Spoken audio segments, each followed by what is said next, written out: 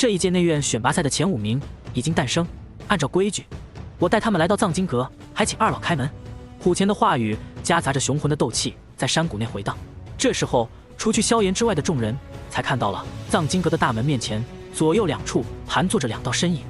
顿时，他们原本的兴奋神情当即消散，面容上便是一惊。薰儿有些不自觉地紧了紧抓着萧炎手臂的手，而萧炎也是轻轻拍了拍一拍，安慰道：“不必担心。”大约10多分钟后，山谷内寂静的气氛才被打破。那2名盘坐在阁楼大门处的老者，这才缓缓动了一下，犹如坐定的老僧正在出禅一般，先是在几人的身上淡淡的扫过，但在看到萧炎的时候，2人的目光却陡然间停滞了下来。萧炎微微一笑，心念一动，撤走了一部分保护自己的灵魂力量，让2人都能看到一些自己想让他们看到的东西。这般强横的灵魂力量当真少见。伴随着轻微的声响，视线一暗一亮，萧炎等人便是离开了藏经阁，再度回到了大门之外。萧炎能够敏锐地感觉到，在虎钳面前半米处左右，那里有着一处空间正在微微地发起激荡，出现点点涟漪。听得萧炎的提醒，薰儿也是微微一怔，把本想说出口的话咽了下去，随后随手抓向一道紫色的光团，毫无阻碍地穿过了能量层，便是从中取出了一副卷轴来。而吴昊则是拿到了一卷血色的斗技来，看样子品级不凡，就连他一向沉默寡言的脸上都露出了几分欣喜来。无奈之下，没有心仪的东西，萧炎便是随意地抓取了一卷地阶低级的斗技，以作为这次自己的收获。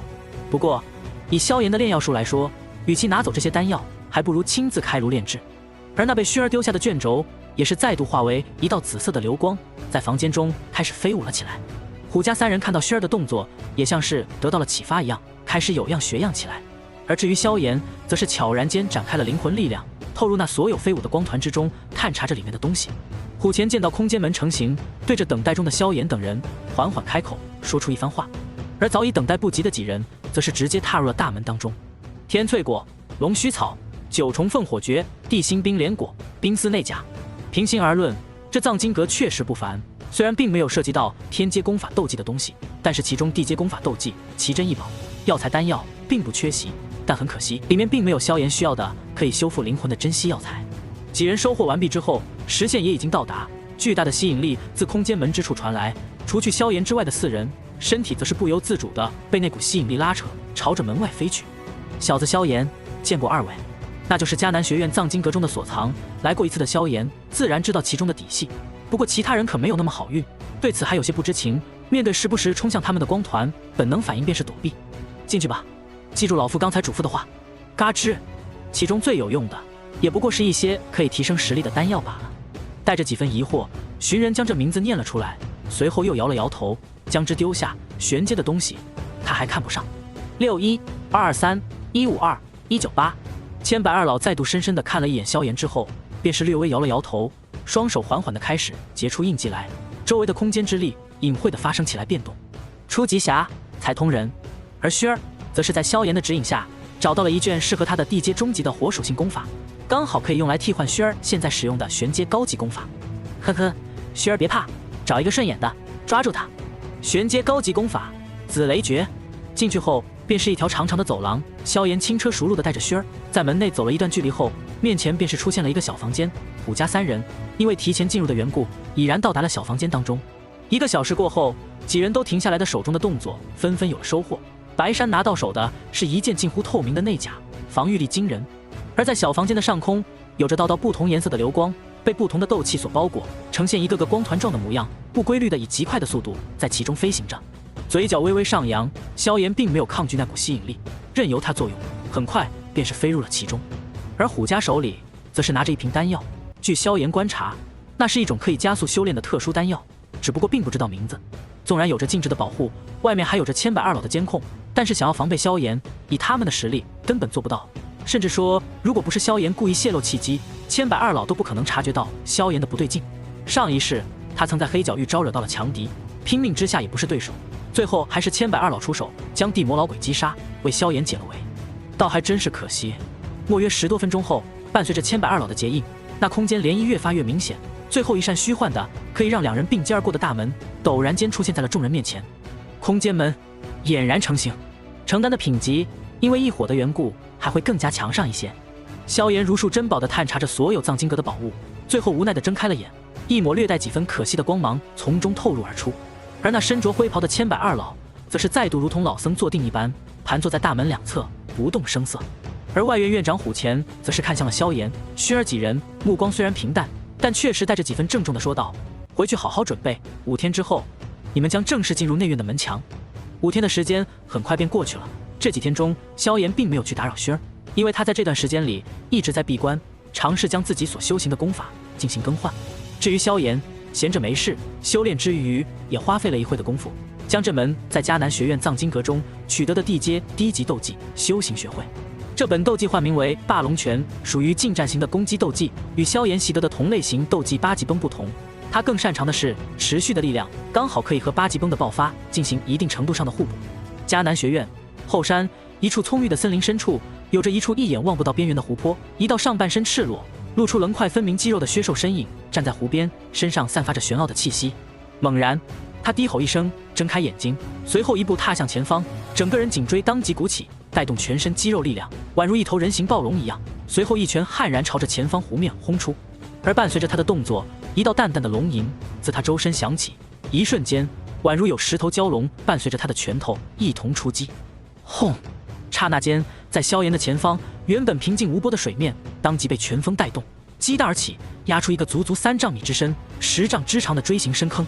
话音落下，莫约几分钟后，另外3名头发花白、身着内院衣袍的老者顺着道路缓缓地走出，而跟在他们后面的则是10只体型高大的狮鹫，其背部还安放着一个个座位，一个狮鹫看上去可以乘坐5个人。而那道拳风去势不减，砸在湖面中心之上，顿时激荡起7、8丈高的水柱，好半天才砸落下来。溅起的水雾在阳光的照射下，形成了一点弯弯的彩虹。只要能够坚持得下来，我相信内院的环境绝对会让你们所有人脱胎换骨。萧炎笑了笑，满意的看着拳头。刚才的攻击，他并没有动用任何斗气，而是单纯凭借肉身力量打出，威力可见一斑。从那戒中取出衣服，萧炎飞速的将之套在身上，随后脚下几个轻点，斗气加持之下，几个闪身便是离开了湖边，进入了森林当中。话音落下，他当即拍了拍了手，高喊出声，声音在斗气的作用下扩散了开来。过来吧，人都齐了。好，我马上就来。虎钳的话音落下，那3位头发花白的长老当即挥了挥手，诸位学员则是互相对视了一眼，随后脚下猛然一点，纷纷掠起，落在狮鹫的背部。远远的，一道如同银铃般清脆的声音随风飘到了湖边。萧炎听闻此言，嘴角上扬，挂起一抹宠溺的微笑。不远处的小路旁，一道身着青色衣裙的倩影正在静静等候。清风吹拂而过，她与环境融为一体，犹如灵的精灵一样。虎钳望着迟迟到来的2人，也是带着几分笑意的打趣道：“薰儿的脸颊倒是微微泛起了红晕。”至于萧炎，则是挠着头，嘿嘿一笑，反问道：“那倒是还没有。对了，虎钳院长，我们什么时候去内院？”2人的出现也让原本热闹的空地上不由得寂静了几分。毕竟萧炎之前以一己之力挑翻整个外院的举动，属实是过于凶悍了。下方，迦南城逐渐在视野中变小，远去，随后消失不见。听闻萧炎的话语，虎钳也是轻笑一声，旋即开口道：“6122313920。”见到萧炎的到来，薰儿嗔怪地看了萧炎一眼，轻笑地说道：“快走吧，萧炎哥哥，其他人该等急了。”很快，大部分人都选好了座位。不出预料的，他们内院选拔赛的前5名又被分到了一起。在所有学员都落座其上之后，虎钳和另外3名老者也是互相对视一眼，微微点头。其中一位老者吹起哨声，那10只整齐排列的狮鹫便是鸣叫一声，展翅飞掠上高空。虎钳和另外3名长老斗气激发后，背后一阵便是激发起绚丽的斗气双翼，轻轻一扇，4人便是飞掠上了高空，以东南西北4个方位护持在狮鹫群边上。虎钳负手而立，目光缓缓在50名学员的身上扫过，一抹满意的光芒从中透露而出。顿了顿，他朗声开口道：“虎钳笑了笑，大袖一挥，领头飞去。”而身后的大部队也是缓缓跟了上去，黑压压的一片在高空之上飞掠。呼，威力不错啊，倒也没算白费了功夫。不少人看向萧炎的眼光中早就没了那份嫉妒的心理，取而代之的火热和敬佩。毕竟当距离一个人的差距越远的时候，才越能意识到对方的优秀。就等你们了，祝贺各位同学，今天便是你们进入内院的时候。不过内院的竞争远远要比外院激烈得多，你们虽然都是外院的优秀人才，但是切记进入内院后不可松懈大意，否则绝对会让你们自己后悔。这一路由我们亲自护送，不论发生什么，你们都不需要担心。萧炎笑了笑，揉了揉轩儿的脑袋，温和地回应道：“是我耽搁了，抱歉。”2人飞速地朝着目的地赶去。当萧炎与薰儿两人来到副院长虎钳的书房之前时，只见得门前的空地上早已站满了不少人。这些人分散成不少大大小小的群体，各自低声笑谈着，而这些群体间又各自以白山、吴昊、虎家三人的圈子最大。萧炎哥哥，该走了。闲话也不必多说，你们5人一组，分别登上施救。内院因为保密性所在，绝大部分学院之人都不知道其所在，所以这一趟是由我们送你们过去。萧炎的收回目光，投向了前方，心中也不免升起几分向往，喃喃自语道：“内院，好久不见，我萧炎又来了。”施救群足足飞行了1天1夜的时间，茫茫林海之间遍布了各种各样的魔兽，几乎每隔一段时间便会有充满凶悍气息的魔兽从林海中冲出，对着那高空之上大肆掠过的施救大队发起冲击。然而这一切都是徒劳，绝大多数魔兽在还没有靠近施救群之前，就被陡然出现的一道斗气劈炼轰成一团血雾。偶尔也有实力强横的魔兽突破了第1层的阻击，但在这般强横的攻击下，也受到了不轻的伤害，又在虎钳4人爆发的气势之下，只得灰溜溜的退去，不敢招惹。一路飞行，便是一路的血雾伴随。在深入魔兽肆虐的森林1个多时辰之后，施救编队的飞行速度也是逐渐缓慢了下来。而萧炎微微闭合的双眼，在这一刻也是陡然间睁开，看向了前方不远处的一片空洞。在那里，虽然并没有任何事物的存在，但是萧炎感觉得到一股浓郁的空间之力存在其中，那是空间罩，只有斗尊强者才能布置出来的隐秘防护。施救群停下了飞行，而虎钳也是带着几分淡淡的微笑，旋即在众人的注视下，带着众人降落了下来。话音落下，苏长老的手中便是出现了一沓漆黑的金卡，随后他猛然一甩，便是将那一大把金卡甩出，所有金卡就像是长了眼睛一样，准确无误地飞到每个人的身前。萧炎随意地将之接过，斗气注入其中，便是看到了上面一个大大的火红色数字陡然浮现。这一次我展露出来的实力也要比上一世强很多，希望这一次火能猎捕赛来的猎人们也要强一些啊。话音落下，虎钳大步迈出，身影消失在了银色的大门内，众多学员对此面面相觑，一时间不敢动作。当所有学员进入银色的大门之后，那扇银色的大门也是再度缓缓合上，旋即凭空消失，外界丝毫看不出异样来。你们刚才有没有注意到一件事？苏长老只说了他们如何抢夺我们，而没说我们不能抢他们，是吧？萧炎呵呵一笑，随后轻声说道：“走吧，别担心。”果不其然，待得所有新生进入其中之后，那帮内院的老生们就开始窃窃私语的喧哗了起来，看向诸多新生的眼神中也带着些许兴奋的味道。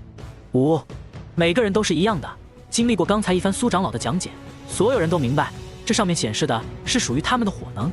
随意的将之收好以后，萧炎不紧不慢，饶有兴趣的看向周围，而大部分新生则是在收到了金卡之后，警惕的向着那帮老生们看了一眼后，便是整队飞速进入了森林当中，试图甩开所有人。话音落下，虎钳拍了拍手，随后双手结印，打出道道神秘的波动，而伴随着他的动作，一道无形的涟漪在凭空出现，随后一道银色的大门足有10丈之高，凭空出现在众人的眼前。我们该怎么办？看看这帮家伙，他们大多是前几届进入内院的学员，实力在他们的那一届不过是倒数，如今的他们在你们之中实力也属于拔尖的水平。空间罩内，当萧炎等人跟随在虎钳身后出现在其中后，便是直截了当的看到了一边的几位身着长老袍的中年人，以及跟随在他们身后的一大帮年轻男女。久违的火能猎捕赛啊，也不知道这一次这帮学长们能为我提供多少火能呢？6122313920，走吧，进入里面才是真正的内院所在。白山挠了挠头，刚才的苏长老的一番解释让他有些凝重，不过因为萧炎之前展露出的实力，白山也没有了上一世一般的反抗想法。迦南学院的内院可是没那么容易进去的。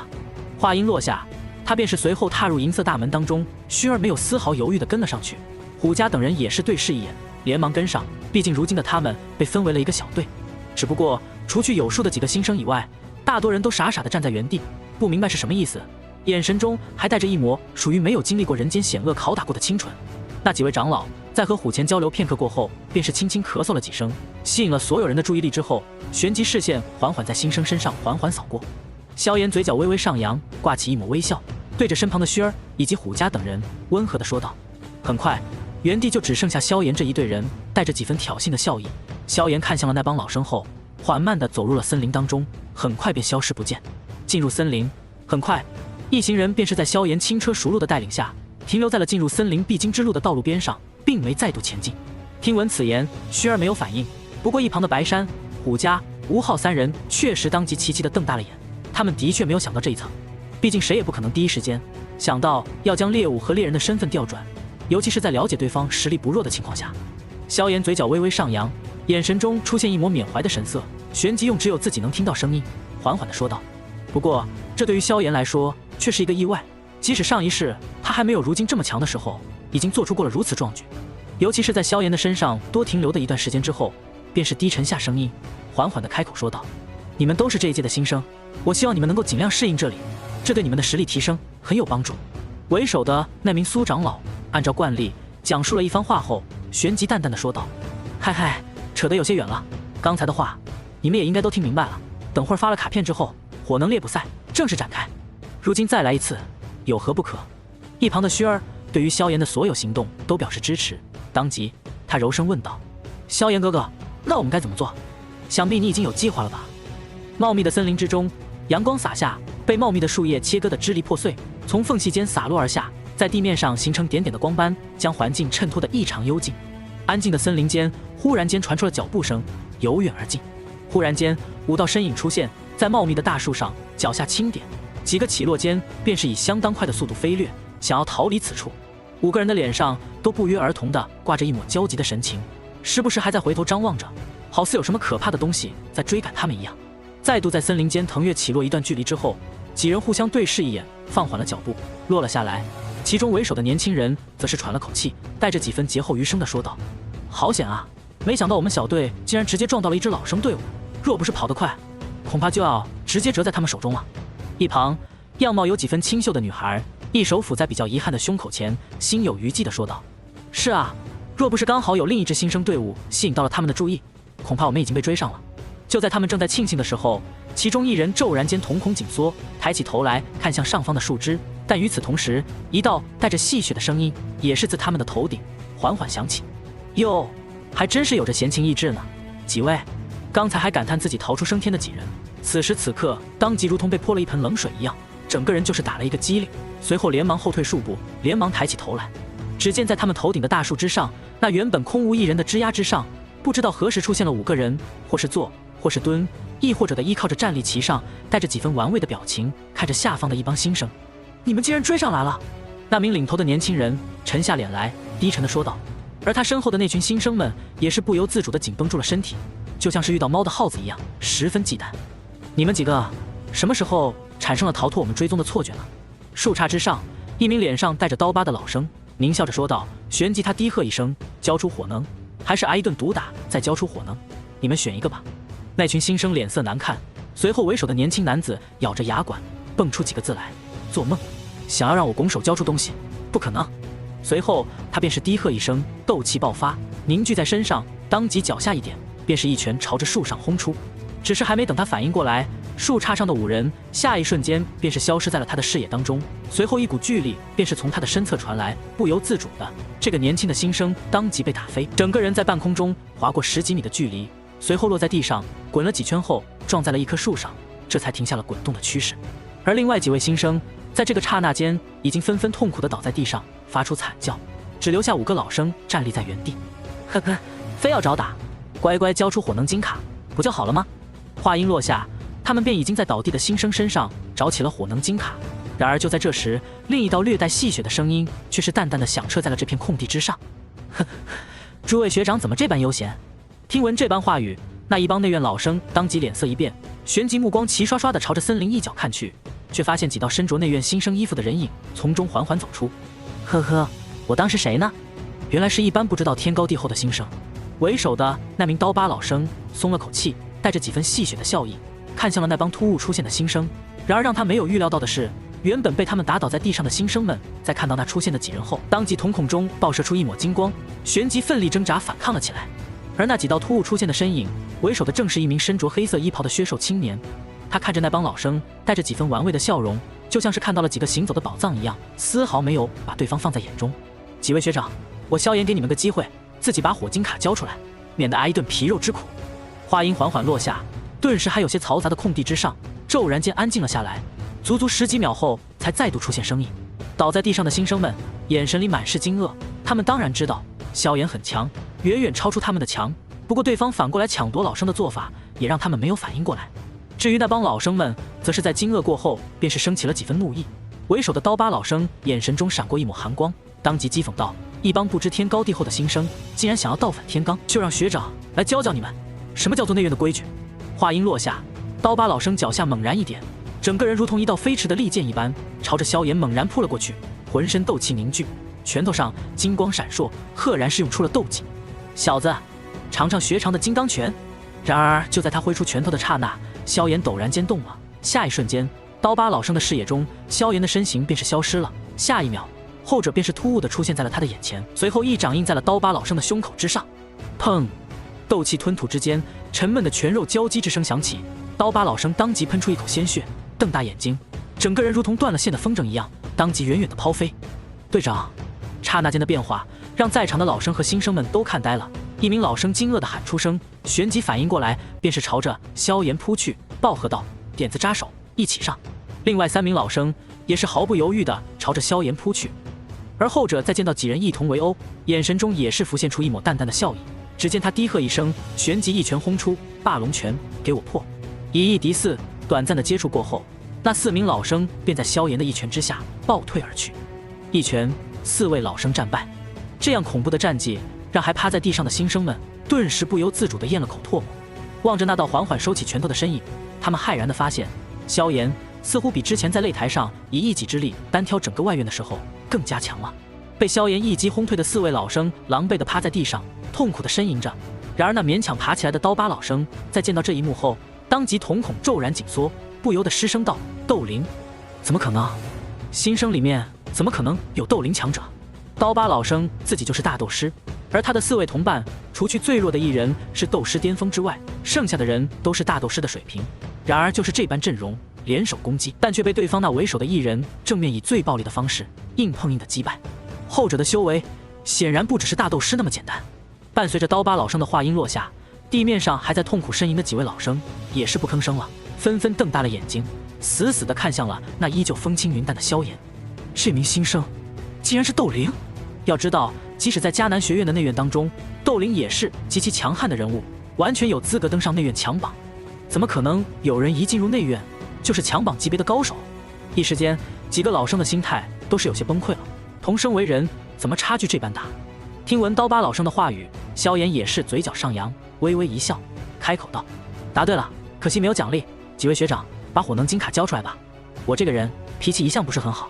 听闻萧炎的话语，刀疤老生等人就像是霜打了的茄子一样，整个人都蔫了。不过在萧炎笑眯眯的表情之下，他们只能不甘地掏出自己的火能金卡，终日打雁，却被燕卓瞎了眼。晦气！刀疤老生接过了自己的火能金卡，看着上面的17变成了2，当即整个人便是暗骂出声。收集了几人火能的萧炎也是轻笑道：“多谢几位学长付出，不过放心，不单单是你们，所有老生的火能，我萧炎都不会放过。”话音落下，萧炎便带着薰儿等人消失在了此处，深入到了森林当中，徒留下面色难堪的几人。茫茫森林之上，一处参天巨树的顶端，2道身影盘坐其上，身形纹丝不动，清风吹来，但却连他们身上的衣袍都无法撼动分毫。某一刻，他们陡然间睁开了眼，互相对视了一眼，分别从对方的眼神底看出了一抹惊讶和笑意。其中一人正是苏长老，而另一人显然是内院的另一位长老。只见他抚摸着胡须，带着几分笑意，淡淡的开口说道：“这几个新生倒是有些意思，尤其是那个萧炎，竟然有着斗灵修为，甚至反过来还把内院的老生们抢了。即使放在内院中，他的实力也能称得上是不错。如今看来，这般火能猎捕赛对他来说倒是有些小儿科了。”苏长老则是带着几分笑意，缓缓地点了点头，开口道：“哼，这个叫萧炎的小家伙是外院这一次大比的第1名，而且不仅如此，他还在之前的排名战中以一己之力单挑整个外院，最后还打赢了。”听闻苏长老的话语，这名长老眼神中也是再度带起了一抹惊讶，旋即他摇了摇头，略带几分庆幸地开口道：“还好，之前虎钳那老家伙跟我传信说过，这一次外院里来了一个不得了的人物，为了保险起见，老夫还专门去从竞技场里抓了一帮家伙来守关。”听闻此言，苏长老眉头一动，旋即略带几分猜测地问道：“莫非是黑白双煞？”听闻此言，那名长老当即也是抚摸了下胡须，淡笑着说道：“自然，那帮家伙里面也有2名斗灵，除此之外，整个队伍的战斗经验也是极其丰富，配合默契。若是这萧炎还打算以一己之力单挑，恐怕要吃一些苦头。”苏长老眉头一动，想起了之前虎钳之前交给他的有关萧炎曾经在加玛帝国的情报，顿时记上心头，当即带着几分笑意，冲着那另一位长老说道：“黄长老，不如我们来打个赌。”在火能猎捕赛正式开始大约3个时辰之后，天色渐渐暗淡。不过与此同时，森林中也是逐渐开始传来了阵阵流言。嘿，你听说了吗？好像有一支新生队伍在反过来追捕那群内院老生。啊？不会吧？到底是那个猛人在这么干？不会是那个萧炎吧？哈哈，除了他那么强，还有谁啊？够厉害，也算是给我们这帮新生狠狠出了口气。被那帮老生猛猛欺负，打不过同级的就来找我们的茬，活该垫底。随着谣言传出，许多老生们还抱着怀疑的态度，但是新生们都是微微一怔，便反应了过来，振奋了起来。还有谁能那么大胆？当然，那个请假了2年，但一回来就直接单挑了整个外院，并且还打赢了的萧炎啊！而伴随着老生队伍遭受到的打击越来越多，剩下的一些老生队伍们这才意识到了，这并不是谣言或者玩笑，这是真的。真的有一支胆大包天的新生队伍在猎杀他们。一时间，原本还轻松惬意的老生们当即都团结了起来，他们可不甘忍受这般耻辱，甚至有实力偏弱的老生队伍们自发地开始去寻找萧炎队伍的踪迹。在这般地毯式的搜寻之下，还真的让他们找到了一些东西。但当交战动静传来之后，有人寻迹找过去，却只能看到鼻青脸肿的老生们趴在地上狼狈不已，但却始终看不到那诡异的新生队伍。除此之外，那帮被击败的老生们一个个都像是遭受到了巨大的精神打击一样，问什么都不说，只是阴沉着脸朝着森林外走去罢了。众人只当他们是受到了太大的打击，却不曾想那些被击败的老生们都在心里诅咒着，那个新生竟然是斗灵，不行，不能只有我们挨打，所有老生都要一视同仁。空旷的林间空地上，枯黄的树叶在地面上盖上了厚厚的一层，宛如黄色地毯一般。静谧的森林，一阵微风吹拂而过，带起地上的树叶来，牵动了枝梢，发出了阵阵沙沙的声响。嗖！一道破空声陡然传出，由远而近，骤然扩大开来。随后一道身影陡然间自林间飞出，随后重重地砸在地上，连着滚了7、8圈后，才勉强止住了身形。只见那人狼狈地爬起身子来，而在他的胸口之上还挂着一个象征着迦南学院内院老生标志的徽章。往常来说，身为内院老生的他来说，应该是追猎的一方，强势的一方，偶尔碰到难缠的新生，但也顶多费几番功夫。但如今他却就这样狼狈地被轰飞，就连面容上也满是错愕和惊慌，属实是不合常理。踏踏踏！就在这时，淡淡的脚步声也自森林中骤然出现，不紧不慢，就如同散步一样悠闲自得。然而就是这般平平无奇的脚步声，反而将这位内院的老生害得整个人都绷紧了身体，做出了一副如临大敌的战斗姿态。伴随着脚步的靠近，一道穿着黑色劲装的削瘦身影也是缓缓自那森林后走出。他面容清秀，皮肤白皙，背后还背负着一柄足有人高的巨大黑尺，嘴角微微上扬，挂着一抹淡淡的微笑，看似相当温和，是一个阳光开朗的少年。但正是这位少年，在那位老生看来，却不亚于地狱的恶魔一样恐怖至极。沉重地吐出一口气，那位身形狼狈的内院老生死死地盯着那道身影，带着几分颤抖和不甘地低喝道：“萧炎，你不要太过分了，这里是火能猎捕赛，不是你们逞能的地方。”听闻他的话语，萧炎停下了迈进的步伐，抬起眼来看向那半趴在地上的内院老生，嘴角上扬，带着几分玩味的笑意，淡淡的开口道：“过分！这位学长，你在开什么玩笑？火能猎捕赛有哪一条规则写明了，不允许外院新生对内院老生动手的？哪一条又说了，只允许内院老生抢夺新生的火能，不允许新生反抢的？”听闻萧炎的这般话语，那位内院老生也不由得的沉默了一瞬，原本还想吐露出口的话语，一下子被憋在了嗓子眼中，无法脱口而出。好半天后，他才低沉地压抑着说道：“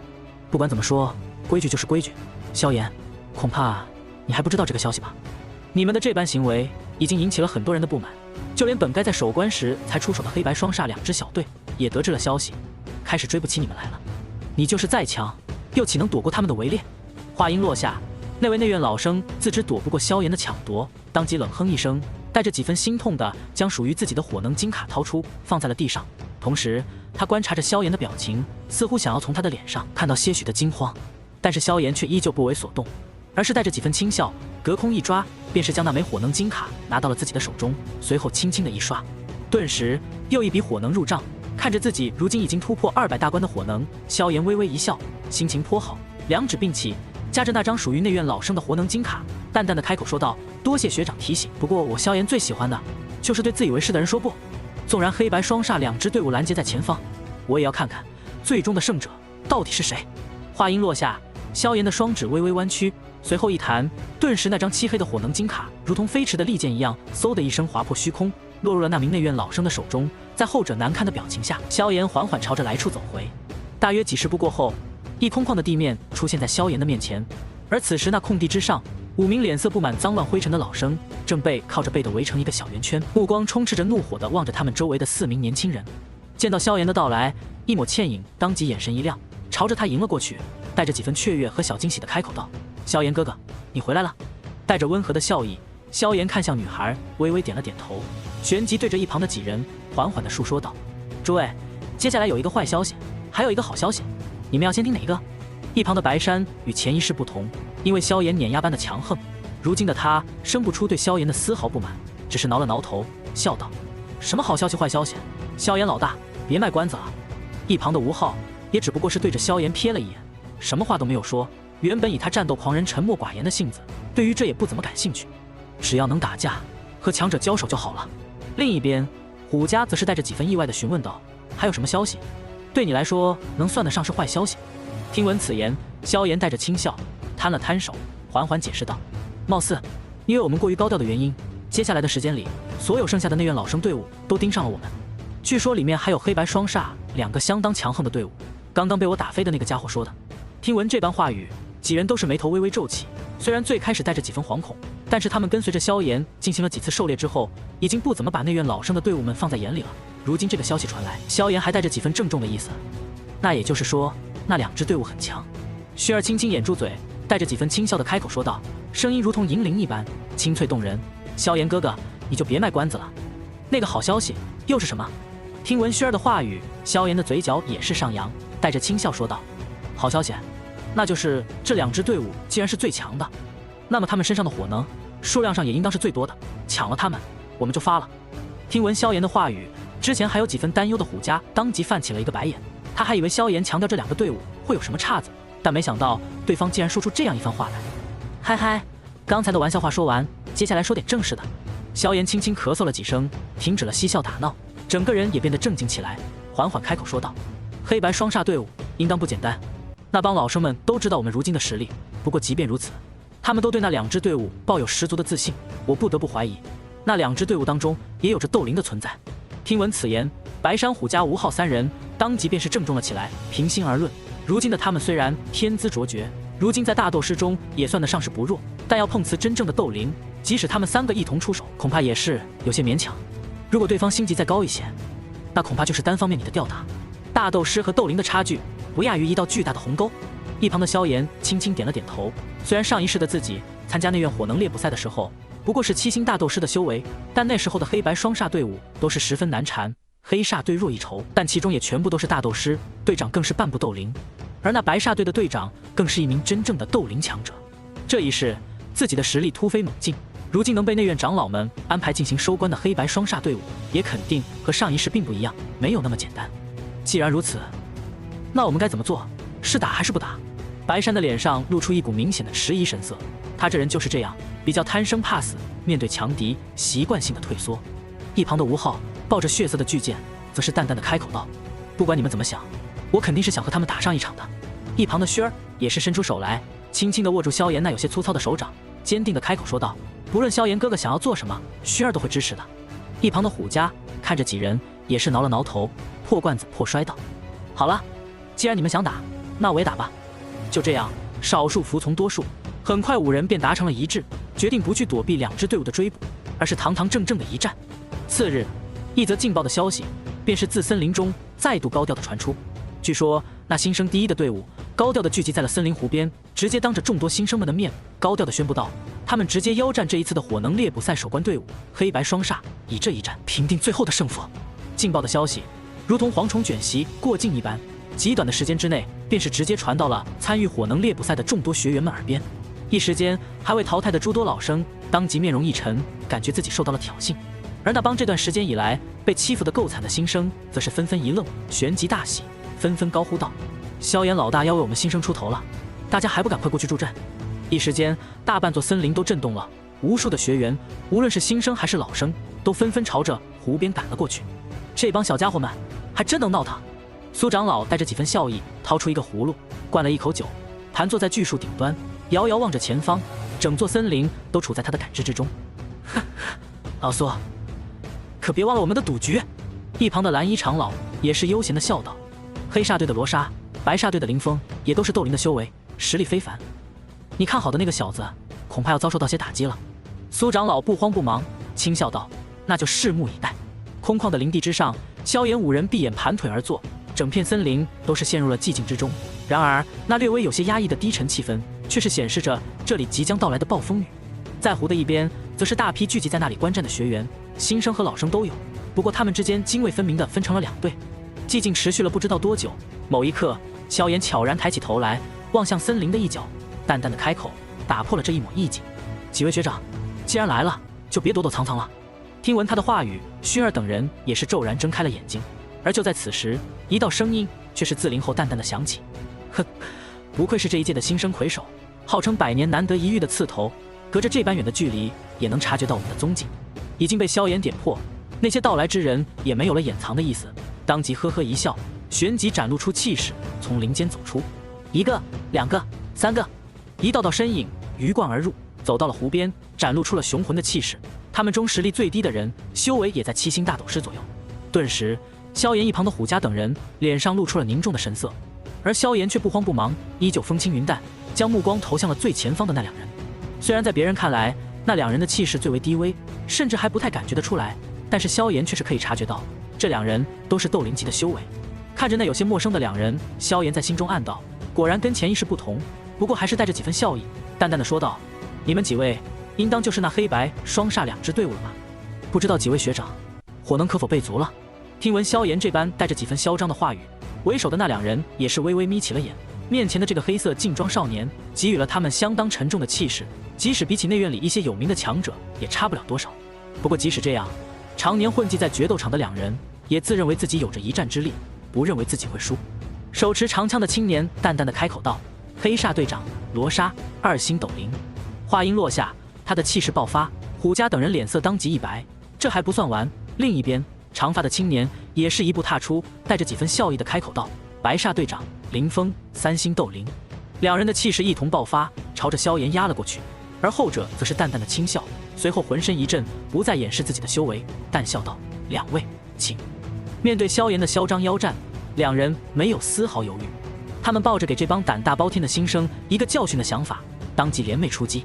不仅如此，就连在他们身后的几位队员也是一同出击，朝着薰儿、吴昊、白山、虎家等人冲去。不过还未等他们近身，便是听到了2道闷哼声自一旁的战团中传来。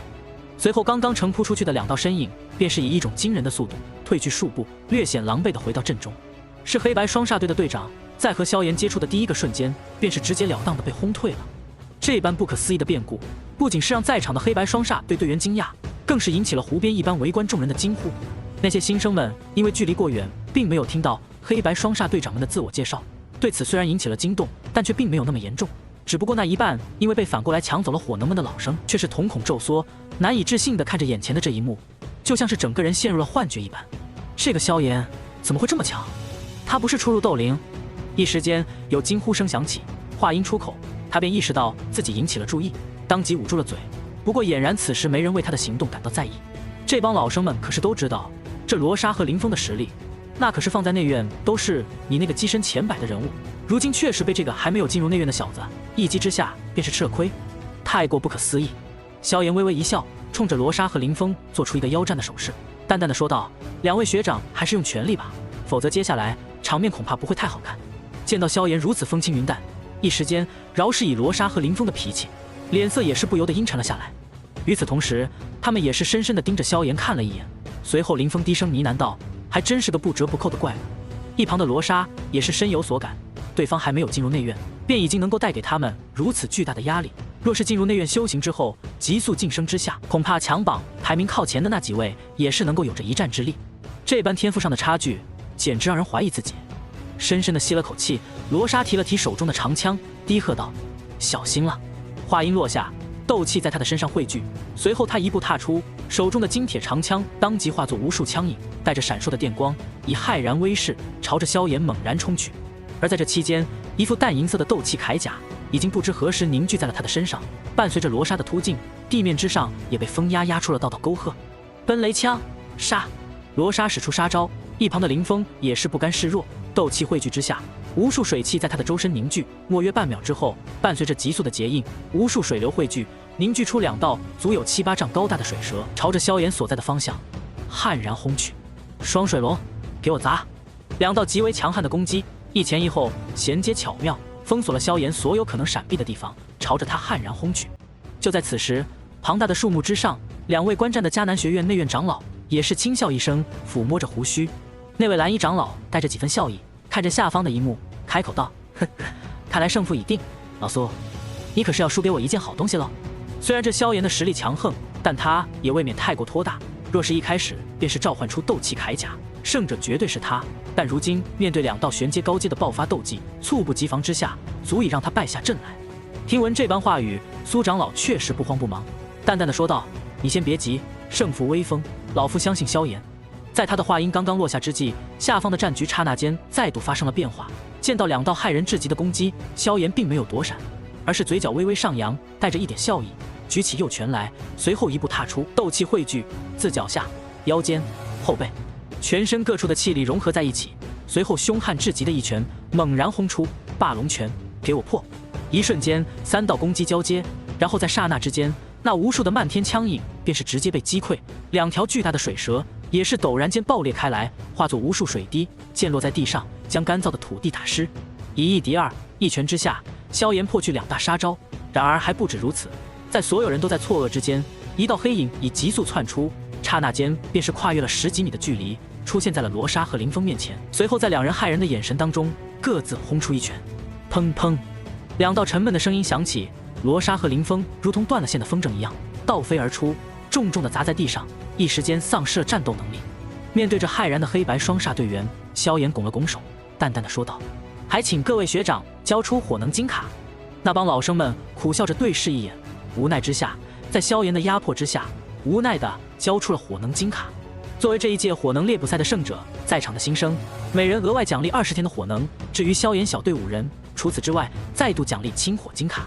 听闻苏长老最终宣布下来的话语，无数新生当即激动地抱在一起，纷纷高声欢呼。而另一边，失败的老生们则是垂头丧气，除了损失火能之外，他们还被新生暴打了一顿，可所谓是心理身体受到了双重伤害。待得诸多新生平复下来之后，苏长老环视了一圈，带着点点笑意，与边上以为脸色不怎么好的蓝衣长老形成了鲜明的对比，带着诸多学员朝着内院方向走去。萧炎缓缓舒展了身体，带着几分期望地看向远方。这条道路他并不是第一次来，上一世从这里走过的场景如今历历在目。嘴角上扬，带着几分对久违的学院生活的期待，萧炎呢喃道：“好久不见，还真是怀念啊。”这碎石阶梯算不得多高，仅仅1、2分钟时间，萧炎等人便是登上最后一层，然后身体一提，便是站在了山坡之上，目光先前一扫，出现在视野里的景象让得他们不由自主地倒吸一口凉气。只见那山坡之后是一处极为庞大的凹陷盆地，就犹如是一个巨大的陨石从天而降，生生地砸出来的一般。盆地之内，高耸的建筑林立其中，居高临下的观看，能够看见一道道犹如跳蚤般的黑影不断地在建筑物之上闪掠跳跃，视线朝前方蔓延。却是发现这处盆地的面积大得有些出奇，视线到达尽头，可却依然只能看见高耸建筑以及葱郁绿色。这边是内院吗？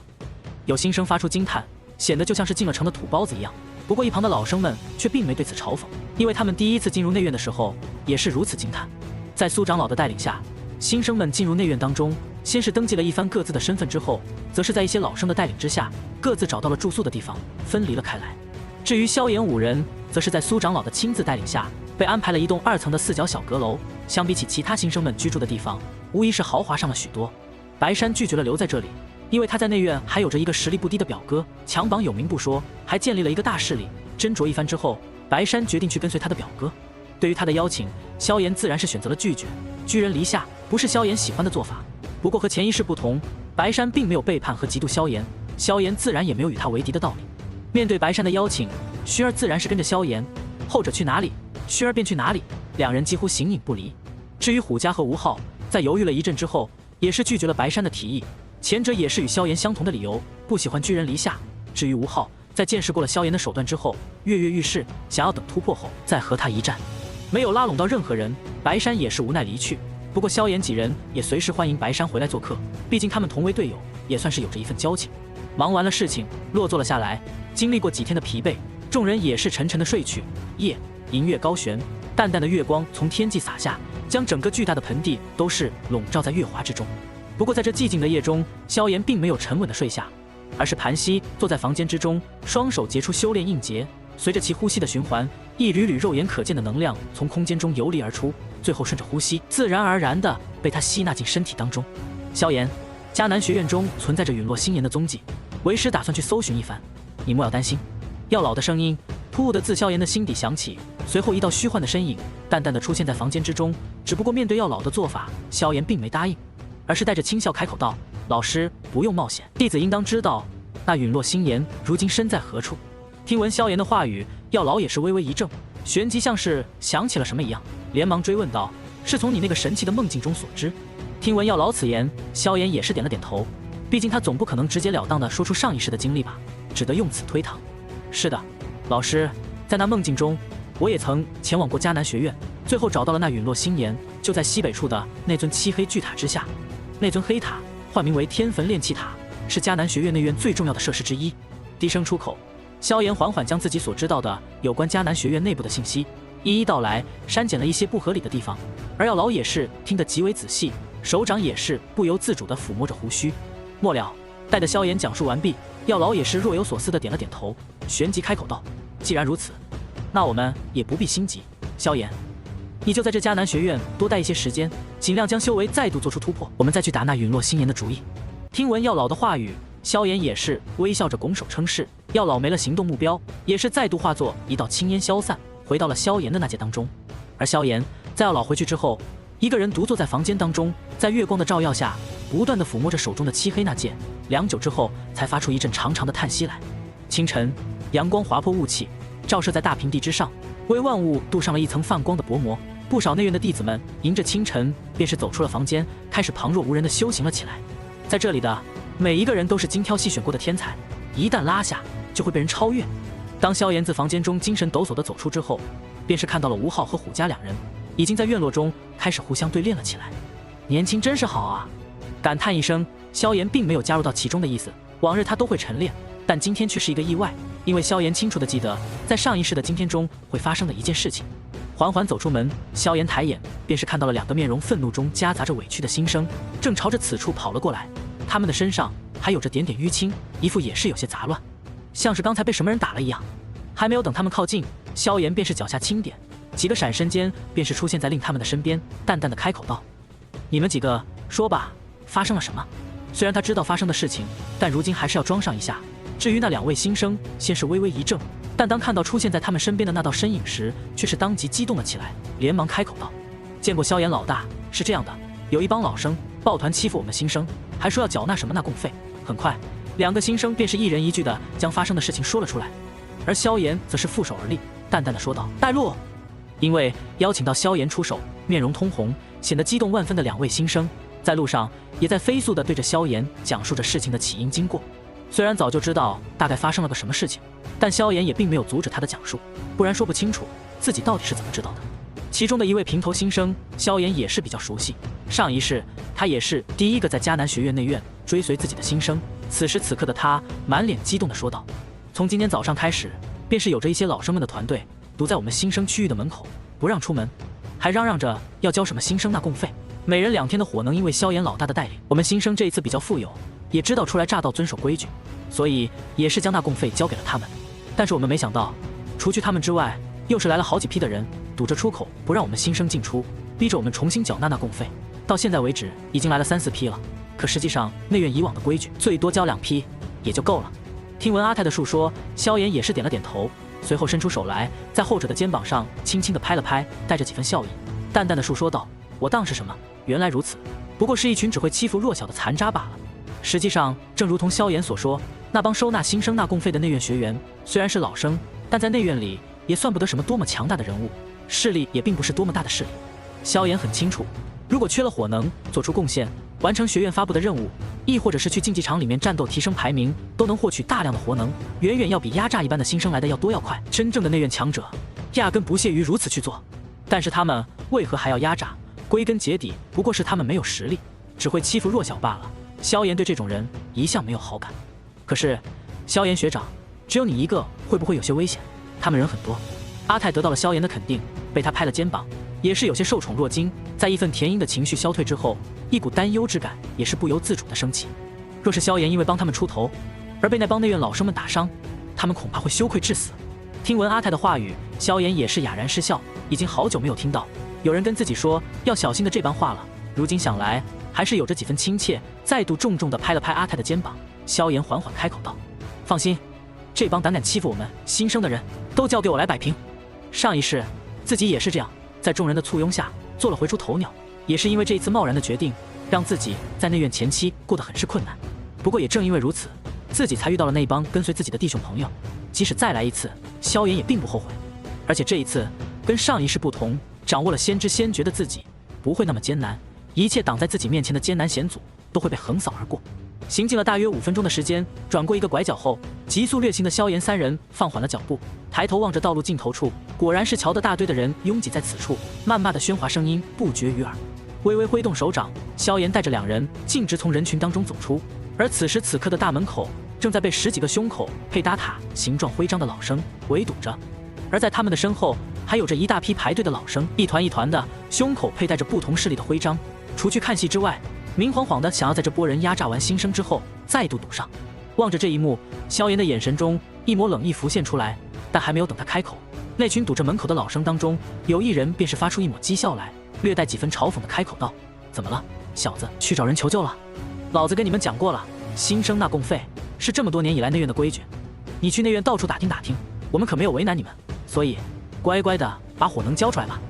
每人2天的火能换取内院的安稳，可是相当划算的买卖。”听闻这般话语，萧炎则是淡淡的抬起眼睛，略带几分淡然的开口道：“就凭你们的实力，也谈得上保护谁？”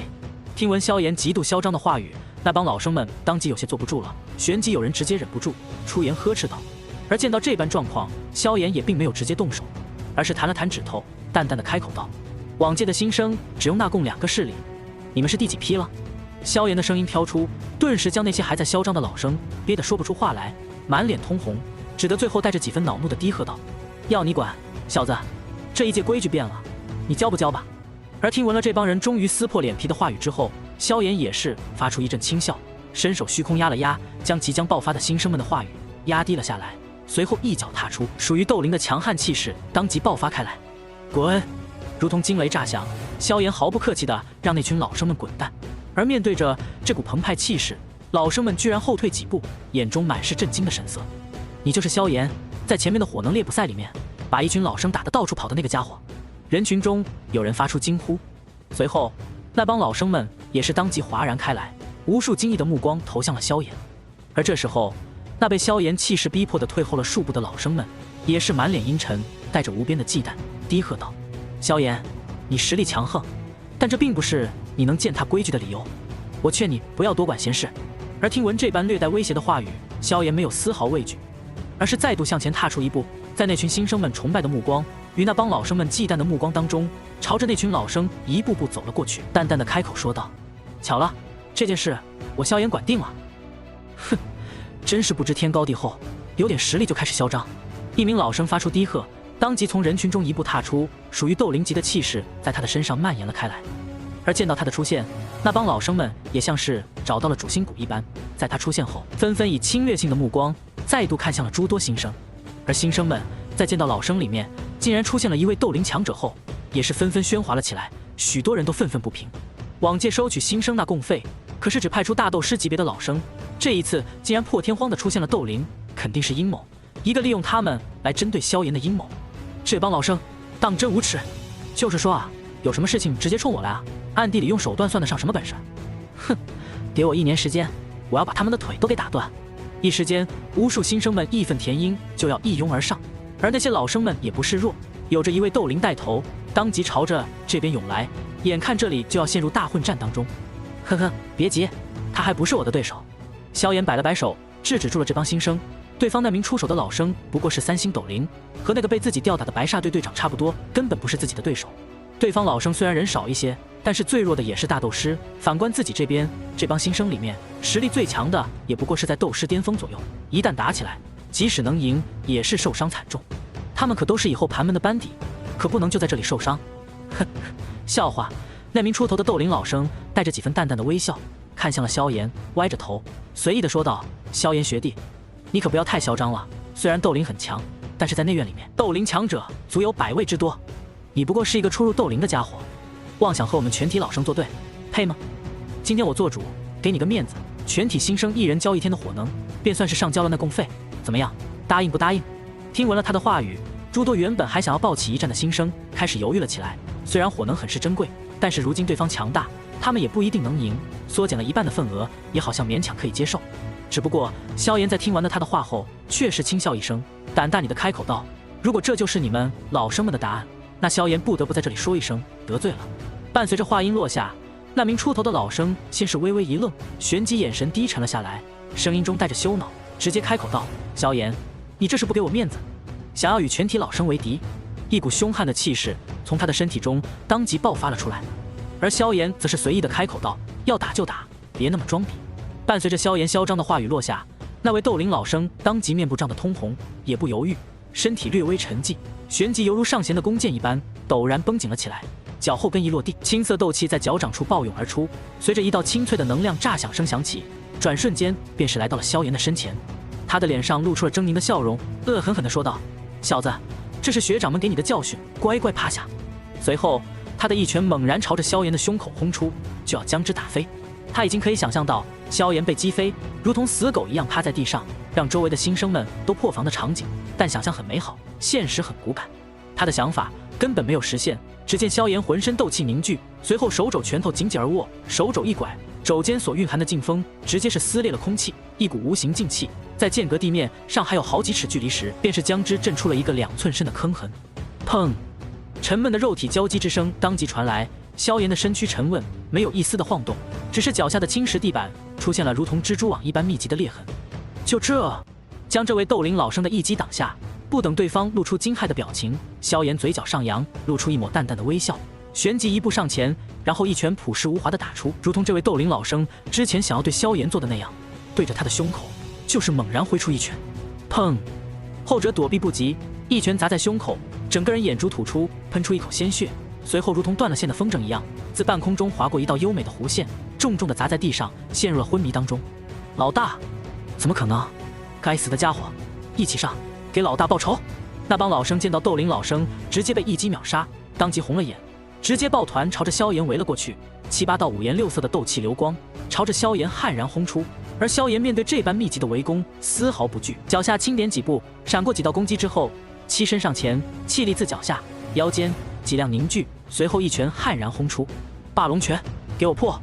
伴随着萧炎的一声暴喝，夹杂着巨力和澎湃斗气的拳头悍然轰出，那7、8位一拥而上的老生们当即被萧炎直接无情的轰飞，趴在地上，好半天才挣扎起来。看着如同死狗一样趴在地上的他们，新生们先是陷入了短暂的震惊，旋即发出无比的欢呼来。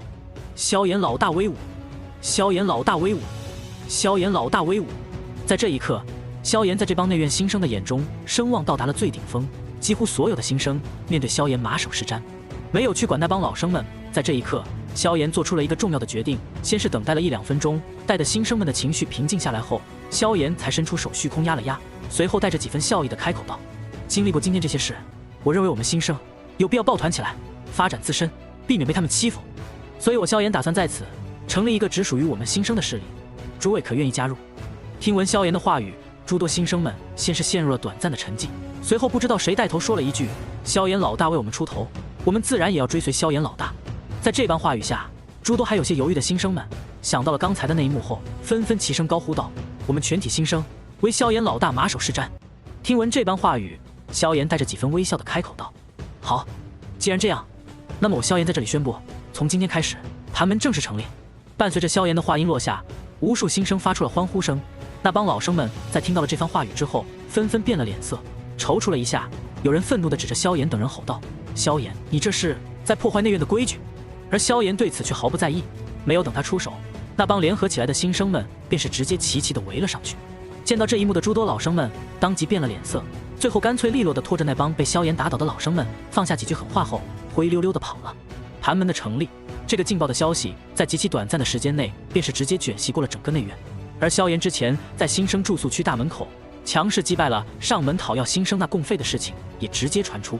一时间，盘门和萧炎两个名字在迦南学院内院中风头达到了顶峰。不少势力知道这个消息之后，纷纷露出了怒容。要知道，萧炎这般做法，简直是在断他们的命根子。迦南学院内院可是5年制的学制，其中有着1000名学生，大大小小的势力也有不少。每年都会进来一批新生，也会离去一批老生。这些新入学院的新生们，正是这些内院各大势力补充新鲜血液的重要因素。但如今萧炎这般建立盘门，将几乎全部的新生都收入麾下的做法，让他们今年得不到任何补充。这样一来，甚至有些人数较少、学员年龄较大的势力濒临毁灭的边缘，不少内院老生都将萧炎恨得牙痒痒。不过他们也只敢想一想，萧炎轻松击败一位斗灵老生，连带着一大堆大斗师的实力，并不是他们想象的斗灵初期，是他们很多人惹不起的存在。另一边，因为这一事，萧炎和白山并没有造成矛盾，原本的白山的表哥带领着白帮前来找麻烦的事情并没有发生，相反双方还进行了联系，关系还算得上可以。而薰儿、吴昊、虎家等人在得知了萧炎的所作所为之后，也是大感意外，随后在萧炎的话语中也是犹豫了一番后，便是纷纷加入了其中。毕竟年轻一辈的同龄人当中，能够让吴昊和虎家这2位天资卓越的天才幸福的，唯有萧炎一人。至于薰儿，无论萧炎做什么，他都会毫不犹豫地选择支持。只不过薰儿曾经私下里问过萧炎，为何要为这个势力起名为盘门。而萧炎回想到上一世，自己的心中所想，则是再一次带着几分坚定地说道：寓意我们新生势力坚如磐石一般，稳固在强者林立的内院当中。盘门成立之后，诸多新生都有了主心骨，也因此诞生了不少事宜。干脆萧炎也放弃了其他的想法，再一并将这些势力出现的事情处理，花费了大约3天的时间。将这些事情都处理完毕之后，萧炎便是带着薰儿、虎家、吴昊3人一并朝着记忆中的黑塔方向走去。在迦南学院的内院北方，有着一处凹陷的地形，在那地形之内，有着一座极为磅礴的巨大黑塔，深埋地底当中。只是在地面上露出一节塔尖，还有漆黑的入口，但仅仅是这一小节塔尖，便是足有好几层楼高。而在天焚炼气塔的周围，赫然也是有着隐隐的空间扭曲，和藏经阁的时候一模一样。显然对于内院来说，此处极为重要。好奇怪的地方，这里到底是干什么的？虎家带着几分兴致勃勃地看向了那处黑塔，带着几分跃跃欲试地开口道。而那处漆黑的入口，此时此刻并没有开启，在一旁的空地上，足有上百名来自迦南学院内院的学员盘坐在那里，静静地等待着。不知道，不过看那些老生们的样子，应该是好东西。吴昊摇了摇头，一向沉默寡言的他，也是被此地带起了好奇心，缓缓开口道。薰儿则是轻轻地点了点头，带着淡淡的轻笑，指着那一处黑塔边上不自觉地泛起的空间涟漪，柔和地说道：那里可是只有斗尊级别的强者才能布置下的空间封锁，显然它的重要性远远不是我们所想的那么简单。3人再度进行了几分短暂的讨论，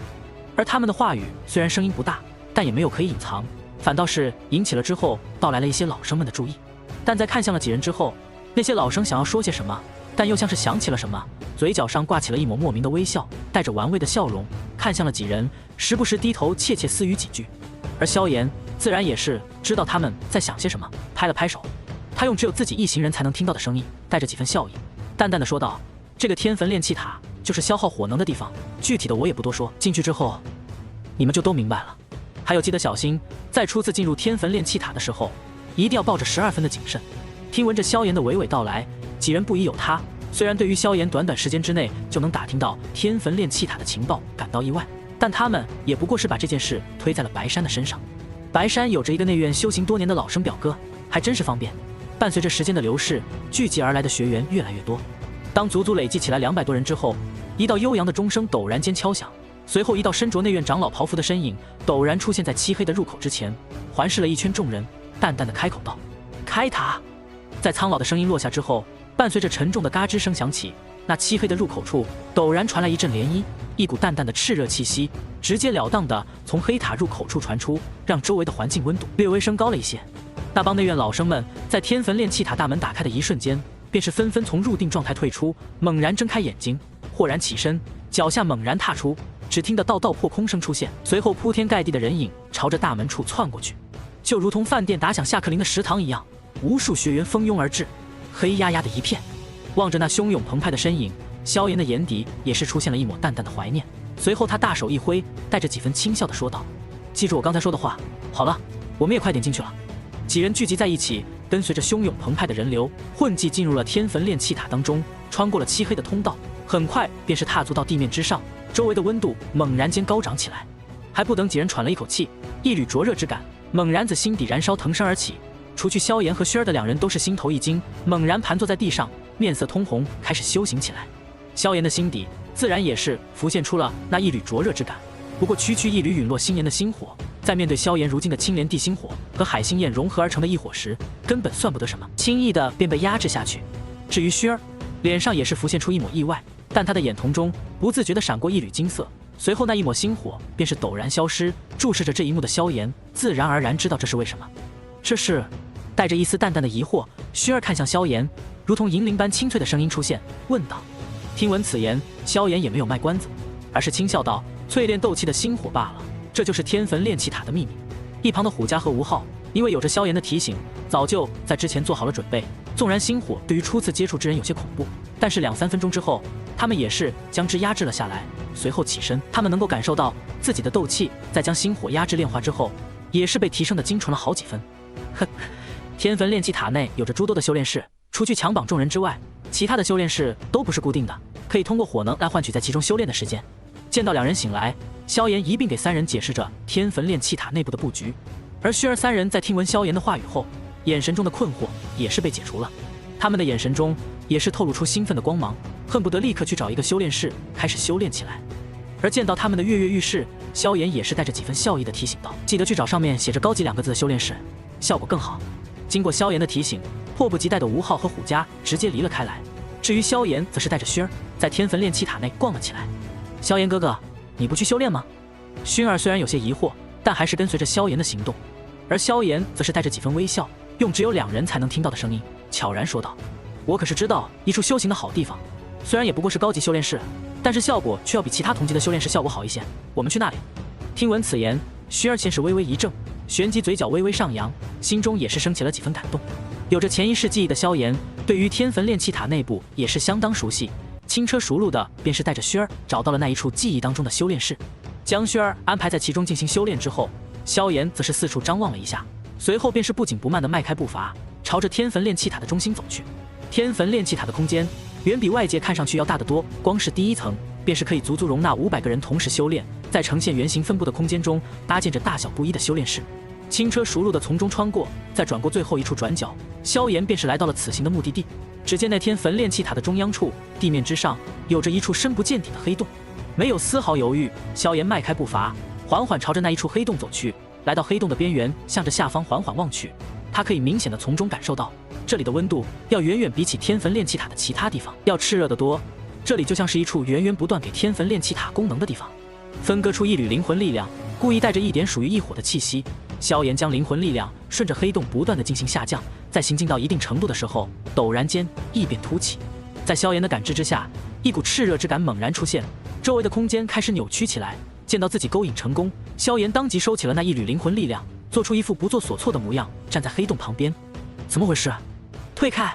一道苍老的声音带着惊怒猛然喝道，随后一只干枯的手掌出现在了萧炎的肩膀上，将他扯得后退而去。以为身着迦南学院内院长老服饰的苍老人影出现在了萧炎的前方，带着凝重的神色，死死地盯着面前的黑洞。而在萧炎的视野当中，一只巨大的无形火蟒带着恐怖的温度和骇然的气势自那黑洞当中猛然窜了出来。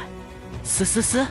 见到这一幕，药老的声音带着几分错愕和惊讶，陡然间自萧炎的耳边响起：“怎么可能？这陨落星炎怎么会诞生这么清晰的灵智？”药老的内心满是担忧和错愕，计算失误。要知道，有灵智和没有灵智的异火，吞噬起来可是2个难度。一时间，他也感觉到一阵艰难，自己过于自信了，准备不够，还需要从长计议。正当药老想要提醒萧炎的时候，却听到萧炎在心底平淡的开口，直言道：“老师，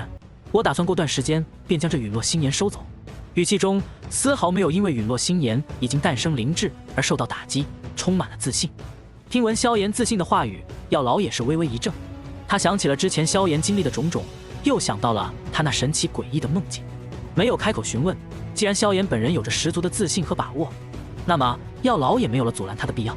修炼一途总归是需要自己来走的，全部依靠老师长辈他人，无论天资再怎么卓绝，成就上限也不会高。说句实话，焚诀这门药老自一处神奇遗迹得来的奇妙功法，饶是他自己本人也没有修行过。药老对于他的理解，除了焚诀白纸黑字写在上面的内容外，绝大部分都是推测。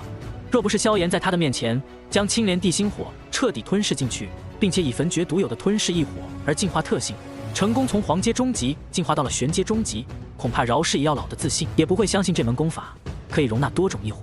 异火乃是斗气大陆上的天才地宝，受到无数炼药师的追捧，但无数的人都却无功而返。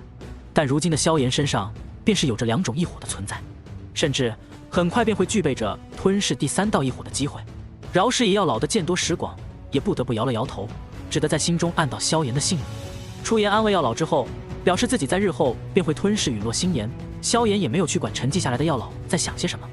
而是将注意力集中到了无形火蟒的身上。前一世自己第一次见到他的时候，实力只不过大斗师级的修为，灵魂力量也没有多强，在他的威压之下宛若蝼蚁，若不是有天焚炼气塔内部的封印保护，恐怕早已经被猎食。不过如今的萧炎论起真实实力来，已经能将这无形火蟒吊着锤，自然不会对他感到恐惧，反而在看到那在黑洞上方不断扭曲倒数的3角瞳中带着凶意的无形火蟒，感到了几分亲切和怀念。一旁将萧炎挡在身后的值班长老脸庞极度凝重，他不断地护着萧炎后退，眼睛玩过那片扭曲的空间的时候，不时有着一抹恐惧闪过。显然他隐隐地知道在那黑洞下方到底存在着什么。待得2人走出一定距离之后，那无形火蟒陡然间发出一声尖锐的爆鸣，想要撞出来，但是在当他离开黑洞一定距离之后，只见一道无形的空间囚牢凭空出现，将他锁了进去。虽然无形火蟒很是挣扎，甚至不断地喷吐出陨落星岩，试图灼烧那空间囚牢，但却丝毫没有作用。几番挣扎无用之后，他只得退去，温度骤然消失，让那名值班长老也是松了口气。随后他便是带着几分严厉地回过头来，看向了萧炎，神色不善，挽起袖子开始准备起来说教。然而在他没有注意到的地方，一缕淡淡的融合异火构筑出一个印记，悄然覆盖在了之前的那道凭空出现的空间囚牢之上。不经意间，其上的空间之力溢散了一分。怎么回事？不是说了此处禁地，不允许靠近吗？值班长老面色不善地低喝道，而萧炎则是心中发笑，面容上装作无辜地说道：长老，我是新生，不知道啊。值班长老顿时哑然。在第一次进入天焚炼气塔之后，萧炎也是消停了几天，并没有每天都去，而是借着处理盘门事情和修炼斗技的缘由，隔一段时间才进入天焚炼气塔一次。只不过每一次进入天焚炼气塔，萧炎都会偷偷找机会，利用自己的融合异火，悄然间化解一分那囚禁着陨落星岩的空间，牢笼其上的空间之力。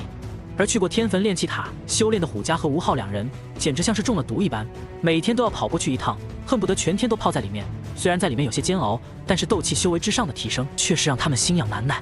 陆续的，这2人也有所突破。至于薰儿，则是在去了几次天焚炼气塔之后，便没有再进去过，而是陪着萧炎一道处理盘门的事务。萧炎知道，虽然天焚炼气塔是个加速修炼的好东西，但是对于出生于古族的薰儿来说，这看似珍贵的东西却算不得什么，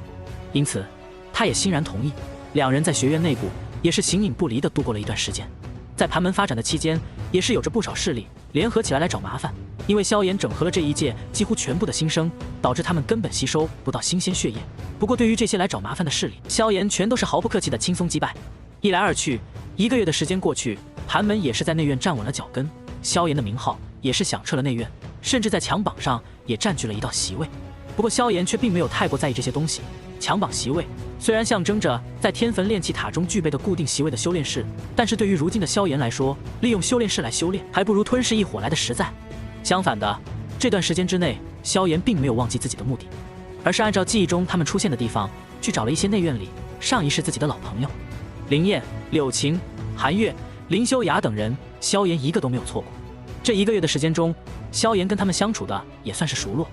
而几人也并没有把萧炎当做一个纯粹的新生来看，因为萧炎是在几人去寻找地心淬体乳的时候，恰到好处的出现，并且展露出了接近斗灵巅峰的战力。几人成功的从一只5阶魔兽的手中寻到了天才地宝，也是直接打好了交情。除此之外，萧炎也跟前一世一样，炼制出了大量的冰灵丹开始拍卖，因为冰灵丹能够清除天焚炼气塔内长时间修炼淤积的火毒，因此在内院诸多学员中受到了无数人的追捧。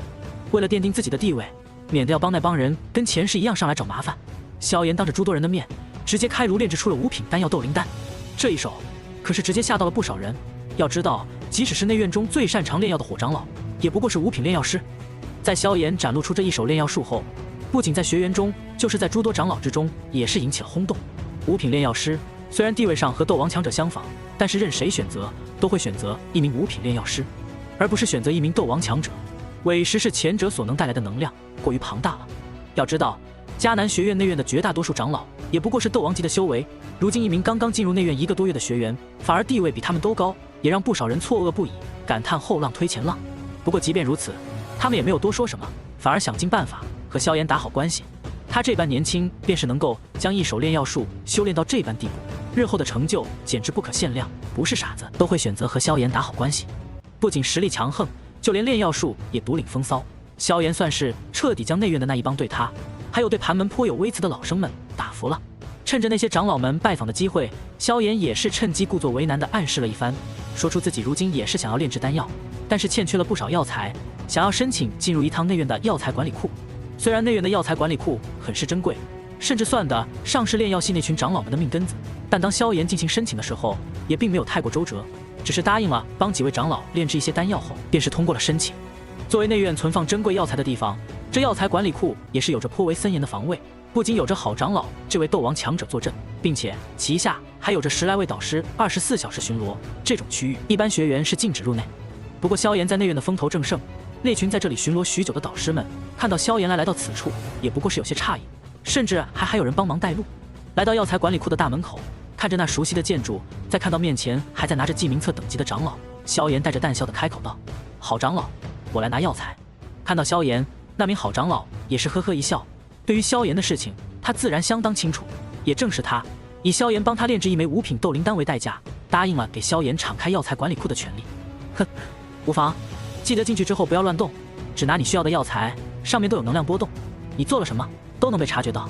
听着好长老的嘱咐，萧炎也是不住的点头。他前世来药材管理库也不止一次，对于这些规矩自然也十分清晰。不过面子上的工作还是要做一下的。同时，萧炎的内心也有些期待的感觉。上一世自己就是在这个时间，在这里碰到了那位如同妹妹一般的挚友，今生再次重逢，再次相见，饶是以萧炎的心境，也是有着些许波澜。开门！伴随着好长老的一声低喝，他手中掐起法诀，顿时那药材管理库的大门被缓缓打开，里面是一片被淡淡的荧光所包裹的宽敞房间。进去吧，记得我刚才说的。好长老摆了摆手，放萧炎进去。萧炎拱了拱手，回礼之后，也是迫不及待地迈步走入其中。这整个房间的内壁都是被一层乳白色的玉所包裹，甚至于脚底下的地板都是用一块块极为整齐的白玉毫无缝隙地拼凑而成，而那些淡淡的荧光则正从这些白玉之中所散发而出。而那每一处白玉台子之中都是有着一种种外形奇异，一看便知是属于那种极为罕见的药材，安静地矗立其中，隐隐间有着不同味道的药香飘逸而出。跟随着前世的记忆，萧炎在这些白玉台子之中七拐八绕，其中很多药材放在外界珍贵无比，但是对于如今的萧炎来说却是差点意思，他看中的只有其中的寥寥数种而已。将近走了10分钟，挂过了好几个走廊之后，萧炎便是来到了记忆当中的走廊之间，在其中一道幼小的身影凭空出现，手中还拿着一幅幅的药材，没有丝毫的气息。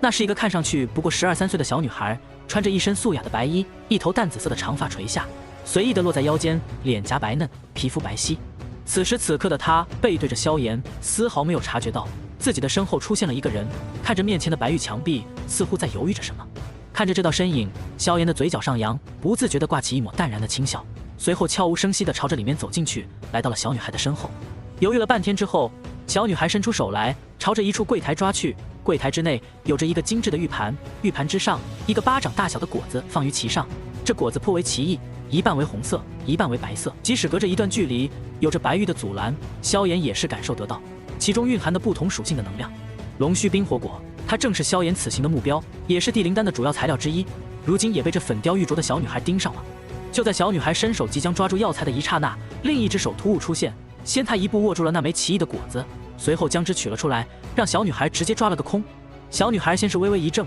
旋即反应了过来，带着几分怒意的抬起头来，看向了后方，但是因为粉嫩的脸颊和乌黑水灵的大眼睛，反而显得很萌，一点也不可怕。你要抢我的东西？白衣小女孩小嘴动了动，如小孩般清脆动听的稚嫩声音，带着一分淡漠的在房间之内响了起来，甚至萧炎能够在其中听得到一股森冷的杀意。不过对于小女孩的表现，萧炎并没有丝毫胆怯，而是笑着伸出手来，压在了小女孩的脑袋上，不顾对方冰冷的目光，就直接那么揉了起来，将那一头柔顺的秀发直接揉得杂乱。随后带着几分感叹地说道：“好久不见。哦，对了，药材不要直接生吃，很难消化，我来帮你练一练，如何？”白衣小女孩在萧炎的手掌放在了她脑袋上开始揉的时候，便是开始了剧烈的挣扎。她伸出一只手来，带着恐怖的怪力抓向了萧炎的手腕，试图将之拿开。但是当她的手在抓住了萧炎的手臂后，想要用力，却发现自己平日里引以为豪的距离，却是在面前这个笑眯眯的男子身上去没有丝毫作用。而萧炎在看着小女孩有些错愕的表情之际，也是心中暗暗发笑。前一世他也是如此和面前这个小丫头这般相遇的，只不过两人的角色却是兑换了过来。上一世是自己想要拿取药材，被他所夺走，如今却是他盯上了药材，反而被自己所虎口夺食。而感受着小女孩身上那即使一般斗王强者也难以承受的怪力，萧炎却是丝毫不畏惧。这一世的自己已然跟前一世那个弱鸡并不一样。这个白衣小女孩虽然厉害，但也并不是如今自己的对手。不过萧炎也知道这个小丫头的脾气，知道对待她要顺着毛摸，因此在满足了自己小小的恶趣味心理之后，便是直截了当的开口道：“哦，对了，药材不要直接生吃，很难消化，我来帮你练一练，如何？”听闻这般话语，原本还在挣扎着的白衣小女孩停下了动作，抬头来，用那对水汪汪的乌黑大眼睛看向了萧炎，粉嫩的小脸上带着几分犹豫。过了一小会儿，她才开口道：“你是炼药师？”明明是稚嫩的声音，可爱的容貌，但是她所透露的那股诡异气息，若是让平常学员看见，恐怕会不由自主地打个寒战。然而萧炎对此却无所畏惧，低下头来，与那对乌黑水灵的大眼睛对视着，带着几分淡然的笑意，开口道：“既然说出这句话，那我肯定是炼药师啊！不信的话，你出去打听打听，如今内院里面最强的炼药师是谁？”听闻这般话语，原本萧炎以为能够安抚下他来，但是那白衣的小女孩却是带着几分警惕地看向了萧炎，慢慢地说道：“我记得内院里最擅长炼药的家伙是火老头，那家伙可没你这么年轻。”听闻此言，饶是萧炎的脸上也不由自主地浮现出了一抹尴尬的神色，自己自信地说出来自己的名号，但却没想对方听都没听说过。不过也难怪，这个家伙在自己的记忆里，不是蹲在药材管理库偷偷摸摸，便是在山谷中到处跑着找药材，还有和魔兽打架，在内院待的时间并不长。萧炎这一批新生来到内院的时间不过1个多月，对方不知道也算是正常。想到这里，萧炎连忙咳嗽了几声，掩饰着自己的尴尬，开口道：“以前是以前，现在是现在，火长老已经不是我的对手了。现在内院最擅长炼药的人是我。”听闻萧炎的话语，白衣小女孩的脸上明显带着几分不幸的神色。见到她这般模样，萧炎也懒得多费口舌解释了，直截了当地看向了她手中那被啃食了一口还流淌着金色液体的药材，开口道：“你若不信，我现在便开炉，帮你炼制一些药丸，如何？虽然比不上真正的丹药，但是相比起生吃药材来说，味道要好不少。”说到这里，萧炎也是顿了顿，在小女孩略带几分怀疑的目光中，温和地开口说道：“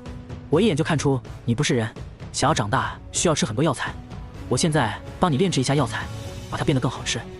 你别跟我抢这枚龙须冰火果，我们共赢，不好吗？”听闻了萧炎的这般话语，白衣小女孩迟疑了，感受着摁在自己头顶那只大手上传来的沉重力道，再看向了后者手中那看似很是美味的龙须冰火果，踌躇了一阵之后，便是有些舍不得的点了点头，龇牙咧嘴道：“好，不过你炼制出来的药丸不好吃，我不仅要把它抢回来，还要把你打一顿。别看我这般模样，但我可是很强的。”一边说着话，他一边将手中已经被啃了一口还在流淌着药液的药材递给了萧炎，而后者也是将之接过，没有犹豫，自然而然地拉起了白衣小女孩的手，带着她来到了一处空旷的地方，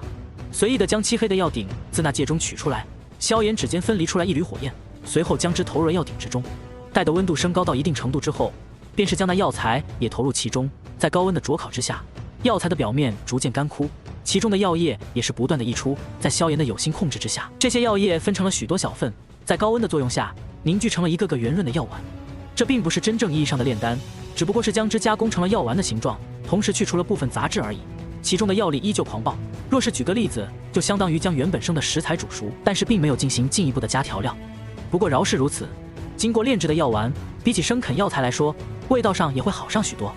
莫约10分钟左右，将药丸炼制成型后，萧炎便是从那戒中取出一个小玉瓶，随后虚空一指，药鼎的盖子便是直接打开，其中一股浓郁的药香飘了出来，一旁候着的小女孩，此时此刻的眼神中满是惊喜的神色，原本还有些踌躇犹豫的小脸上也彻底舒展了开来。将药丸收好之后，萧炎掂量了一下分量，将之抛给了小女孩，温和的笑道：“尝一尝，看看味道如何。”而那小女孩也是将之直接接过，迫不及待地打开了玉瓶，随后从中倒出了一枚枚还滚烫的药丸，不顾温度之高，直接塞入了嘴中。好吃！他的眼睛猛然一亮，而萧炎望着他这般狼吞虎咽的憨憨样子，也是想起了前一世自己和他的经历的种种，一抹温和的情绪也是不由自主地浮现在了心间。日后你若是还想吃这种药丸，便来找我吧，什么时候想吃，我都会帮你炼制的。因为一瓶药丸的缘故，白衣小女孩对萧炎也是放下了戒心，在萧炎的有心交流交好之下，她也是将自己知道的一切都和盘托出。末了，带的好长老因为萧炎在里面许久都没有出去，带着令牌找进药材管理库的时候，便是发现一大一小一黑一白两道人影盘坐在地上，鬼鬼祟祟地交流着什么。当即他先是微微一怔，旋即苍老褶皱的面皮当即不由自主地抖动了起来，带着几分歇斯底里的愤怒和深深的无奈，怒喝道：“好你个臭丫头，怎么又来了？不去后山自己找药材，把药材管理库当成了自己家后花园是吧？”白衣小女孩也就是紫妍，对于好长老的愤怒没有丝毫畏惧，但却带着一点不好意思，直截了当的起身想要逃跑。而且在他溜走之前，还对萧炎留了一句话：“好老头发毛了，我先溜了，过几天再来找你。或者萧炎要是想找我，就来药材管理库，我一般都在这里。”话音落下，似乎是怕被在气头上的好长老抓住，紫妍直接溜走了。盘坐在地上的萧炎也是哑然失笑，随后起身拍了拍衣服上的灰尘，看向了好长老，提醒道：“好长老，紫妍他已经走了。还有，这枚龙须冰火果便是我要找的药材，您可以等级一下。”自从和紫妍见过面，相熟之后，萧炎也是消停了几天，在内院也低调了下来。除了去通过好长老的关系，找到另一位内院长老，以炼制一枚斗灵丹作为代价，换取了一枚6阶水属性魔核之后，那属于地灵丹的材料也是彻底被萧炎所收集齐了。地灵丹6品巅峰的丹药，丹成之时甚至会有天地异象的出现，必然不能在内院随便炼制。饶是以萧炎不怕事的想法，也不想在内院暴露出自己具备6品炼药师的水准，不因为别的，怕麻烦而已。如果他是一名5品炼药师，内院大多数学员和长老虽然对他也有所尊敬，跟其他学员相比，对萧炎在很多条件上放宽了许多，但那也是在学员的范畴之内。但若是自己是一名6品炼药师，即使一般的斗皇强者在面对自己的时候，也要毕恭毕敬，斗宗强者也会重视自己的意见。这样一来，过分的尊敬之下，带来的就是疏远。萧炎重活一世，并不想让自己难得的平静学院生活再度掀起太多的波澜。要知道，前一世的萧炎自从被云岚宗通缉之后，从头到尾只有在迦南学院的这段时光里算得上悠闲。接下来的1-2天时间，萧炎都是待在盘门之中安静的修炼，甚至于连那天焚炼气塔都是未曾进去。而这2日间，盘门倒是并未再出现什么事情。如今的盘门已经化为了内院中的庞然大物，即使和那帮强榜顶端强者建立的老牌势力相比，也差距并不大，已经可以让萧炎对此放心。将自己的精神状态调整到了完美之后，萧炎便是在所有人都并不知道的情况下，悄然前往了内院的后山当中。纵然对此有些印象，比较熟悉，但还是花费了萧炎大约半个时辰的时间，才找到了前一世炼制地灵丹时候的山峰。进入山洞之后，药老虚幻的身形也是自那界中漂浮而出，老脸上挂着一抹温和的笑容。药老将视线看向了一旁的萧炎，满意的点了点头，开口道：“接下来地灵丹的炼制，是你来还是为师来？”虽然药老这段时间都藏身于那界当中，但是对于外界发生的一切，他都没有错过。萧炎展露出的一手精纯至极的炼药术，也是被药老看在眼中，而且比起之前师徒2人分工炼制时生丹和清明寿丹之时，更为精妙了几分。隐隐的，药老已经感觉到，萧炎如今的炼药术已经不局限于5品。听闻药老的话语，萧炎也是嘴角上扬，挂起一抹神秘的微笑，看向了一旁的药老，拱了拱手，行了一个弟子礼，充满自信的开口道：“老师，我想自己先试一试。”虽然话语并没有说满，但是那股自信却是藏不住。药老不由自主地抚摸着胡须，呵呵笑了起来。他跟随在萧炎身边很久，几乎算是看着他成长，因此药老对于萧炎的性子也是琢磨得极为清楚。他知道萧炎既然说出这番话，那也是意味着他必然有着十足的把握。好，那就你来炼制，为师在旁边为你盯炉。大袖一挥，属于药老的在天鼎榜上都赫赫有名的药鼎凭空出现，重重地落在了地上。萧炎没有丝毫推迟，指尖燃起来一缕火焰，随后将之投入药鼎当中。一份份珍贵的药材出现在了萧炎的面前，地灵丹的炼制正式开始。轰！在萧炎进入后山之后，莫约5个时辰之后，一道足有2丈粗许的蓝色光柱陡然出现，随后直冲云霄。经久不散的光柱，动静不小，直冲天际，即使隔着几十里外望去，也是能明显的看到踪迹。如此动静之大，方圆几百里内，所有的强者都能感知到。不过萧炎选地有着讲究，即使有人察觉到光柱的存在，朝着这边急速赶来，他们也能在对方赶来之前收单走人。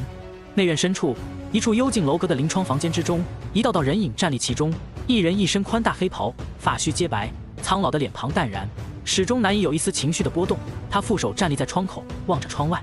他正是内院的大长老苏谦。忽然，他的眉头紧锁，那摸淡然的气势当然无存，猛然抬起头来，看向远方，目光犹如穿透了空间间隔，直接看向了深山内部。在他苍老的面皮上带着几分惊讶的神色，喃喃自语道：“好强的能量波动，这般动静，恐怕至少是6品丹药成型吧？到底是谁？我内院当中，竟然有人可以炼制出6品丹药！”葱郁山峰之上，奇异的融合异火在绿荫之中若隐若现，恍若鬼火一般，让人捉摸不透。萧炎面带几分凝重地望向了药鼎，由于黑魔鼎品质极为不凡，因此炼制丹药的时候也颇为省时间，至少以萧炎如今的炼药术造诣，运用出来也可以说得上是得心应手。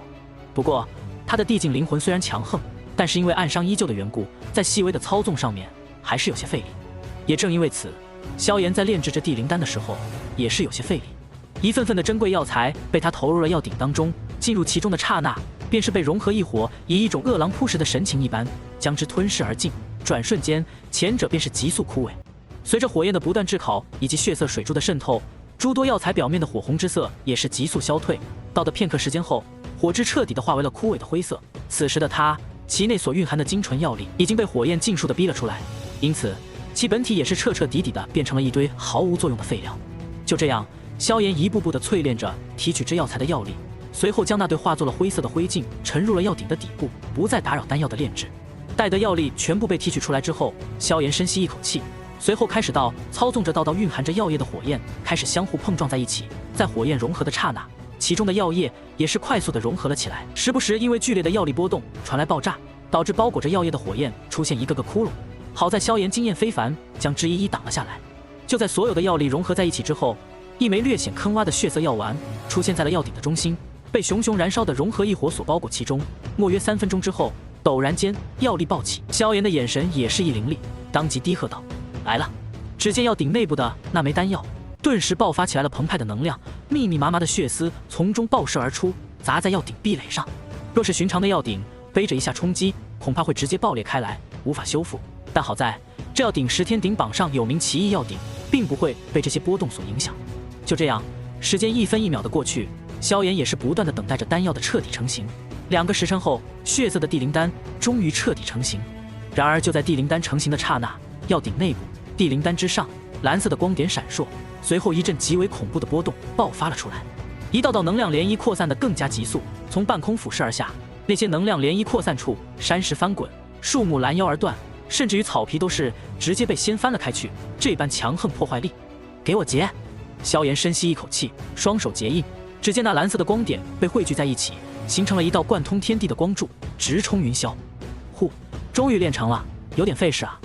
萧炎擦了擦额头，看向了一旁的药老，而后者也是抚摸着胡须，带着几分惊叹，笑眯眯地说道：“不错不错，不过这6品丹药的成型动静也不小，你得加快点速度离开了。”听闻药老的提醒，萧炎也是咧嘴一笑，随后直截了当地将丹药收起，塞入那戒当中，自信地对着药老说道：“老师，放心吧，我可是早就有所准备。”萧炎选取的炼药地点正是前一世他所来的炼药之处。到这里，即使是迦南学院的那位有着斗宗实力的苏谦大长老，想要赶来也得花费10多分钟的时间。至于其他人，那花费的时间则会更长，根本没什么好担心的。而且这一世自己的实力远远超出上一世，完全不用跟上一世一样在这里躲避，直接避开苏谦赶来的路线离去便是好了。在药老收起药鼎，随后钻入萧炎的那戒当中后，萧炎便是一步也不回头，直接飞离了洞府。莫约10分钟后，忽然有着细微的破风声响，一道模糊的黑影骤然间突兀地出现在远处半空中。在人影停顿的刹那，一道无形的波动陡然间扩散了开来，将周围包括好几个山头都包裹进去，犹如雷达一样在不断的搜索扫描着。只不过好半天后一无所获。难道已经走了？倒真是神秘。叹了一口气，苏谦没有找到丝毫踪迹，无奈之下只得离去。他已经来得够快了，但那炼药之人离开的比他想象的还要迅速，就像是知道他的动作一般。6品炼药师在这附近一带，似乎也只有那个药皇寒风才有这般实力。只不过，苏千脑海中万千思绪闪烁而过，眉头皱起，开始排除着种种，试图推测出那个神秘人的蛛丝马迹。根据迦南学院在黑角域中的情报，可是知道一些隐秘的事情。那个药皇寒风前不久突兀的自封城中消失，据传言，在封城的竹林中似乎有着打斗的痕迹存在。除此之外，黑角域的变动也不寻常。先是八扇门的门主元一在黑印拍卖会的前一天莫名其妙的失踪，连带着所有拍卖的东西也被抢走。其次就是当晚血宗范劳范林父子也是被神秘人击杀当场，据说手段十分残忍。这些变动即使让苏千也是生出了一些隐隐的不好之感，似乎有什么东西正在酝酿着一般，在他不知道的地方悄然发生着。莫约过去了1天左右，苏千已经回到了内院，只不过他依旧在思考着有关那个在内院炼药的家伙，他到底是谁，抱有什么目的。苏千的直觉告诉他，这是一个很重要的答案。只不过突兀的一股剧烈的波动陡然间自天焚炼气塔的塔底传来，感知到这一切的苏千当即脸色大变，顾不得什么，他一步踏出，在原地留下了一道正在缓慢不断消失的残影。自己确实已经来到了天焚炼气塔的最底部，在那里与上面是截然不同的一种景象，犹如火焰地狱一般灼热沸腾。天焚炼气塔最底层，这里与上面几层几乎是一种截然不同的景象。炽热的温度升腾在庞大的空间中，乃至于连视线都是有些模糊虚幻。轻轻吸一口气进入体内，顿时有着吸了一口火焰般的感觉。火红的光芒不知从何处渗透而出，将整个空间照得颇为亮堂。在这处空间的中央地带，也是有着一个极为宽敞的深洞，这深洞洞口比前面几层任何一层都要宽大，而且其中也并非是望不见底的黑色，而是充斥着一种淡淡的暗红，犹如凝固的鲜血一般。而在那深深的大洞之外，一片肉眼可见的能量罩子将一个漆黑的圆柱形洞窟牢牢地锁死在了哪里。在那能量罩上刻印着无数玄妙神奇的纹路，在斗气的汇聚下不断闪烁着亮光，其中似乎在封印着什么恐怖至极的东西一样。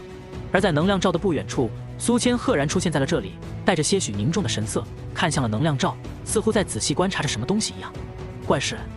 难不成是老夫感应错误了？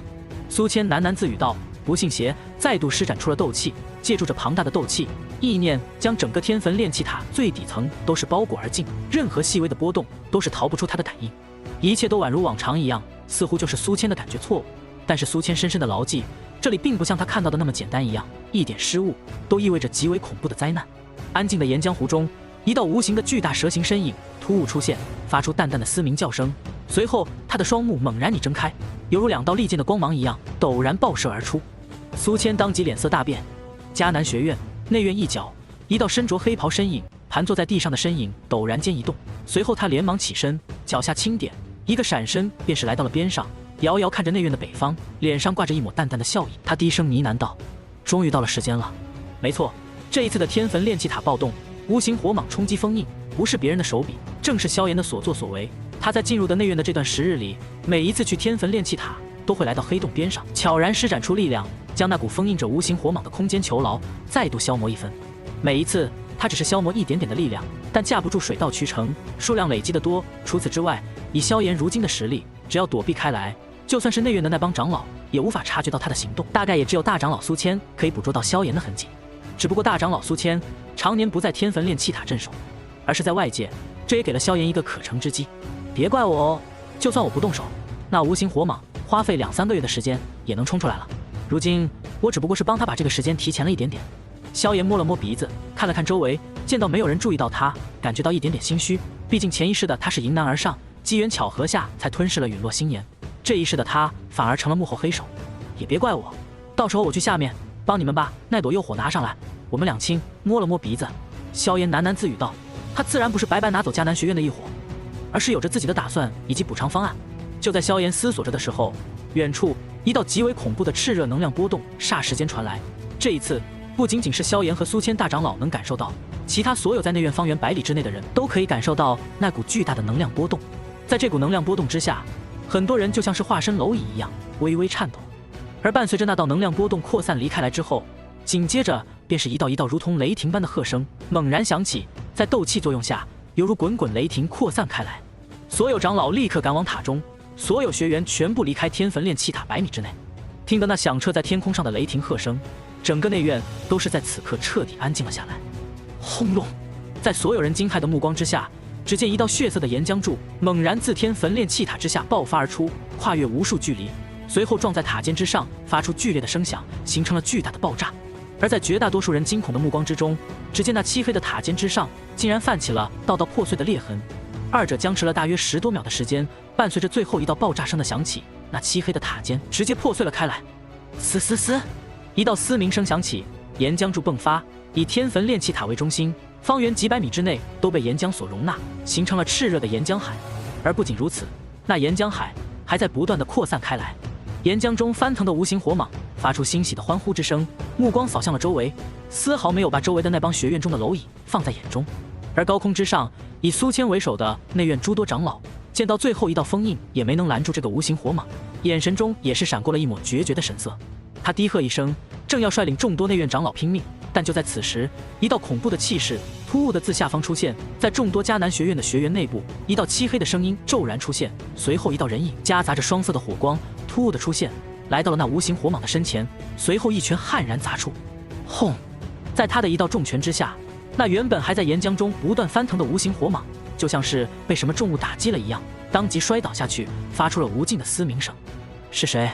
苏谦和众多长老当即脸色一凝，看向了那道身影，但是有的长老却是突兀的出声惊呼道：“萧炎，是他！”是的，那道突然出现在高空之上，与无形火蟒陷入战斗之中的漆黑身影，正是萧炎。看向无形火蟒，萧炎嘴角上扬，裂开一个笑容，随意道：“好久不见，再度送你上路。”伴随着那和萧炎相熟的内院长老发出惊呼，所有人都意识到了，那突兀出现在他们面前的那道身影究竟是何人。往日的印象里，他们中的绝大多数人也见过萧炎，对他的印象也不过停留在表面。如今后者身上缠绕着双色交织的火焰，在众目睽睽之下登上高空，拦截在那无形火蟒之前，委实是让他们大跌眼镜。更然，他们中不少人难以释怀的是，如今的萧炎并没有展露出斗气双翼之类的东西，而是凭空站立在虚空之上，如同苏谦一样。那这岂不是意味着他如今有着斗宗级实力？一下子，诸多长老的心里就像是打翻了调料瓶一样，五味杂陈。而苏谦却并没有过多在意这些，短暂的惊异过后，便是将注意力集中到了萧炎身上的双色交织火焰之上，其中一朵朵虚幻的青莲不断浮现，显得异常美轮美奂。但是在苏谦的感知中，那美轮美奂的火焰中，那炽热的温度带来的毁灭之感，甚至要比起那冲破封印的无形火蟒还要强横上几分。他身上竟然也有着一火，难怪如此。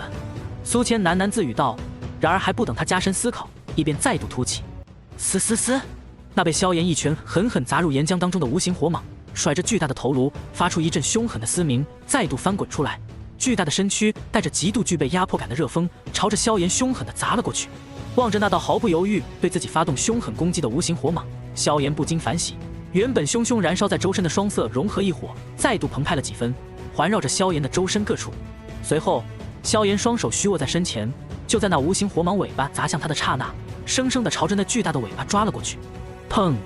沉闷的肉体碰撞之声猛然自高空之上响起，萧炎的身形退后了几步，但他的手中已然是抓住了那粗大的尾巴，嘴角微微上扬。萧炎在无形火蟒略带惊恐的眼神中低喝道：“抓住了！”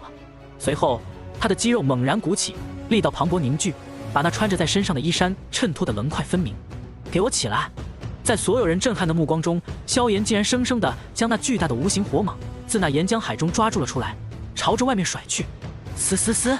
无形火蟒再度发出悲鸣，只不过相比之前的凶悍，如今的无形火蟒发散出的悲鸣当中，有一大半都是惊慌。被剥离了最擅长战斗场地的他，面对萧炎的融合一火，根本不是对手。发出怒吼，他要做出最后的拼搏。而伴随着无形火蟒的动作，那原本还在自天焚炼气塔中不断喷涌而出的岩浆数量骤然间急剧增加。不好！一旁观战的苏谦脸色大变，如今无形火蟒被萧炎逼入了绝境，不惜一切代价召唤地底岩浆，若是放任不管，整个内院都会被岩浆所淹没。如今的苏谦也顾不上猜测忌惮萧炎，若是陨落星炎彻底爆发，内院可要遭殃了。原本还在犹豫观望的他，打算直接出手相助，然而还没等苏谦等人动作，萧炎则是长啸一声，发出一声滚滚暴喝：“内院启荣儿等撒野，给我滚！”只见萧炎的周身那双色交织的融合一火猛然间扩张了开来，周围的温度在这一刻猛然腾升起来，而那双色的融合一火，其中出现着奇异的异象，遮蔽了小半片天际，化作了漫天的火海。在萧炎的操纵下，融合一火形成的火海扩张速度反而超过了岩浆海的扩张，自上而下将之连带着无形火蟒一道包裹了起来。无形火蟒发散着嘶鸣，不断喷出岩浆柱与道道无形的火焰，试图冲破融合一火海的封锁，但却毫无作用。它所激发的攻击撞在上面，就像是烟花一样，产生了一小股微弱的爆炸之后，再无动静。将二者彻底包裹起来之后，萧炎视线微微偏转，看向了一旁的苏谦以及迦南学院内院的长老团们，随后在众目睽睽之下，裹挟着双色融合一火海，朝着那天焚炼气塔原本的位置猛然飞了过去。给我进去！伴随着一声暴喝，在所有人不解震撼的目光当中，裹挟着火海，萧炎直接冲入了天焚炼气塔的塔底。一时间，足以毁灭整个内院的灾难就这样结束，留下了诸多震撼的学员以及面露不解神色的长老们。还好我进来得快，不然要解释清楚，那可真是一件麻烦事情。萧炎松了口气，如果按照前世的轨迹，陨落星炎的爆发势必会引来药皇寒风的窥视，连带着一大批强者进攻内院。不过如今那些家伙早就被萧炎所铲除，陨落星炎虽然强横，但在面对认真起来的苏谦以及全部内院长老的联手之下，也还是会被封印其中。一旦错失了这个机会，恐怕很长一段时间里都没有可以吞噬陨落星炎的机会。萧炎不想放弃这个机会，反正下面还有着一朵陨落星炎的诱惑，不若先生米煮成熟饭，到时候用那一朵赔给内院。萧炎喃喃自语的，庞大的灵魂力量激发，裹挟着陨落星炎，顺着那粗大的黑洞朝着下方猛然飞去。距离下方越是近，便越是能感觉到温度的上升。莫约7、8分钟之后，面前出现了一个红色洞口，萧炎的眼神一亮，陡然间加速几分，穿过洞口，骤然大亮，入眼所见之处都是一片片的红色，伴随着剧烈的高温，时不时有着滚烫的岩浆泡自表面出现，随后炸裂。还真是怀念啊！不过在这里炼化你，也不担心被别人打扰。萧炎随手将手中的一大团火海收起，一大片岩浆裹挟着无形火蟒出现，但还没等他反应火来，萧炎便是直接一手带着巨大的力道，死死地摁在了无形火蟒的头顶，后者顿时整条蛇躯都僵住了。在无形火蟒夹杂着几分恐惧的人性化目光中，萧炎将之牵制住，随后很轻易的便是从无形火蟒的身体中取出了那一道无形的本源火焰，发出一丝凄厉的悲鸣，无形火蟒当即消散。而手握着无形火焰的萧炎也是毫不犹豫的从那戒中取出了一个小玉瓶，将里面那枚带着点点蓝色光点的地灵丹取出，随后将之吞服而下。感受着清凉的药力在身体中扩散开来，萧炎抓住那一道陨落星炎的本源之火，随后张开嘴巴将之一口吞了下去。实力上的压制，再加上上一世有着炼化陨落星炎的经验，萧炎并不担心自己会炼化失败，顶多会在过程中感受到几分痛楚罢了。一道苍老的虚幻身影陡然浮现，看着那盘坐在虚空中的萧炎，不由自主地叹了口气。随后他看向了周围，低声道：“真是个喜欢冒险的小家伙。”伴随着他的话音落下，地底岩浆世界再度陷入了如同死亡一般的寂静，在生息。时间飞速的流逝，处在吞噬异火当中的萧炎意识也陷入了浑浑噩噩当中。最开始有着地灵丹的保护，他并没有感受到任何伤害，而是催动着陨落星炎的本源在体内不断的运行着。然而当时间持续了很久之后，地灵丹的药效终于消耗完毕了，萧炎也是久违的感受到了灼烧的痛感，只不过这对他来说算不得什么多大的痛处。只不过以萧炎如今的速度，想要将陨落星炎全部吞噬，所耗费的时间也远远超出了他最开始的预料。外界，迦南学院内院盘门总部高楼之上，会议室内背负着血色大剑的冷漠身影，脸上陡然带着几分无奈的开口道：“萧炎，他还没有消息吗？”另一旁的虎家也是摇了摇头，带着几分无奈的说道：“我每天都去问一遍大长老，至今还没有消息。”听闻他的话语，吴昊也是有些无奈，扶着额头叹了口气，带着几分莫名的说道：“萧炎一天不出来，薰儿那边可真的难以交代啊。”听闻吴昊的话语，虎家也是皱着眉头，好半天后才瘫坐在椅子上，缓缓开口道：“可不是嘛，最开始几天薰儿可是急得都吃不下饭，若不是我劝了劝，恐怕到现在都还在塔前等着。”后山茂密的树林之间，一道美丽清明的倩影悄然站立在山头，长久地盯着远方。从这个角度，刚好能够看到天焚炼气塔漆黑的塔尖，1个月的时间已经足够内院重新将之建立起来。少女长长的叹了口气，带着几分焦急、心疼，还有无奈的低声呢喃道：“萧炎哥哥，你什么时候才能出来啊？薰儿想你了。”实际上，萧炎在尝试吞噬陨落星炎之前，便是和薰儿通知过此事。若不是如此，恐怕薰儿见到此情此景，已经不惜代价请家族中的强者前来出手，进入地底了。内院药材管理库外，一道娇小的白衣身影坐在大树之上，遥遥地望着远方，精致的小脸上带着迷茫，似乎是在想些什么。臭丫头，什么心事这么重，连药材都不去偷吃了？好长老粗犷的话语陡然自边上传来。而白衣小女孩只是回头看了他一眼，便是再度发呆，好半天后才说道：“萧炎，他还答应过要给我炼制很多的药丸。好老头，你说他什么时候才能出来啊？”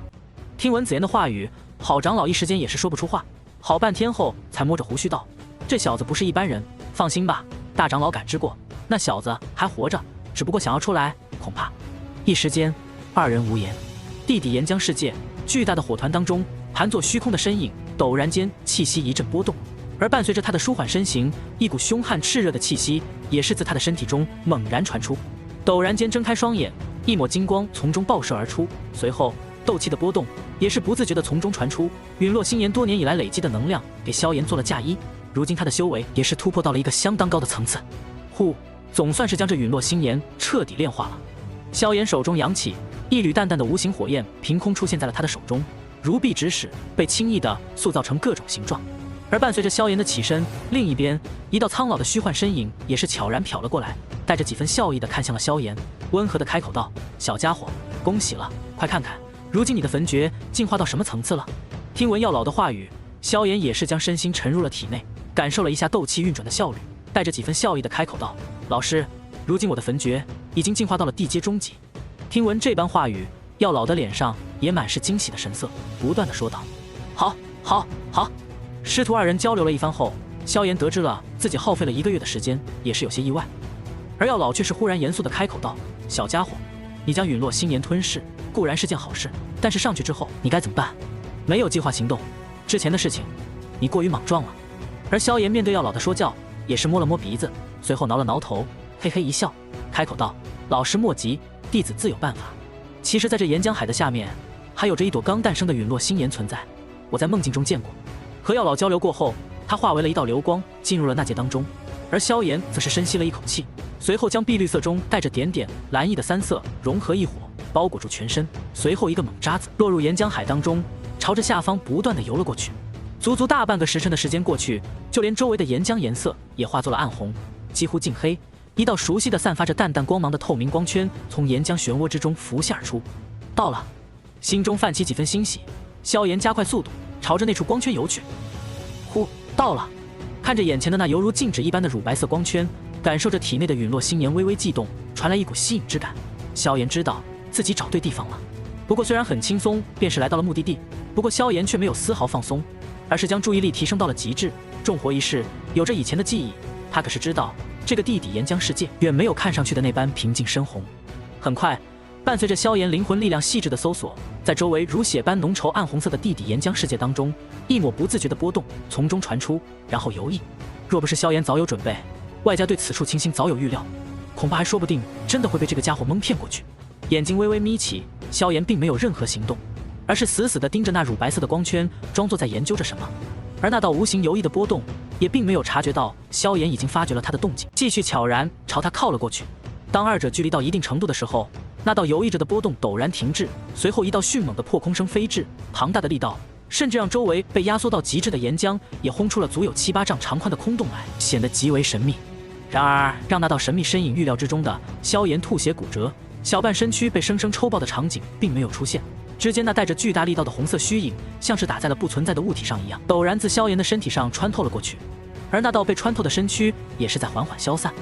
嘿，果然被我逮到了！一道清朗的声音骤然在这死寂的地底岩浆世界响起，带着几分嘲弄和轻笑，自那圣地红色身影身后悄然出现，后者骤然间暴动起来，尾巴猛然一甩，就是朝着身后再度打去。只不过比他动作更快的是早有准备的萧炎。八级崩，给我破！伴随着一声沉闷的低喝，劲风暴涌，猛然而至，随后夹杂着恐怖的力道，轰破大片的岩浆，然后重重地砸在了那神秘的红色身影之上。砰！沉闷的拳肉交击之声响起，伴随着一道清脆的骨折声响起。只见那神秘的身影猛然间倒飞而去，而他的身上有着一处明显的凹陷。嘶嘶嘶，发出凄厉的悲鸣声。那道身影转过身来，萧炎这才看见他的样貌。只见距离萧炎莫约10来米的距离之外，一道通体赤红的身影游弋在岩浆当中。相比于人类，他的身躯要高大上许多，而且这并不是重点。只见在那赤红的身躯上布满着红色鳞片，约莫半丈长的红色鳞尾微微甩动，红影也是双脚直立，只不过那对角却是异常宽大，其脑袋也是圆滚滚的，布满着细小的鳞片，一对显得有些细小的眼瞳透着隐隐可见的凶狠。一张颇大的嘴巴微微咧开，露出其中那密密麻麻的利齿。这东西整个模样看起来就犹如一头能够直立行走的蜥蜴一般。火焰蜥蜴一族，地底大门的守护一族，果然你们依旧在这里。萧炎的眼睛微微眯了起来，随后在心底长长的叹了口气，自己的运气可真是差了许多。上一世自己来到地底岩浆世界的时候，在3年之后，而那时候自己所碰到的第一个火焰蜥蜴人，虽然诡异凶悍，但他的实力充其量不过在斗皇水平。而如今自己面前的这个火焰蜥蜴，恐怕实力在斗宗阶层都算是相当不错的存在。萧炎再度打量了一番后者，随后不由自主地点了点头。这个火焰蜥蜴人，就算内院的苏谦大长老打不过他，哎，速战速决吧。若是被他引来了太多火焰蜥蜴人，也很麻烦。萧炎喃喃自语道。而那体型颇大的火焰蜥蜴人呲牙咧嘴，死死地盯向了萧炎。显然，他从那道身着黑袍的身影上感觉到了一股浓重的危险。嗖，略微催动斗气，脚下雷光闪烁，3000雷动赫然激发。萧炎整个人速度骤然间从停滞飙升到了极致，随后冲到了火焰蜥蜴人身前。后者巨大的兽瞳骤然紧缩，然而还没等他动作，便是再度感觉到巨力轰在自己身上。霸龙拳，给我砸！顿时，强劲的力道再度自萧炎的拳头上乍现，以一个极为刁钻的角度闪过了火焰蜥蜴人下意识的反击，凶狠地砸在了他的下巴之上。遭受到了重击的火焰蜥蜴人吐出一大口鲜血，顿时再度倒飞。而萧炎却是不再给他机会，手中被3色融合的一火覆盖。随后再度重拳挥出，后发先至，犹如探囊取物一般，贯穿了火焰蜥蜴人的胸膛。抓着那一枚还带着血液的红色圆珠，萧炎将之在手中抛了抛，便是收了起来，没有去看那具已经丧失了生机的火焰蜥蜴人尸体，而是加快速度，迈步走进了乳白色的光圈当中。当，伴随着一道奇异的波动扩散，萧炎进入其中。相比起外界来，乳白色的光圈当中所容纳的空间要大上许多。一具神秘的骸骨便是躺在了那片白茫茫的空间中心。面对那道有些熟悉的骸骨，萧炎并没有丝毫犹豫，而是3步并作2步走，很快来到他的面前，随后带着温和的笑意，冲着他拱了拱手，开口道：“前辈何必隐藏自身，不若现身和晚辈一见。”萧炎的话语在这一小片的空间中扩散开来。莫约3分钟后，只见那道晶莹的骸骨当中，陡然间有着一道循环的身影飘了出来，白衣飘飘，仙风道骨，只不过他略显苍老的面皮上带着几分惊讶的神情。显然，他没想到自己的存在竟然直接被这个小辈点了出来，而且更让他意外的是，他可以感知到一道熟悉的味道在面前这个年轻人体内悄然浮现。陨落星炎，没想到他竟然落在了你手里。神秘身影下意识地伸出手来，略带几分怀念。萧炎感知到了体内的波动，随后心神一震，便是将之压了下来。前辈，陨落星炎已乃是晚辈之物，还请前辈不要强取豪夺。萧炎自然知道面前之人是谁，心中也是带着几分怀念。上一世，天火尊者在他成长的路上，尤其是在他初次闯荡中州，遭遇危险颇多，天火尊者屡屡救他于危险之中。后来更是加入了萧炎组建的势力，为他做事，镇守一方。对于这位天火尊者，萧炎也是充满感激和尊敬之心。上一世，二者的初次见面也如同这般，只不过当时的自己还不是那个响彻天下的炎帝，不过是一介小小的斗皇而已。当年的天火尊者可以凭借独特的控火之术，强行将自己已经炼化的陨落星炎抽取召唤出来，但如今自己的控火之术已经远远的超过了天火尊者。可以说，整个斗气大陆之上，单论控火之术，若是萧炎称第2，没有人可以称第1。嘿嘿，老夫不过是猎剑兴起，下意识的举动罢了，还请小友勿要放在心上。天火尊者也是略微尴尬的咳嗽了一声，想要将此事接过去。刚才他见到熟悉的陨落星炎，下意识地施展出控火之术，想要召唤出来看一看，但发现自己竟然还不如一个看起来刚刚成年的小家伙，多少有些尴尬。见到天火尊者这副模样，萧炎也是带着几分温和的笑意开口道：“无妨，我萧炎不是那种斤斤计较之人。”两人交流一番后，天火尊者也是对面前这个看似神秘的年轻人感到越发越惊奇。如此年纪，便是有着这番堪称恐怖的实力，更是有着强横的控火之术。以天火尊者多年的阅历，也是没见过这等天资出众之人。很快，天火尊者便是在沉吟一阵之后，打算开口与萧炎做出交易，请求后者将他带出地底岩浆世界当中。毕竟在这里无时无刻都在不断的消耗着天火尊者的灵魂力量，如今他已经撑不了几年了。然而还没有等他开口，萧炎便像是先知先觉一样，带着温和的笑意开口道：“前辈还请放心，晚辈不久之后就要离开这地底岩浆世界，到时候会带着前辈一起离开这里的。而且有一句话，萧炎藏在心底，并没有直截了当的说出口，而是在心中默默念叨，并且我绝对会找到足够的材料，重新为你重塑身躯。前一世，若是没有天火尊者的护道，恐怕萧炎早就死在了废天等人的手中。萧炎可不是知恩不报之人，如今有机会重来，他自然会做到最好。只不过如今他却并没有将此话直截了当的说出口，毕竟二人如今初次见面，交情在天火尊者看来还算不上多深，贸然给出如此大恩，保不齐后者会猜忌些什么。而天火尊者听到萧炎的话语，也感到了几分意外。不过很快，他的眼底深处便是不自觉地泛起一抹惊喜来。那就多谢萧炎小友了，不过老夫也不是那种知恩不报之人，待得离开这里后，老夫送你一场造化。二人再度交流一番后，萧炎便是将天火尊者的骸骨收入了纳戒之中，顺便将那一朵新生的陨落心炎装好，便是打算离开此处。说实话，萧炎实际上还是想要下到地底岩浆空间的最深处，去见一见紫炎的父亲，被驼舍谷地用计谋囚禁在这里的太古虚龙老龙皇竹坤，再去看一看那前一世给予自己最大帮助，让自己一跃提升到斗帝的古地洞府。只不过一想到那拦路的无数火焰蜥蜴人，以及那2位实力已经到达高级半圣水准的火焰蜥蜴人长老，萧炎还是熄灭了这个想法。以他如今受伤的地境灵魂，在斗宗境界内可以横扫，对上斗尊境界的就有些难受了，更别说对上那些家伙了。反正有朝一日，我总会再度回到这里的。嘴中喃喃自语道。接下来，萧炎深深地看向了脚底那片深红的发黑的岩浆，随后毅然决然地向着上方游去。经历足足大半个月的时间，内院已然重建成功，那座漆黑的天坟炼气塔也是再度修建完毕。只不过如今天坟炼气塔的周围已经被改建成了一幅巨大的广场，将整座天坟炼气塔包裹在中心。时不时有着诸多身着各色服饰的内院学员走过此处，但都会在天坟炼气塔前微微停滞脚步。砰！忽然间，一道沉闷的炸裂声自天坟炼气塔中传出，而听到这道声音的诸多内院学员们先是微微一愣，随后面色大变。刷刷刷，几道身影飞速地自高空中闪掠而过，为首之人正是大长老苏谦，只不过他的面容上却带着几分愕然和凝重。苏谦能够感知到一股极为炽热的能量正在急速地冲击着天坟炼气塔的底部，自下而上猛然窜出。而众多学员也在此时此刻反应了过来，距离无形火蟒破塔而出过去的时间也就大半个月。诸多内院学员对此还有极为深刻的印象，那毁灭性的滔天火焰，以及那足以淹没整个内院的岩浆海，以及那道拯救了整个内院的身影。砰！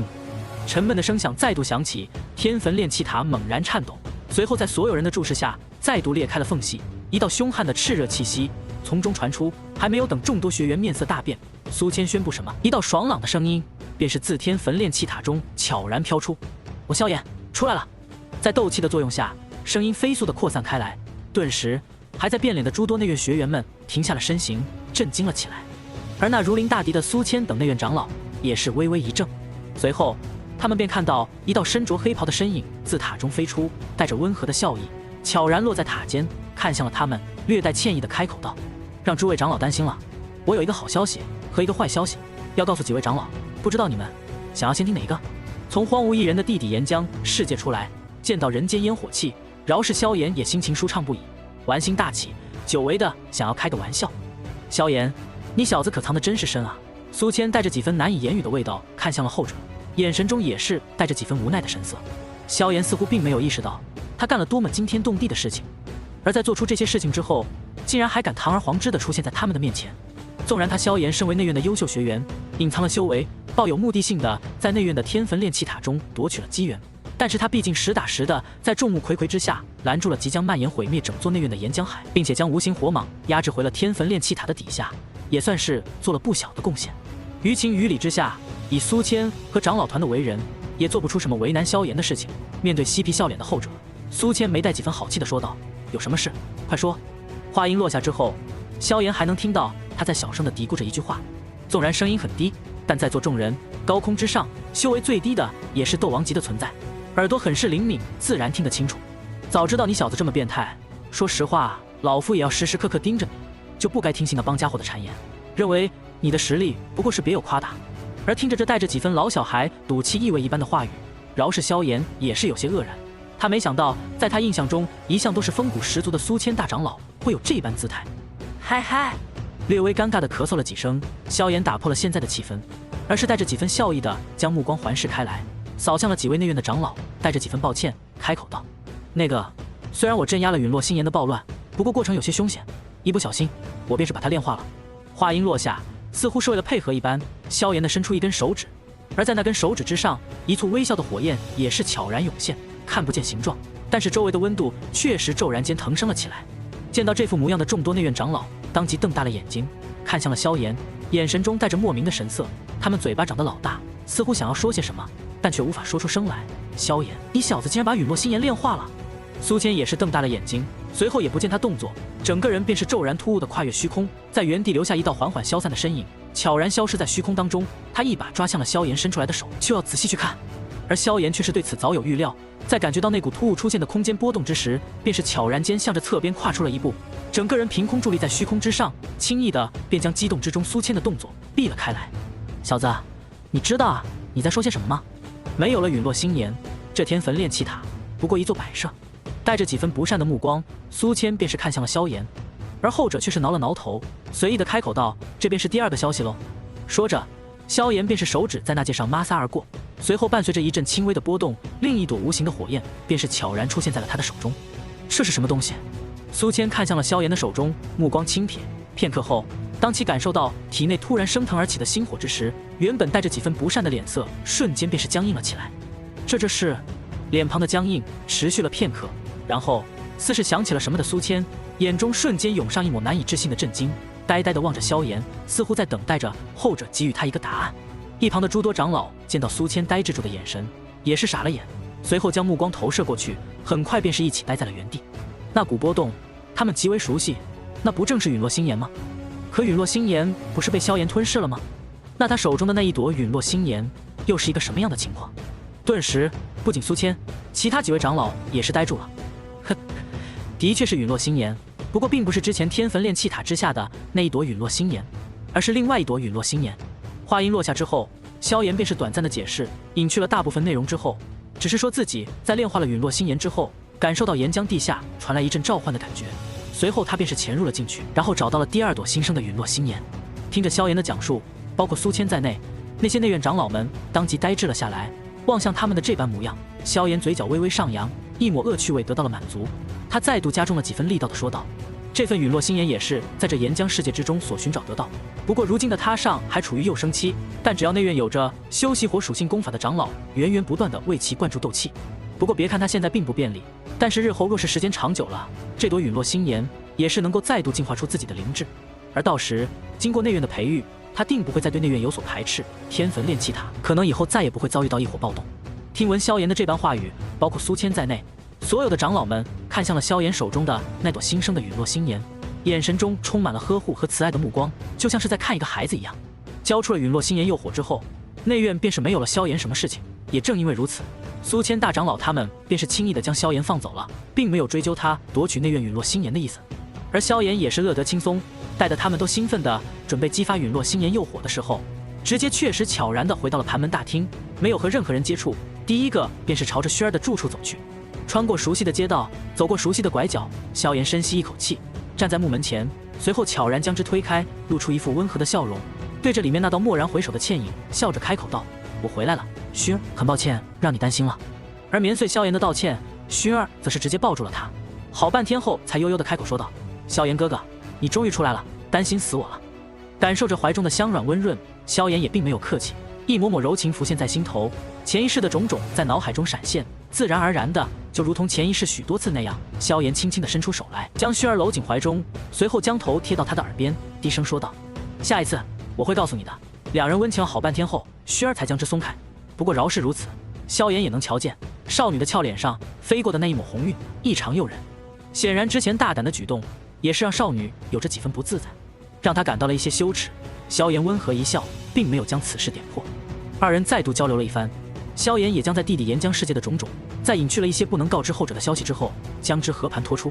而听闻萧炎经历的神器种种，薰儿的美眸中也是不断泛起了惊喜的神色。在充斥着火热感情的交流之中，时间过得总是很快，眨眼间便是银月高升，进入了深夜当中。萧炎也是从少女的闺房中离了开来，抬起头来，遥遥地望着那一处窗口。萧炎躺在院落中，依靠着草地，就那么将双手枕在脑后，充当垫子。按照时间来算，恐怕距离薰儿的家族催他回去也快了。哦，不对，或许不能这么来算。按照薰儿性子的话，恐怕古族那边已经催促了他很多次吧。这妮子也真是喜欢一个人硬抗。嘴里叼着一根草叶，萧炎看着高空上的银月，不断地发着牢骚地说道。不过他并没有所动作。萧炎也知道，虽然他更想让薰儿留在他的身边，不要离开，但他自己终究不能那么自私。要知道，以薰儿如今的天赋，让他待在古族所在的古界才是最为稳妥和安全地方。那里毕竟有着整个古族最为巅峰的强者，足以护佑他的安全。而自己虽然前世已经踏入了那堪称凌驾于天地之上的斗帝之境界，但如今他斗气依旧颓弱，受伤的地境灵魂也未曾恢复，实力纵然在斗宗阶段堪称无敌，但是一旦碰到斗尊，恐怕就要出大事。这样的自己无法保护薰儿的安危，说到底，一切都是实力不足导致的。想到这里，萧炎不由得紧紧攥住了双拳，好半天不能自怀。清风拂过，明月依旧，时不时有着蝉鸣声响起，任谁也不知道，在这寂静美丽的月色之下，有着一位在世为人的少年感到了久违的没落。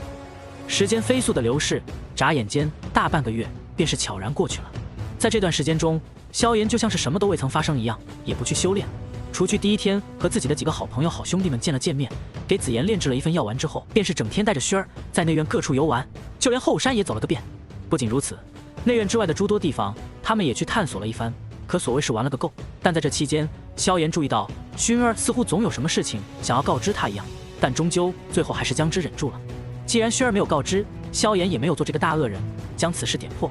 而是就这般潜移默化地跟着薰儿一起游玩。在这再次变得悠闲生活中，薰儿却是不知为何喜欢上拉着萧炎两人单独地进入深山，然后躺在葱郁的草地上，两人互相依偎着，晒着那暖洋洋的日光，日子充实而幸福。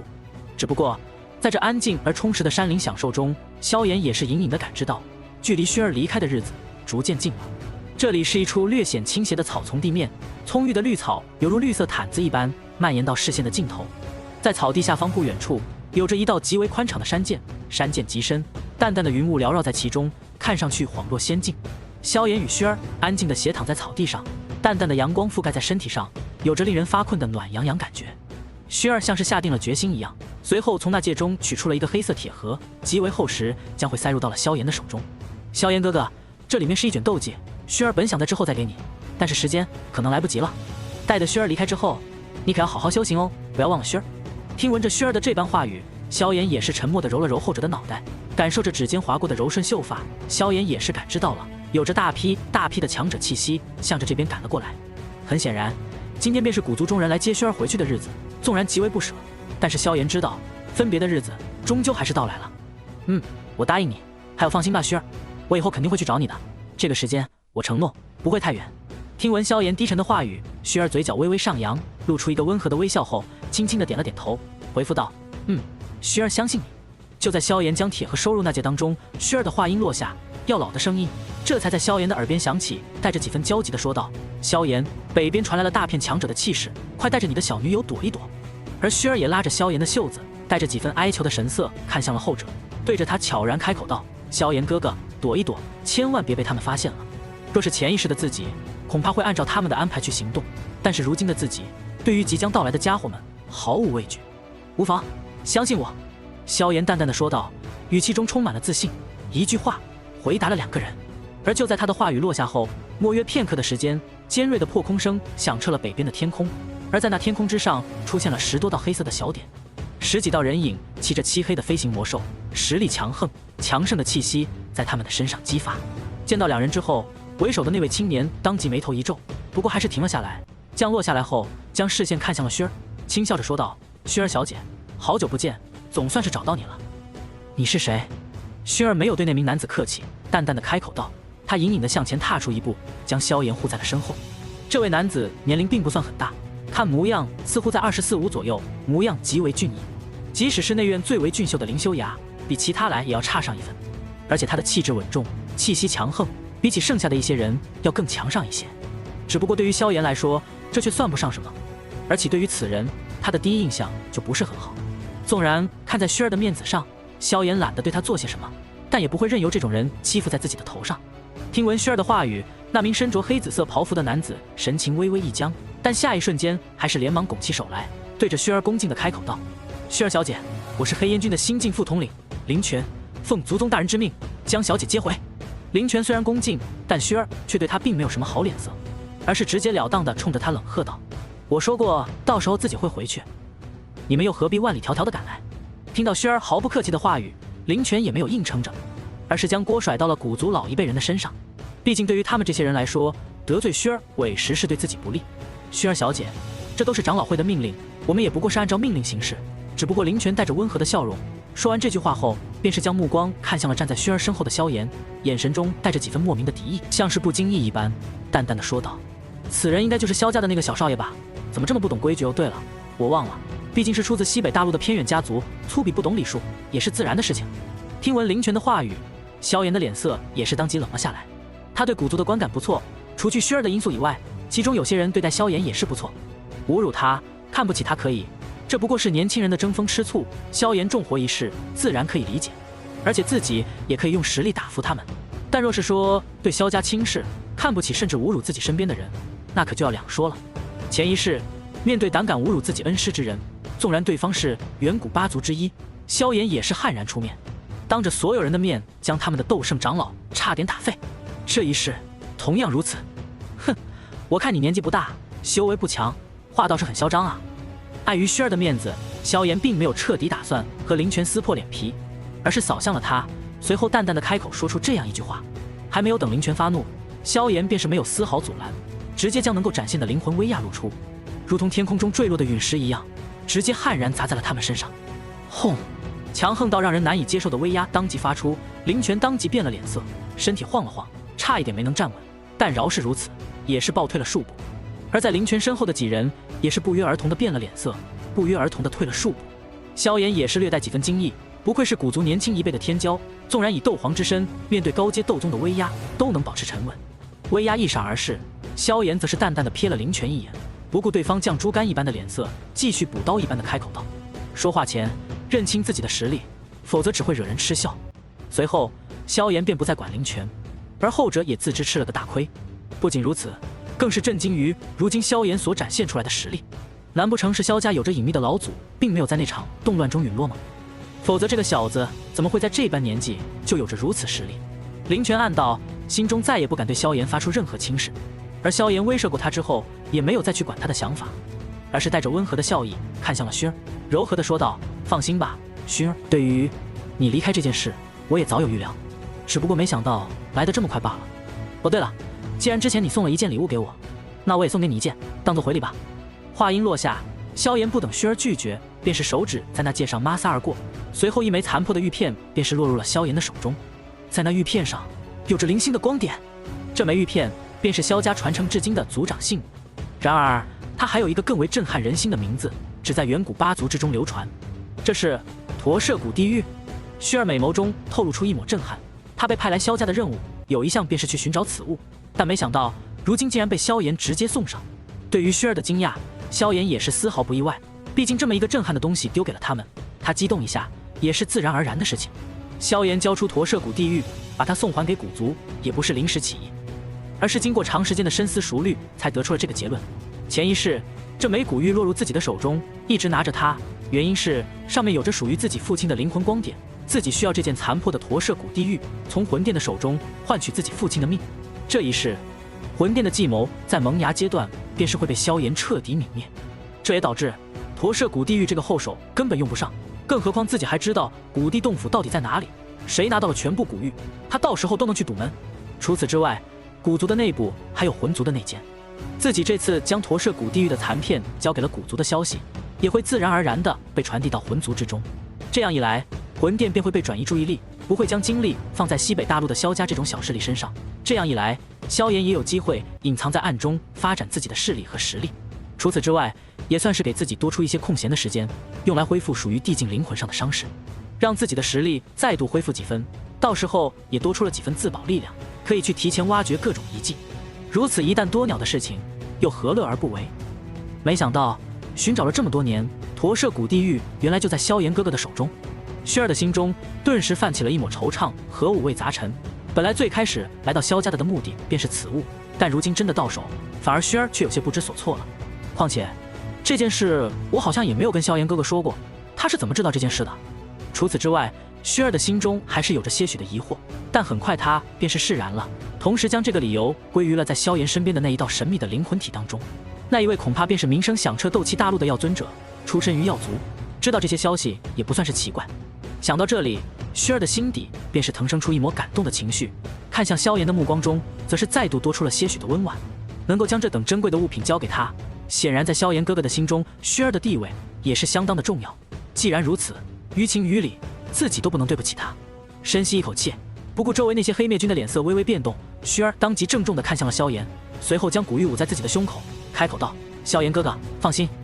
你给我的东西，我会好好保管的。”伴随着薰儿的允诺，萧炎也是温和一笑，随后再度将手放在了薰儿的头上，轻轻地揉了揉，感受着柔顺的发丝在自己的指尖划过。萧炎恋恋不舍地放下了手，随后在薰儿和周围围观的林泉等人有些错愕的目光中，便是直接将薰儿搂入怀中，最后给予了他一个大大的拥抱之后，低声道：“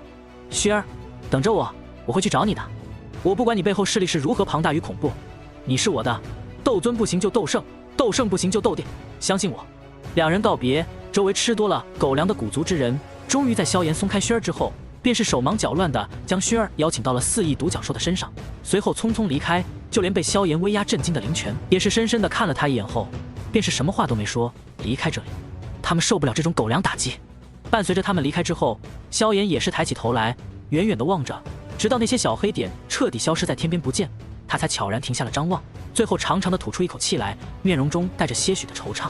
甩了甩头，将这些压抑的情绪甩到了一边。萧炎侧过头来，看向了一处虚空，淡淡的开口道：“大长老，这场戏可否好看？这里是迦南学院内院的地盘，虽然林泉等人实力不错，但要说能进来，没有苏谦等内院长老的允许，打开空间锁也是不可能的。”萧炎知道，迦南学院的背后，那位神秘的院长大人也是远古8族中的人物，对于这些环环绕绕，自然清楚。伴随着萧炎的话音落下，一阵空间涟漪闪过，随后一道脸色略带尴尬的老者也是从半空中出现。他轻轻咳嗽了一声，像是在掩饰什么，淡淡的说道：“有外人来，老夫自然要看着点，可不是故意来看你和那小丫头唧唧我的。”萧炎也没有管苏谦到底看了多久，反正自从后者一来，他便是感知到了，想在萧炎的面前藏匿身形，斗宗还是差了点。大长老，过段时间我也打算离开内院了。偏过头来，萧炎看向天空，淡淡的开口道。而苏谦听闻了他的话语后，也是微微一怔，随后负手而立，好半天后才悄然开口道：“也对，以你的实力，内院根本无法为你提供什么帮助，早点离开也好，早些日子去闯荡，实力也会提升得更快。”苏谦早就在萧炎夺取了陨落星岩之后，便是预感到萧炎即将会离开内院，毕竟面对这样一尊真龙，迦南学院这个小池塘还是难以控制住他，迟早他都会走向更加广阔的天空。西北大陆过于贫瘠，不利于我的发展，以我的天赋，这里过于束缚了。萧炎淡淡的说道。如今整个内院中，除去药老之外，也只有面前的苏谦可以让萧炎进行倾诉了。离开前，我会去一趟黑角域，把接下来的首尾都清理一下。大长老，你们也可以准备好人，做好准备。话音落下，萧炎便是没有再度在此处停留，一步跨出，整个人便是犹如走进了虚幻的空间门一样，在虚空中荡漾出淡淡的涟漪之后，整个人便是消失在了原地。苏谦的眉头紧皱，随后舒缓开来，略微思索，眼神中充满了震撼的神情，之前的一切联系了起来。原来萧炎你小子就是那个之前在黑角域搞事的家伙，难怪。和苏谦交过底后，萧炎也是没有闲着，在内院中再度和那帮老朋友们聚了一聚，酩酊大醉了一番后，再度去找到了紫妍，跟他在药材管理库待了小半天，一同和好长老斗智斗勇，最后拿着一大堆药材仓皇逃离。萧炎也没有客气，将那些药材全部给紫妍炼制成了药丸。打发走了紫妍之后，萧炎也是长长的叹了口气，便是朝着内院内外面走去。如今的内院，就算是强榜排名赛带来的资源，也无法为萧炎提供什么。所幸这里还有着一大帮的老朋友。若是我记得不错，菩提化体显应该就是在黑角域当中出现的吧？萧炎喃喃自语的开口道，眼神中带着些许莫名的光芒闪烁。前一世自己便是第2次来到黑角域后，从黑皇宗的手中夺取了菩提化体弦这天地神物。它不仅能够改善体质，还是协助小医仙控制恶难毒体的主要材料之一。除此之外，最重要的一点便是这个菩提化体弦跟传说中的菩提古树有关。一想到这件事，萧炎的脑海中一道白衣的倩影便是闪现而过，随后一抹惆怅的心理也是不由自主地涌上了心头。小医仙，也不知道你这段时间过得如何。甩了甩头，将一些情绪抛在脑后之后，萧炎便是认准了黑皇城所在的方向，整个人化为一道流光，朝着那里快速飞去。按照记忆中的路线，萧炎不断地飞行着。莫约过了1个时辰以后，太阳开始朝着另一侧落下。那座坐落在大道尽头的城市赫然映入了萧炎的眼帘当中。黑皇城却是诚如其名，恢宏的规模并没有令得它使那个黄字失色，绵延到尽头的漆黑色城墙泛着一股冷冰冰的味道。阳光倾洒而下，甚至还令得那黑色城墙宛如镜子般反射出淡淡光芒。整座城市的城墙都是用极为珍贵的黑石所堆砌而成，即使斗王级的强者全力轰击之下，也是难以造成损伤。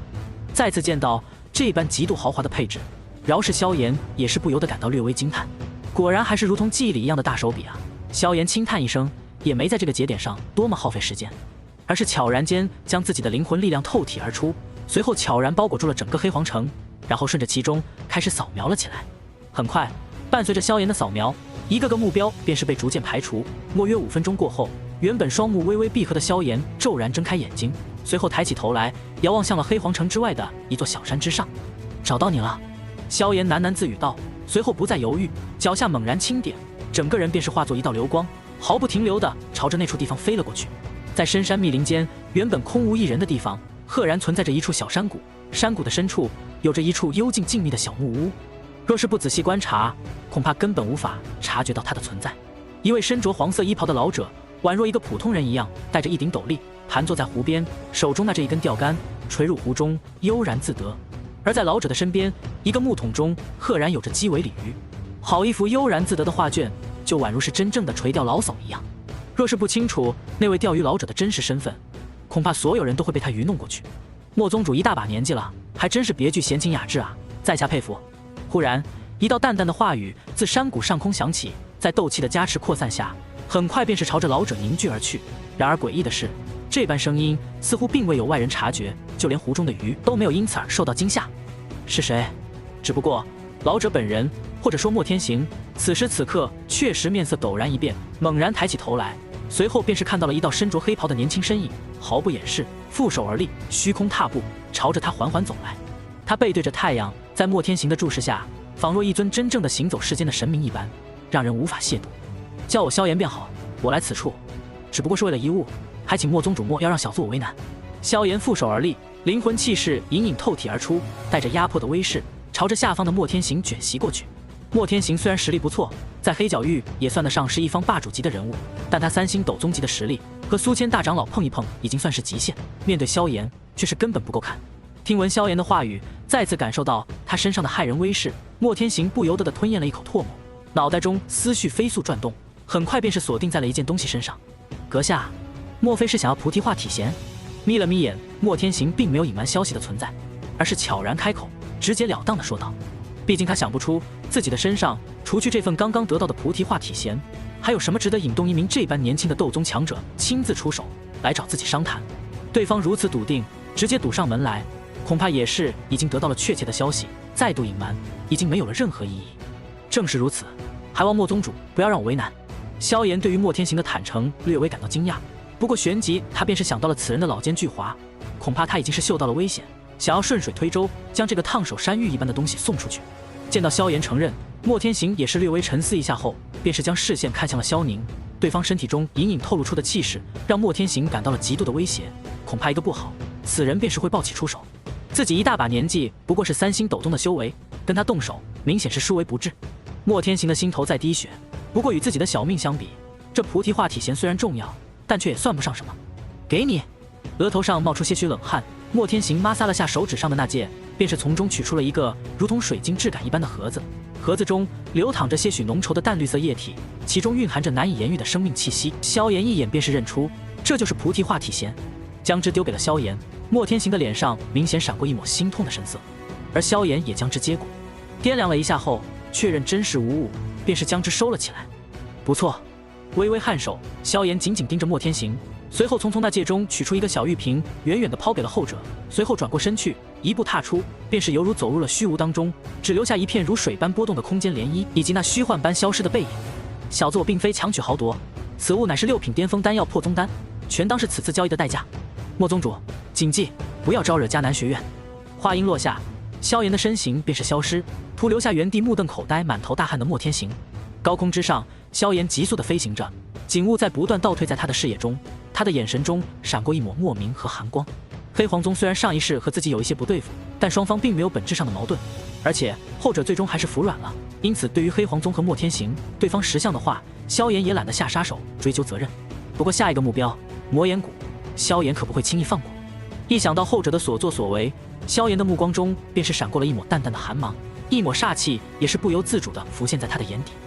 魔岩谷，黑角域的老牌大势力，也是上一次黑角域和迦南学院大战的领头人，其势力强横无比，堪称黑角域第2大势力。比起没有院长坐镇的迦南学院，也只不过是稍逊一筹罢了。相比于黑黄宗，魔岩谷在萧炎的心中，有几个人可以说是上了必杀名单。他们一向和迦南学院并不对付，在前一世不仅干出过袭杀迦南学院的学员长老等事情，更是联合各大势力以及寒风，对萧炎以及他身边的人出手数次，让前一世还没有那么强大的萧炎陷入生死危机。最后气不过的魔岩谷老祖地魔老鬼更是亲自出手，冲到了迦南学院，联合寒风等人，丝毫不顾前辈脸面，要将萧炎置于死地。若不是萧炎自己有着底牌，撑到了千百二老这2位迦南学院的守护者出关，恐怕早已经身死道消。如此深仇大恨，萧炎不可能不报。魔岩谷一处密室当中，一位身着华贵衣袍的老者盘坐在一间静谧的密室当中，双手结出修炼的印记，气息吞吐之间有着浓郁到肉眼可见的能量，伴随着他的一呼一吸，便是收纳进入体内当中。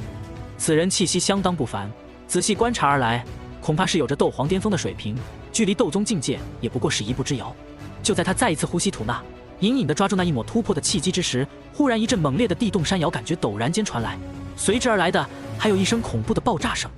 轰隆隆，宛若山峰崩塌一般。还在闭关的华贵衣袍老者当即被惊醒，面容中泛起一抹惊怒的神色，好不容易抓住的突破之感也再度流逝。他脚下猛然一点，背后斗气双翼张开，几个闪身间便是飞出了洞府，很快便是屹立到了山头之上。而在他的身边还有着几位张开斗气双翼的长老，缓缓落下，面容上都带着不解的神色。这些人像是没有搞清楚状况，到底发生了什么？就在他们几人面面相觑的刹那，一道声音猛然自高空之上响起，带着无比狂傲的神情，声音伴随着斗气扩散开来。这声音犹如滚滚惊雷一般，笼罩了大半座魔岩谷。哼，你们魔岩谷的人总算肯滚出来，不在这里当缩头乌龟了。众多魔岩谷长老猛然抬起头来，只见高空上一道身影负手而立，看他的面容显得相当年轻，而在他的背后还有着一堆紫色的双翼在不断的扇动着。什么阿猫阿狗也敢闯荡我魔岩谷？为首的华贵衣袍老者，也就是魔岩谷的大长老方言，微微眯起眼睛，看向了高空中那道被生斗气双翼的身影，随后嘴角微微耸动，低喝道：“我魔岩谷岂是你想来就来，想走就走的地方？”猛然间，他开口高喝，声音如同滚滚惊雷，夹杂着些许的怒意，充斥着大半座魔岩谷，道：“魔岩谷诸位弟子听令，请拿下此人，给我上！”伴随着方言的暴喝声落下，下方数座山峰之上，10多道背身斗气双翼的身影猛然脚下轻点，整个人飞跃了起来。他们每个人面容上都带着残忍的神色，观其实力都在斗王水平。望着那一群向着自己围拢过来的魔岩谷弟子，萧炎的眼神中也是一抹淡淡的煞气闪过，随后也不见他动作，而是脚下猛然轻点，随后低喝道：“呵，好大的威风！”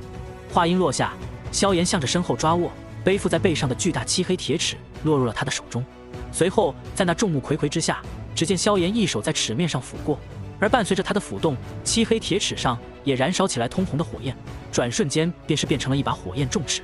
就让你们看看什么叫做绝望。萧炎的眼神中一抹戾气闪烁而过，没有丝毫犹豫，他当即向着下方挥动出那柄铁尺，同时暴喝出声道：“焰分式浪尺，给我破！”足有10几丈长的烈火尺芒当即飞出，自上而下猛然砸去，带着骇人的威势落在了众多魔岩谷斗王弟子的头上。大家别慌，一起联手制服他。有的魔岩谷弟子冷静地指挥道，随后几十位魔岩谷弟子一起打出自己的擅长斗技。霎时间，足有10几道不同颜色的斗气流光划破空间，朝着那尺芒迎了过去。只不过下一秒，便是让人震撼的一幕出现。只见那些斗技在尺芒的斩击下，短暂的僵持了不足1秒的时间后，便如同摧枯拉朽一般被击毁。噗嗤！那些魔岩谷弟子当场喷出一口鲜血，面色苍白，暴退而下。至于那名为首的魔岩谷弟子，则是来不及躲闪，当即被尺芒斩击而过，化作了2半烧焦的尸体，从高空中坠落而下。该死的家伙，一起出手，别给这家伙喘息的机会！方言的眼皮略微抖动，10几名斗王弟子的围攻当即被横扫，对方的实力超出了他的预料。不过他当即低喝道，指挥着数位斗皇级别的长老一同出手。话音落下，他脚下猛然一点，整个人化作一道璀璨的流光，朝着高空飞去。有着方言这位大长老的带头，剩下的4、5位魔岩谷斗皇长老也没有退缩，当即跟着他飞了上去，隐隐堵在了萧炎身边各处，封锁了他逃跑的路线。而对于魔岩谷主位长老的动作，萧炎并没阻止，而是负手而立，丝毫没有胆怯。小子，别想逃跑！方言发出了一声冷笑，随后手掌上斗气凝聚，足有7、8丈大小的掌印便是凝聚出来，带着骇人的威势，朝着萧炎猛然打去。而伴随着他的动作，周围的魔岩谷斗皇长老们也是毫不犹豫，纷纷冲着萧炎打出自己的得意斗技。纵然是斗皇巅峰的强者，也不可能挡下来这种围攻。方言的嘴角已经上扬，一抹冷笑出现，他已经可以预感到萧炎是如何死在他们的攻击下了。然而下一秒，只见萧炎一步踏出，悍然轰出一拳，带着庞大的力道和能量，迎向了诸多攻击，同时暴喝道：“八级崩，给我破！”只见萧炎的拳头夹杂着凶悍的力量，以及澎湃的斗气和灵魂力量，对着那迎来的诸多魔岩谷长老攻击，直接毫不犹豫地轰了过去。轰！下一秒，只听一声剧烈的爆炸声，高空之上，一个斗气爆炸引发的大火球突兀地出现在其中，夹杂着五颜六色的斗气流光，扩散了开来，一时间显得极为激烈，时不时还能听到细小的炸裂声从其中响起，就像是热油在煎炸着什么东西一样悦耳。哼，狂妄的小子，竟然敢直接硬接我等的攻击！饶是他有着斗皇巅峰的修为，也要陨落其中。一位魔岩谷的长老见到高空中爆发的烟花，当即嘴角上扬，褶皱的面皮略微抖动，发出一阵冷笑声来。他的实力不弱，足有5星斗皇的修为，在他的认知中，整个黑角域除去那寥寥数位斗宗级的超级强者以外，根本不存在任何人能够挡下他们的联手一击。不仅如此，在他的身旁，其他的几位魔岩谷长老也是纷纷露出了相同的表情，显然也抱有和他一样的想法。不太对劲，与他们并不相同，魔岩谷大长老方言却是并没有消灭大敌的喜悦，反而一股疑惑充斥在心头上，让他不由得变得有些焦虑。他的直觉敏锐，知道刚才的联手一击都打在了那个突兀冒出来的家伙身上，但总有一股不好的感觉浮现在他的心头。然而看着周围其他魔岩谷长老一副清风的模样，他的焦虑也是不由得在心底安慰自己道：恐怕是老夫想多了。就在魔岩谷几位长老还在探讨要如何处理这件事的时候，高空之上一道冷厉的声音在斗气的扩散下，如同滚滚惊雷一般再度炸响。你们魔岩谷长老就这点本事？话音落下，所有人都不可思议地抬起头来，却看到了让他们今生都难以忘怀的一幕。只见一道狂风猛然出现，卷袭开来，将那爆炸吹散。而在那巨大的爆炸中心，一道身着黑袍的年轻身影负手而立，自下而上，犹如打一群待宰的羔羊一样，毫无感情地打量着下方的众人。一瞬间，整座魔岩谷如同被按下了静音键一样，显得异常寂静，没有一丝一毫的声音出现。所有人都瞪大眼睛望着这一幕，脑海中满是不可思议的情绪。不可能，他怎么可能还活着？一定是我看错了，你快掐一下我！一定是假的！无数杂乱的声音响起，很快，一道充满凄厉的惨叫自魔岩谷众人口中发出，带着些许惊恐的神色高喝道：“斗宗，他是斗宗强者！”听闻此言，萧炎眉角轻挑，带着些许的戏谑，看向了下方的众多魔岩谷长老，淡淡的开口道：“答错了，不过就算是答对了，也没有奖励。”话音落下，在众目睽睽之下，萧炎猛然一步踏出，下一秒，他的身影在高空中便是直接如同虚幻一般消散了开来。就在众人还在惊慌他到哪里去了时候，忽然一道沉闷的响声伴随着清脆的咔嚓声响起，一位之前还在高空上的魔岩谷长老顿时如同炮弹一般自高空之上飞出，向着下方砸去，冲入一群魔岩谷弟子堆中，顿时死伤无数。一个。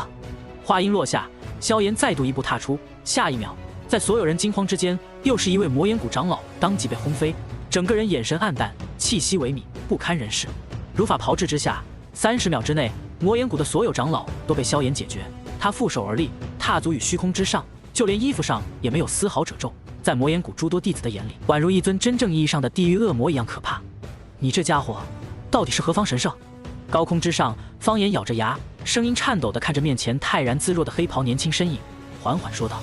他的声音中有着自己都没察觉到的些许抖动。他知道，以自己的实力和速度，根本无法抗衡眼前这个神秘的强者，只能寄希望于对方手下留情。方言，魔岩谷大长老是吧？萧炎定睛望去，看到略显熟悉又夹杂着几分厌恶的佝偻身影，眼底深处一抹寒意便是闪过。不过他并没有立即动手，留下方言一命不是萧炎仁慈，而是他感知到了，在魔岩谷的范围内并没有地魔老鬼的踪迹。那位魔岩谷的创始人也是如今黑角域中的最强者，若是不将他击杀，恐怕日后会对迦南学院不利。于情于理，萧炎都没有放过他的理由。该死，年轻人，你虽然很强，你以为我魔岩谷屹立黑角域这么多年，就只有这些实力吗？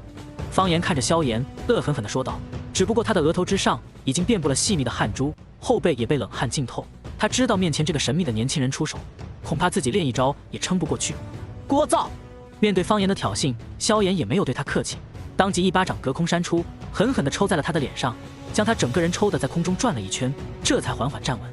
在他的脸上能看到一个深红的巴掌印记，极为显眼。把地魔老鬼叫出来，我没耐心陪你在这里浪费时间。萧炎冷冷地说道。而方言的额头上也是冷汗密布，他的眼神中满是阴冷凶狠的目光。今日魔岩谷遭受大劫，一旦地魔老鬼出来，他也要遭受到沉重的责罚。不过如今也顾不得那么多了。方言脸色阴霾，手指在那戒上摩挲而过，从中取出了一枚鼓哨，随后直接注入斗气吹响，顿时一股凄厉的声音自鼓哨中激发，飞速地扩散开来。而伴随着鼓哨声音的扩散，萧炎也能感知到一股沉寂的气息猛然自魔岩谷后山处激发开来。轰隆隆，又过了几秒，一股凶悍的波动猛然激发，魔岩谷的后山当即炸裂，一道身影从中猛然窜出。方言，老夫应该提醒过你，若无要紧之事，莫要将老夫唤醒吧。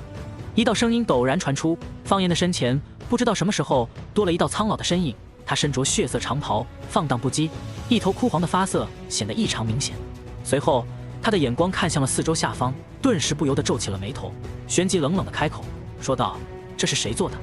语气中能够明显的听出怒意来。老祖，实在是有人欺人太甚啊！方言见到地魔老鬼出现的，当即跪了下来，一把鼻涕一把泪的述说到刚才发生的事情。而萧炎也是乐得如此，就那般看着二人的互动，在他的脑海中，两人的身影有些重合，略微一思索，不由得哑然失笑，在心中暗道：这不就是那云棱老狗当初求云山时候的样子，简直一模一样。很快，方言将刚才发生的全部事情叙述完毕。而地魔老鬼也是面色不善地看向了高空之上的萧炎，眼神中带着些许冰寒的杀意。他负手而立，衣衫无风自动，凶悍的气势自他的身体中猛然激发，一时间天地变色，天空上的云层也被他猛然激发出来的气势搅得粉碎。老夫沉寂多年，没想到黑角域的年轻人都觉得老夫已经陨落，不记得当年的恐惧了吗？声音如同滚滚惊雷一般，在斗气的扩散下传递开来，笼罩了小半片魔岩谷。伴随着一字一句的出现，地魔老鬼的气势再度缓缓高涨，显得异常骇人，让下方的无数魔岩谷弟子不由得激动万分。老祖这般强横，那外来之人定会付出代价。看着地魔老鬼这样装高人，萧炎的眼底深处也不由得泛起了一抹讥笑，没有丝毫客气，直接揭穿了地魔老鬼的遮羞布，朗声道：聒噪，你要是真有实力，怎么不到中州去耍威风？说白了，当年的那一批黑角域强者，你是混得很差的，想在我的面前装逼？地魔老鬼，就你那副德行还不够？看着脸色变幻的地魔老鬼，萧炎再度冷哼一声，继续冷笑着开口补充道：地魔老鬼，你也不过是山中无老虎，猴子称大王，当年和你的那一批强者，你比得上哪一个？这番话语出口，地魔老鬼当即脸色一变，旋即狠厉了起来。萧炎的这般话语直截了当地戳中了他的痛处。虽然如今的地魔老鬼可以碾压黑角域的任何黑榜强者，但在当年的那一辈人中，他却算不上什么。尤其是跟他同一辈分的迦南学院院长芒天尺，早已踏入斗尊境界，莫说是一个地魔老鬼，就是10个绑在一起，也会被人家一巴掌干碎。该死的年轻人，休要妄言，给老夫耐命来！恼羞成怒的地魔老鬼当即没有再给萧炎继续戳他痛处的机会，猛然出手，整个人化为一道血色流光，朝着萧炎冲了过去，声势惊人。而面对地魔老鬼的攻击，萧炎并没有丝毫退缩，而是一步踏向前方，当即一拳迎着地魔老鬼冲来的方向轰出，冷喝道：给我破！顿时萧炎的灵魂力量猛然激发，带着磅礴的力道一拳砸出，恰好迎接上了地魔老鬼拍出的一掌。砰！沉闷的拳肉交击之声猛然炸响，一圈无形的气浪自二人交手之处猛然扩散开来，犹如砸入水面的荡漾波纹一样。下方二人交手的一处山头猛然间凭空炸裂了开来，无数碎石滚滚落下，一时间犹如一场流星雨绚丽。短暂的停滞一瞬间后，二人再度动起手来，斗气激发，一瞬间乒乒乓乓的沉闷交手之声不断自他们交战的中心发散出来，显得异常骇人。霸龙拳，给我滚开！片刻后，伴随着一声低喝响彻天空，萧炎再度一拳轰出，砸在地魔老鬼双臂交叉的格挡之处。后者面色一变，感受着一股磅礴的巨力在自己的身上激发，不由得退去数十步。小子，你到底是谁？地魔老鬼的眼皮不由得跳动。刚才的一番交手之后，他发现面前的这个年轻人看似弱小，但是实力却是超出他想象的强横。面对他的攻击，丝毫不落下风。以这般年纪，所展现出来的实力，这个年轻人真的不简单。即使芒天尺那个老东西，在他的这个年纪也不可能做到这一步。想到这里，地魔老鬼顿时萌生出了退意。萧炎这般年轻，便是有着这般实力，除去天赋之外，恐怕背后的势力也不简单。贸然得罪，恐怕会引来大祸端。虽然损失极为严重，但是比起和萧炎结仇来，地魔老鬼显然知道自己该怎么选择。这位小哥，我魔岩谷可有得罪你的地方？这般打杀之下，我魔岩谷损失惨重，你也应该消了气吧？再打下去对谁都不好，不若我们握手言和。老夫保证，不会追究你的责任。地魔老鬼面对萧炎可能存在的背后势力，毫无骨气地怂了。然而他想要退缩，萧炎却不同意。晚了，刚才你出手3招，那现在你也接我一招吧。伴随着一声暴喝，萧炎不再掩藏自己的真实实力，如今能够动用的所有灵魂力量一同激发，顿时风云激荡，大地崩裂，天空异响。顿时，地魔老鬼变了脸色，不由得失声道：“斗尊，不，还差点，怎么可能？”然而他的疑惑没有人能给解释。只见萧炎的手中顿时出现了2种颜色不同的异火，随后交织在一起，顿时一朵美轮美奂的火莲成型。佛怒火莲，去！伴随着一声轻喝，萧炎手掌一推，顿时那枚火莲在地魔老鬼惊恐的眼光中朝着他飞了过去，随后猛然间爆炸开来。轰！猛烈的爆炸声陡然响起，一团剧烈的火光犹如小太阳一般燃烧在魔岩谷的高空之上，一朵蘑菇云也恰到好处的在此时升起。用这一招送你上路，也算了却了上一世的遗憾。遥远的天空之上，黑袍青年震动着紫黑双色的翅膀，一股股闷雷声响不断的在天空上低沉的响起。那朵绚烂的火莲在萧炎的眼前飞速射出，跨越了无数距离，朝着地魔老鬼砸了过去。后者的脸色在这一刻彻底变成了酱紫色，整个人的眼珠子突出，旋即便是一抹极度惶恐的情绪出现在他面色上。逃！此人不可力敌！他的脑海中浮现出无数道类似这样的话语，整个人的每一处细胞都在疯狂的呐喊，显然是感受到了这股毁灭性的力量。不过为时已晚，在地魔老鬼升起这个念头的时候，那枚绚烂的双色火莲已经出现在了他的面前，然后轰然爆裂开来。望着眼前那犹如核爆一般的场景，萧炎只是轻轻地拍了拍手，没有丝毫的不适。以他现在的实力，如今展现出来的双色火莲，论起威力来，比起前一世面对地魔老鬼施展出来的4色毁灭火莲还要强上好几倍，击杀一个7星斗宗的地魔老鬼可谓是绰绰有余了。前一世你在我毁灭火莲下侥幸逃得一命，这一次再接下我这火莲试一试啊！萧炎心中低喝一声，注视着眼前的爆炸产生，随后冲击波扩散，魔岩谷方圆10里之内全部的高山都被生生震碎，一时间地动山摇，宛如天灾降临一般，让无数魔岩谷弟子苦不堪言。爆炸消失，感受着其中的气息消散，萧炎当即大袖一挥，顿时狂风卷袭，很快便是将爆炸产生的浓雾烟尘吹散，而其中只剩下一截残缺如同黑炭一般的物体，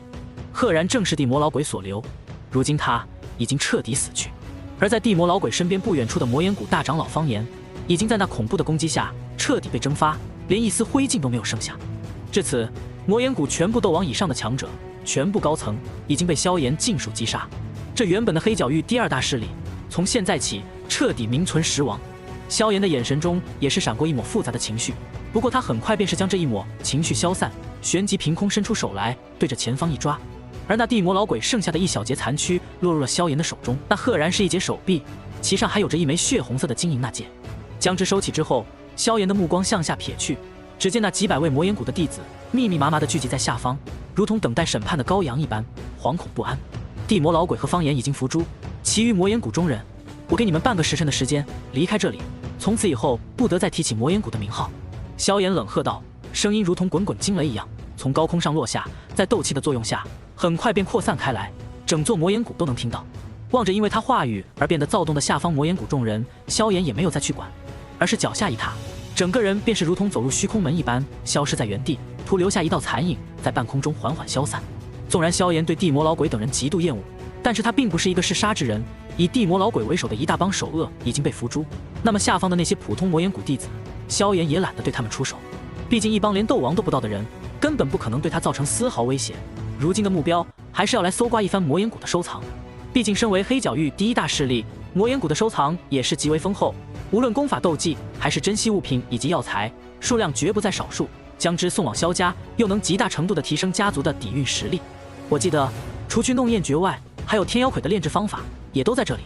萧炎的眼神中闪过一抹金光。如果说前一世对他极为重要的辅助功法以及道具，那么改良版的弄颜诀以及天妖魁绝对排得上号。不过那些东西都在他的脑海中根深蒂固，他所需要的是其他的一些资源。很快，顺着记忆，萧炎便是来到了魔岩谷当中一处的漆黑山壁之中。顺着其中隐秘的台阶，萧炎快速地走了进去，轻车熟路。以他如今的速度，也是大约走了1分钟左右，才来到尽头。看到一栋厚重的石门，其上还有着密闭的纹路，显然有着阵法的支持。破！普通的斗皇强者可能在面对这一扇石门的情况下会犯难，但是对于萧炎来说却算不上什么。肌肉鼓起，斗气凝聚在臂膀之上，灵魂力量激发，一拳重重的砸出，便是将那厚重的石门直接轰得粉碎。就在石门破开的刹那，便是有着一道劲风出现，而萧炎对此早有预料，眼神中闪过一抹怀念的神色，旋即化拳为掌，随后将那2道袭来的劲风生生的抓住，随后向下猛然压了过去。倒在地上。果然还是天妖魁，萧炎喃喃自语道，随后斗气激发，开始强行炼化这2只天妖魁。他们都具有斗宗实力，算是一个不错的打手，如果给萧家留下来，也算是不错的保镖。很快，萧炎便是将魔岩谷的宝库搜刮完毕，将其中的一切都卷吸完毕，随后遥遥地轰出一拳，将整个魔岩谷轰塌陷之后，便是离开了此处。魔岩谷被覆灭的消息顿时如同轩然大波一样，卷袭了整个黑角域，就像是在幽静的水潭中丢入一枚炸弹一样，让无数人震惊不已。魔岩谷那可是黑角域除去全盛时期的迦南学院最为强横的势力，如今竟然被覆灭，带来的震撼过于沉重，无数人心惶恐不已。不仅如此，很多属于黑角域的势力这段时间都低调了很多。然而相比于他们早就得到了萧炎通知的迦南学院，反而纹丝不动，反而还趁着消息传递的时候，再度加大了安排在黑角域的人手，大赚了一笔。就在所有人都被这个消息震撼的时候，覆灭黑角域的始作俑者反而陷入了深深的沉思。一道黑影悬浮在高空之上，看似毫无气息波动，但是一旦凑近仔细观察，便是能够看出他身体中蕴含的爆炸性毁灭性的力量强大无比。然而这道身影的面庞之上，如今却浮现着一抹纠结的神色，显然为此陷入了苦恼。莫约小半个时辰之后，那道身影终于下定了决心，随后甩了甩头，喃喃自语道：罢了，那就先去出云帝国走一遭吧。伴随着淡淡的话音落下，萧炎的心底深处没由来的一道倩影忽然闪过，他的眼底深处也是浮现出一抹柔软的神色。很快，他整个人便是化为一道流光，朝着远处飞去，很快便是化作一个小黑点，彻底消失在了天边。出云帝国是临近加玛帝国的3大帝国之一，也是这附近最强大的一个帝国，远超出另外3大帝国。出云帝国虽然如此强盛，但也与周围的帝国有着不小的摩擦，尤其是与加玛帝国摩擦最为严重。2大帝国甚至一度产生过惨烈的战争，双方互有胜负，但总的来说还是出云帝国更胜一筹。双方产生矛盾的主要原因，便是加玛帝国更加盛行炼药师的存在风气，而出云帝国却不一样，在那里有着一种极为特殊的职业，名为毒师。毒师具备一种毒属性的斗气，而这种斗气原本并不常见，但是在出云帝国却是远远比起其他属性的斗气要多上无数倍。也正因为如此，出云帝国多出了一种名为毒师的特殊职业。毒斗气又是有着无数分支，不过大致也是相同，便皆是蕴含着剧毒。当然，毒这种异常毒性自然不是正常属性，而是人造的变异产物。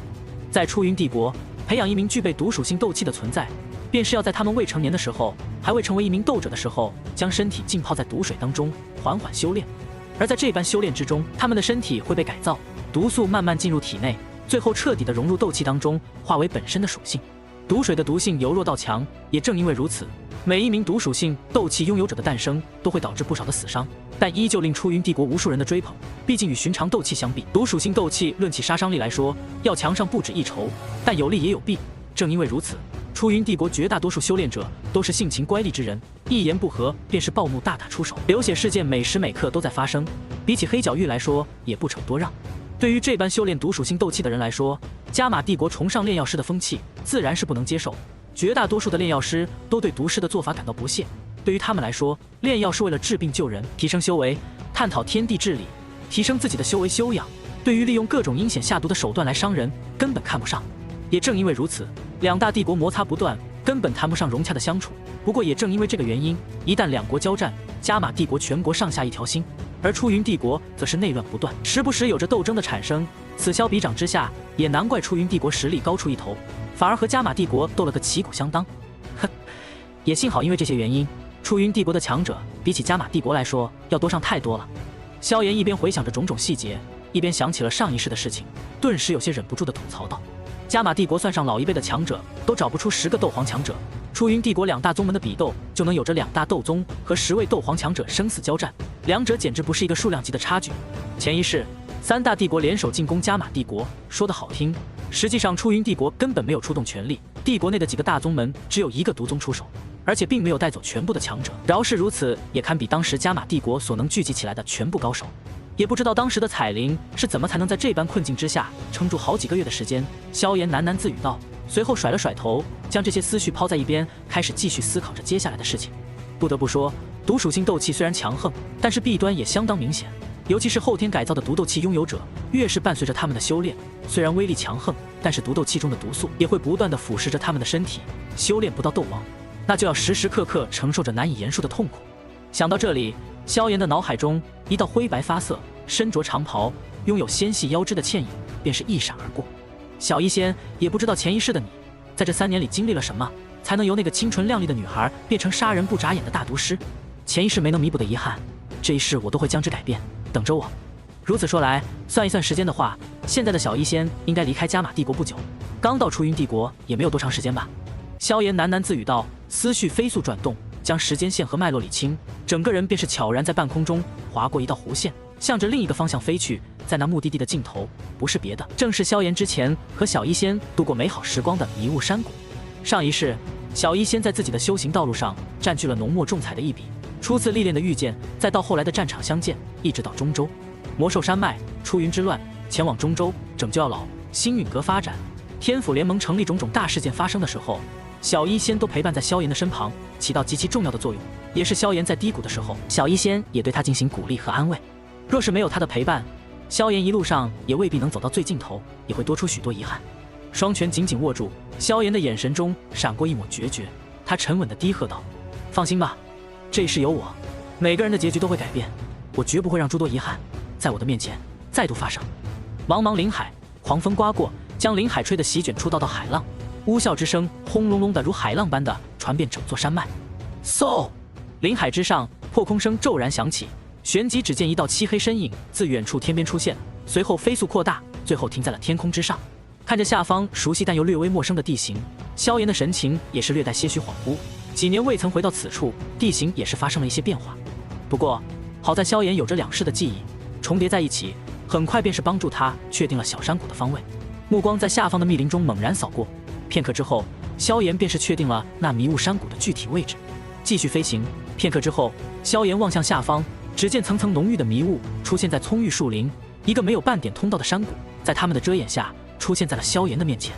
身形缓缓自高空下降，深深吸了一口，感受着略微冰冷的空气以及熟悉的幽香味道，萧炎也是不由得合上了双眼。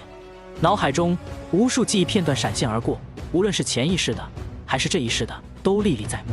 良久，萧炎才缓缓睁开眼睛，顺着熟悉的道路走向了山谷深处。很快，入眼处便是熟悉但又陌生的药田、山崖、小茅屋，果然没有太多的变化。不过这却也是恰好值得缅怀的一点啊。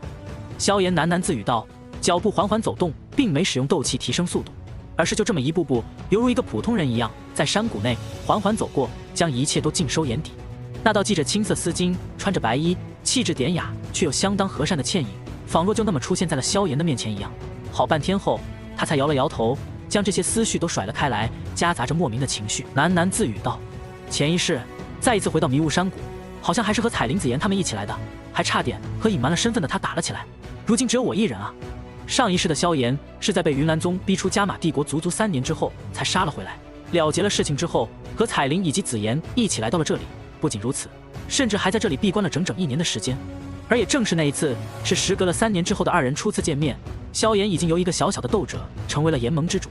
而那个和善乐于助人的小医仙也成为了让人闻风丧胆的毒宗宗主，造化弄人。在迷雾山谷待了1天1夜之后，第2日的清晨，萧炎盘坐在山崖之上，在晨曦来临的时候，缓缓起身，再度深深地望了一眼迷雾山谷后，脚下猛然轻点，整个人化作一道流光，背着太阳朝着远处飞去，很快便是化为了一个小黑点，消失在了天际。加玛帝国虽然辽阔，但以萧炎如今的速度却算不上多远，莫约2个时辰之后，他便是从迷雾山谷来到了加玛帝国的边境，没有丝毫犹豫，萧炎巧然从边境线飞过，远远地望到了属于出云帝国的战争要塞之后，他便是将之无视，一头扎入了出云帝国的版图之内。那要塞上空原本用来净空的斗气阵法，对于萧炎的路过确实没有起到任何作用，甚至都未曾有过激发的迹象。这一次，萧炎的目的不仅仅只是从出云帝国将小医仙带回来，他还有一件更重要的事情去做。想到这里，萧炎的脸上也是浮现出了一抹冰冷。潜意识的自己在覆灭了云岚宗之后，建立了联盟，便是进入了闭关。然而就在这之后不久，加玛帝国边境的3大帝国便在魂殿铁护法的撺掇下，联起手来，发动了对加玛帝国的围攻。虽然最后取得胜利，但那一战也是令得联盟损失惨重。这一次，虽然联盟的成立比起潜意识来要提前了好几年的时间，但即使是萧炎也不敢保证3大帝国围攻加玛帝国的时间线会不会提前。毕竟，当自己带着记忆重生的那一刻，许多事情也是必然会发生改变。希望那个铁护法就在出云帝国，这一次一并将他揪出来，顺便去会一会些碧炎那个老家伙。毕竟潜意识，你这老家伙可是给我造成了很大的麻烦。想到这里，萧炎原本就有些冷厉的眼底深处，也是不自觉地迸射出了一抹森然的杀意。在潜意识，萧炎也和这个老家伙交过手，但他颇为阴险，战败临死前，利用秘法将毕生累积的毒斗气化为了魔毒斑，打入了萧炎的体内，害得他苦不堪言，时刻都有着性命危险。也幸好最后在炼化了第3种异火之后，魔毒斑也被彻底炼化，反而让萧炎的修为因此得到了提升，让歇碧炎的想法落了个空。把诸多想法埋藏在心底，萧炎再次加速，整个人化作一道无形的流光，肆意的在出云帝国境内飞舞着。以他如今恢复的灵魂力量，整个出云帝国没有任何人能够察觉到萧炎的动向。出云帝国毒尸横行，虽然总体修为比起加玛帝国来说要强上太多了，但是因为太过混乱，各地强横势力独自发展，无数散修强者自顾自的行动，也导致了始终没有人能够整合出云帝国的全部毒尸。一处广袤的平原之上，一座巨大的城市如同匍匐在平地上的巨兽一样，虎视眈眈，其城墙通体呈现黑色，显得极为庄重肃穆。每隔城墙一段距离，都是有着全副武装的士兵正在巡逻，而城门口处则是排着大批大批的队伍，显得异常热闹。这是出云帝国相当出名的一座大城市，黑溪城也是萧炎进入出云帝国之后途经的第5座大城市。想要在一个国家没有任何凭借的找一个人，犹如大海捞针一般难以搜寻。不过萧炎也没有放弃，他坚信自己一定能够找到小医仙，希望这一次不要让我失望吧。黑袍身影喃喃自语着，随后跟随着人群走进了黑溪城中。嘿嘿，你们听说过那个最近闹得风头很大的女毒修吗？就在萧炎刚刚迈步走进黑溪城不久，转过一个拐角，一道声音便是悄然飘在了他的耳边。女毒修3个字引起了萧炎的注意，他眉头一挑，转过头来向着声音传来的方向看去，却发现那里有着几个身着毒师衣袍的家伙，他们结伴行，看起来是同路人。而那句有关女毒修的话，也是从一个略显阴郁的中年男子口中说出来的。哼，这件事之前闹得可不小，但凡有点信息渠道，附近几个大城市的人谁不知道？一位看起来比较年轻的男子呵呵一笑，对中年男子的话语进行回复，而另一旁的一位老者则是轻轻地咳嗽了一声，淡淡的说道：不过话说回来，那个小毒女的天赋实力可不弱，以大斗师之身，面对2、3个斗灵强者的围攻，都能反杀1人后逃跑，真让人感叹。那名最先开口的中年人见到话题都被抢光，当即有些急了，红着脸连忙嗤笑着道：切，天赋高又能怎么样？得罪了魔毒宗，任他有再多的手段，也自身难保。伴随着他们的谈论，萧炎一路尾随，将之尽收耳底，心中也是一喜。根据几人的描述以及有关外貌的说法，萧炎已经有着90%的把握可以断定，这几个人说的就是小医仙。除此之外，他也在几人的聊天中将事情的大概缘由弄了个明白。大致上来说，就是小医仙初来乍到，不懂规矩，在因为一次毒物的争夺之上，得罪了魔毒宗的一个弟子，对方恼羞成怒，事后带着人抢劫小医仙，反而被小医仙反杀。然而这可不得了，这位魔毒宗的弟子竟然是魔毒宗一位长老深受喜爱的后人，虽然实力不强，但受到的宠爱可不少。这一下子被反杀，可是引起了轩然大波。而也正因为如此，他彻底得罪了魔毒宗，受到了追杀。而那个魔毒宗的实力也不弱，比起没有云山的云岚宗还要强横上不少。他们的宗主是一位8星斗皇级的强者，宗门内斗王级的长老也不在少数。不过因为小医仙最开始得罪的只是一位斗王长老而已，如今出面对付他的人也不过是一些大斗师级别的精英弟子，还有一些斗灵级的执事罢了。还好那名斗王强者没有亲自前来，否则以小医仙现在的本事，恐怕真要危险了。不过即使现在也好不到哪里去啊。萧炎的眼神有些阴霾，他没想到小医仙竟然一来到出云帝国不久就遭受到了如此险境。这是他上一世不曾知晓的事情。但是既然这一世已经发生，那在没有自己介入的情况下，前一世肯定也发生过同样的事情。他也很不容易啊。萧炎在心底感慨道。不过如今小医仙陷入了危机，他自然不会坐视不管。既然情报已经收集完毕，那么也该动身了。既然事情与魔毒宗有关，那么也没必要那么麻烦。萧炎只是随意的打听了几下，用金币开路，便是打听到了一位魔毒宗弟子的踪迹。随后他确认了对方的身份之后，便是暗中出手将之擒了下来。进行了多方拷问之后，萧炎确认了小医仙的消息不仅为真，而且还得到了一个更重要的情报。虽然最开始小医仙和魔毒宗的矛盾只是因为那位斗王长老的后人抢劫不成反被杀害，但是后面不少魔毒宗的人因为那位长老的命令去追杀小医仙，也被屡屡逃脱，甚至多次反杀之后，已经引起了魔毒宗的注意。这一次魔毒宗不打算再放过小医仙了，而是要以雷霆之势将之直接擒下。也正因为如此，他们根据小医仙的行动规律布置下了天罗地网。在小医仙最后出现的城市附近，也就是黑雾城外的暗港中，每隔一段时间例行举行的拍卖会中放出消息，在那批拍卖物中放出了一批堪比3-4品丹药的奇异毒物，引诱他上钩。不仅如此，魔毒宗还专门为此派出了一名斗王强者，10位斗灵执事进行压阵，务必要将他擒拿归来。以小医仙最后一次所展现出的大斗师修为，任他再怎么强横，也无法抗衡这般强大的阵容。回想起魔毒宗弟子吐露出来的消息，萧炎的眼底深处也是泛起了一抹寒光。好在他并没有来晚，按照那名魔毒宗弟子所说，下一次的黑雾城暗港拍卖会在3天之后才会开始。幸好我得到了这个消息，不过恐怕他要陷入危险了。虽然没有萧炎的庇佑，前一世的小医仙也是独自闯过了诸多艰难险阻，但是他所经历的一切相比远远要沉重痛苦很多。既然我回来了，那么一切遗憾悲剧都要改变。萧炎喃喃自语道，随后便是化为一道流光，朝着黑雾城所在的方向快速地飞了过去。3天时间转眼而逝，而在这期间，萧炎早就潜入了暗港之中，就像是一个普通的得到拍卖会消息展开的路人一样。他并没有展现出自己的实力，而是静静地等待着事情的发展，也渴望着3天之后2人再度重逢的一刻。来了！忽地，盘坐在床上的萧炎猛然睁开眼睛，一抹金光从眼中爆射而出，他的脸色上出现了一抹喜悦，整个人不见其身，身形略微一动，便是消失在房间内，出现在房顶之上。一道熟悉的气息出现在了萧炎的感知之内，虽然极其微弱，但是萧炎可以肯定，这道气息便是小医仙的气息。下面这株3彩毒藤果起拍售价20万金币，25万，我出30万。热闹的拍卖会中，一处角落，一道被黑袍包裹的不起眼身影悄然举起了手中的牌子，用略带沙哑的声音说道：50万金币。黑袍之下略显苍白的脸颊，红润的嘴唇，赫然正是小医仙的面容。50万金币第一次，50万金币第2次，50万金币第3次。好，恭喜这位朋友，这枚3彩毒藤果是你的了。伴随拍卖师重重地将锤子敲下，决定了这件毒物的买主。而听到这般话语，黑袍之下的小医仙也不由得略微松了口气。他正是听到这黑雾城的暗港拍卖会中会出现一批精品毒物，虽然怀疑这是魔毒宗的阴谋，但这3彩毒藤果已经被标记在那本7彩古书之上，是恶男毒体想要进化到下一步很重要的一位毒物，这才贸然铤而走险，想要将之获取。待得等会儿离开，寻得密地，将这莓果子吞噬，我恐怕也有这几分自保的实力。小医仙喃喃自语道，脸庞上的温和和柔软如今已经消失了大半。如果让一个青山镇居住了超过10年的人看到这一幕，恐怕都会不可置信，那个善解人意的小医仙怎么会变成这般模样？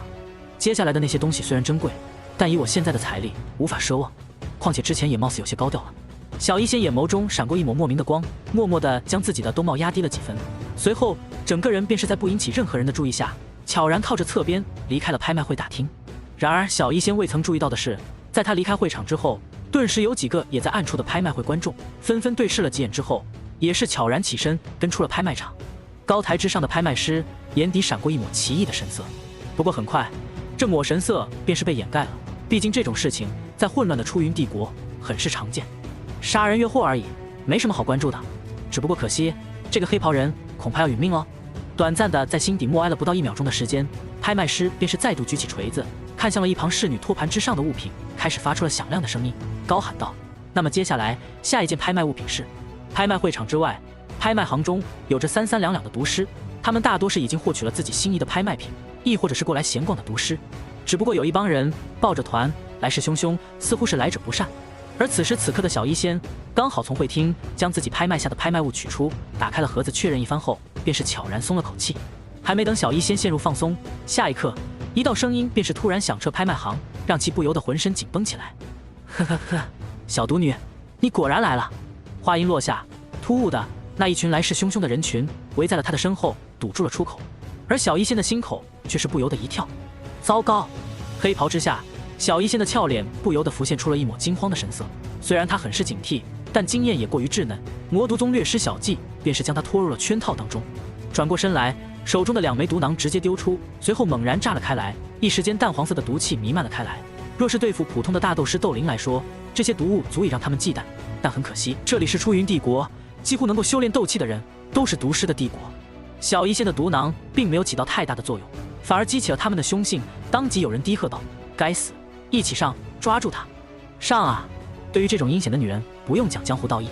嘿嘿，等抓住你，我一定要让你知道什么叫做好看。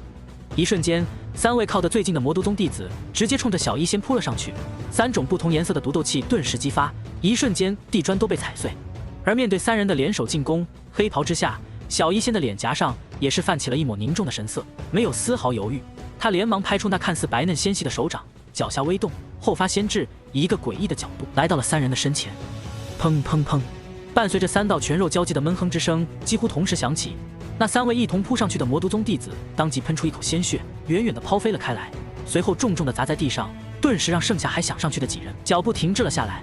斗灵，他突破到斗灵了。这时候，观战的众人以及魔毒宗的剩下几人面容上都是浮现出一抹惊讶。短短1个月的时间，小毒女竟然在他们的追杀之下，从大斗师突破到了斗灵，这般天赋着实惊人。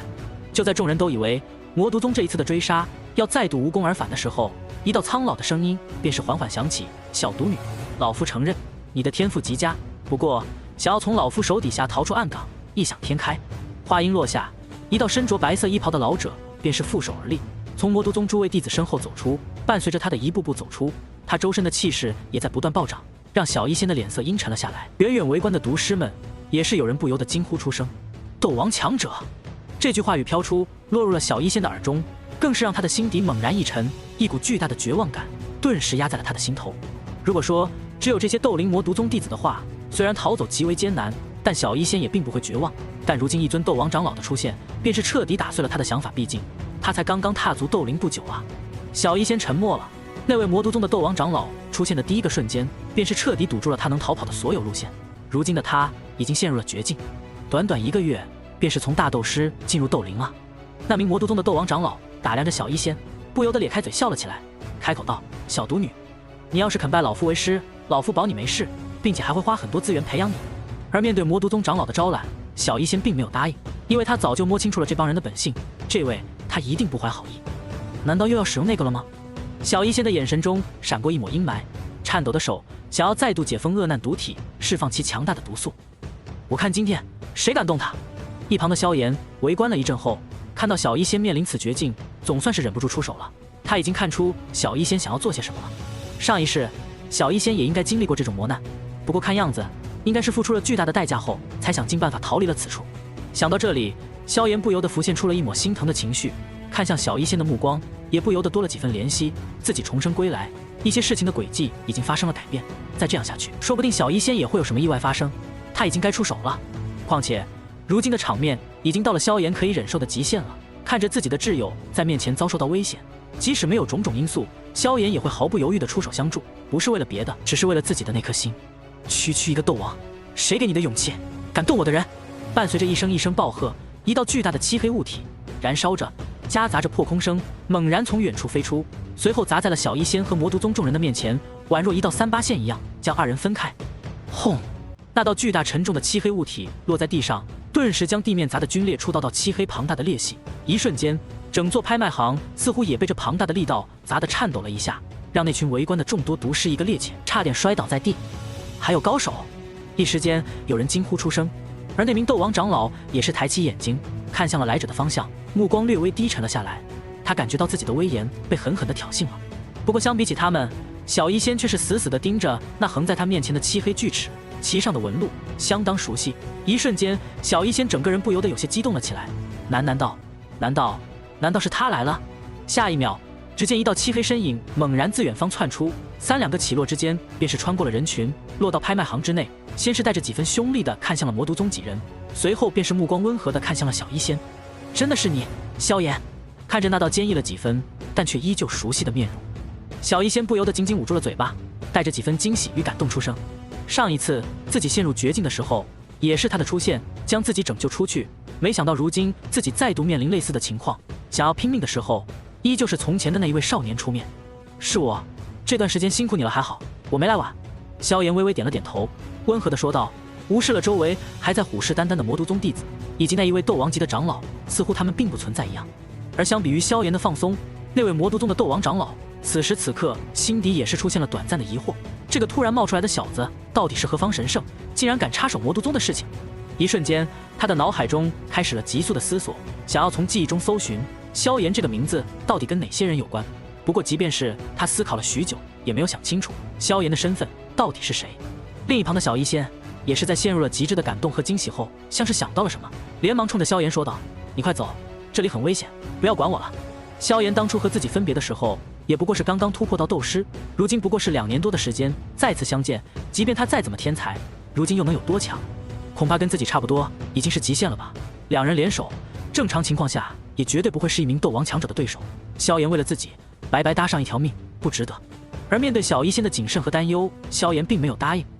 而是嘴角微微上扬，露出了一个灿烂的微笑，当即自信地开口道，傻丫头，我既然敢出现，就有应付的能力，就算是没有实力，我也不会看着你出事。而面对萧炎的话语，那魔都宗的诸多弟子却是不乐意了。小毒女他们确实单挑打不过，但这个突然冒出来的小子到底是谁？小子，我劝你不要多管闲事。有人直接叫嚣道。虽然萧炎展现出来的气势以及之前那一手离手尺看似惊人，不过他们可是魔都宗的弟子啊。要知道，在周围的几个大城市里，魔都宗的势力可是极为强盛。就算这个突然冒出来的小子有着什么强大的背景，又岂能比得上魔都宗？更何况这里还有着斗王级的长老在此，害怕他一个年轻人不成？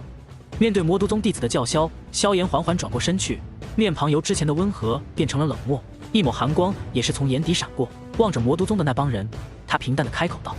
哼，既然魔都宗如此嚣张，那我不介意将此宗踏平。话音落下，顿时原本还有些嘈杂的拍卖行变得鸦雀无声了起来。好半天后，伴随着一阵嗤笑声响起，顿时无数笑声充满了拍卖行。哈哈，笑死我了，这个不知天高地厚的小子，呵呵，竟敢说要踏平魔都宗，憋不住了。哈哈，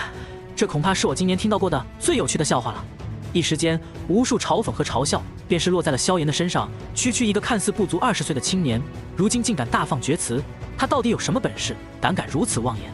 不仅围观众人，就连魔都宗的那帮弟子们也是纷纷捂着肚子爆笑出声。一时间，整座拍卖行化作了欢乐的海洋。就连那位魔都宗的长老也是放弃了思考，摇了摇头，确定了萧炎是一个傻子。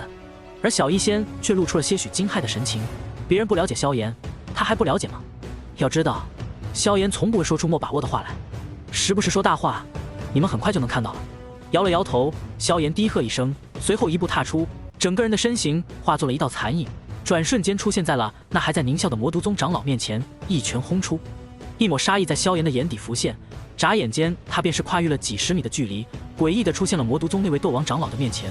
此时此刻，后者才陡然反应过来，意识到了萧炎的不简单，顿时他的表情有些扭曲，想要趁势反击。说时迟那时快，面对魔都宗斗王长老下意识的反击一拳，萧炎悄然向着身边迈开一步，以离毫之差轻松将之躲开，面色都未发生变化，就连一抹衣角都没有被擦伤，反而他再次欺身来到那斗王长老的面前。随后在他眼底那一抹惊慌神色响起的瞬间，当即一拳轰出，庞大的力道夹杂着澎湃的斗气，在众目睽睽之下砸在了对方的胸膛之上。砰！一道沉闷的拳肉交击之声出现，随之到来的还有一股短暂的寂静。下一秒，清脆的咔嚓声响起，只见那魔都宗长老的面色通红，陡然间喷出一大口鲜血，整个人如同断了线的风筝一般，整个人猛然倒飞而出，沿途撞塌了一大片摊贩，飞出10几米外，最后撞在一堵坚硬厚实的墙上，深深的镶嵌进入其中。修炼这么一大把年纪才到斗王，也不知道哪来的脸装逼。萧炎收起拳头，对着那魔都宗的长老啐了一口唾沫，拍了拍手，看向了周围。原本还讥笑着萧炎的众人顿时鸦雀无声，所有人都像是有着什么东西卡在嗓子里一般，瞪大了眼睛张开了嘴，想要说些什么，但却听不到任何声音。面前这个黑袍青年竟然真的一拳就将这位魔毒宗的斗王长老给秒杀了。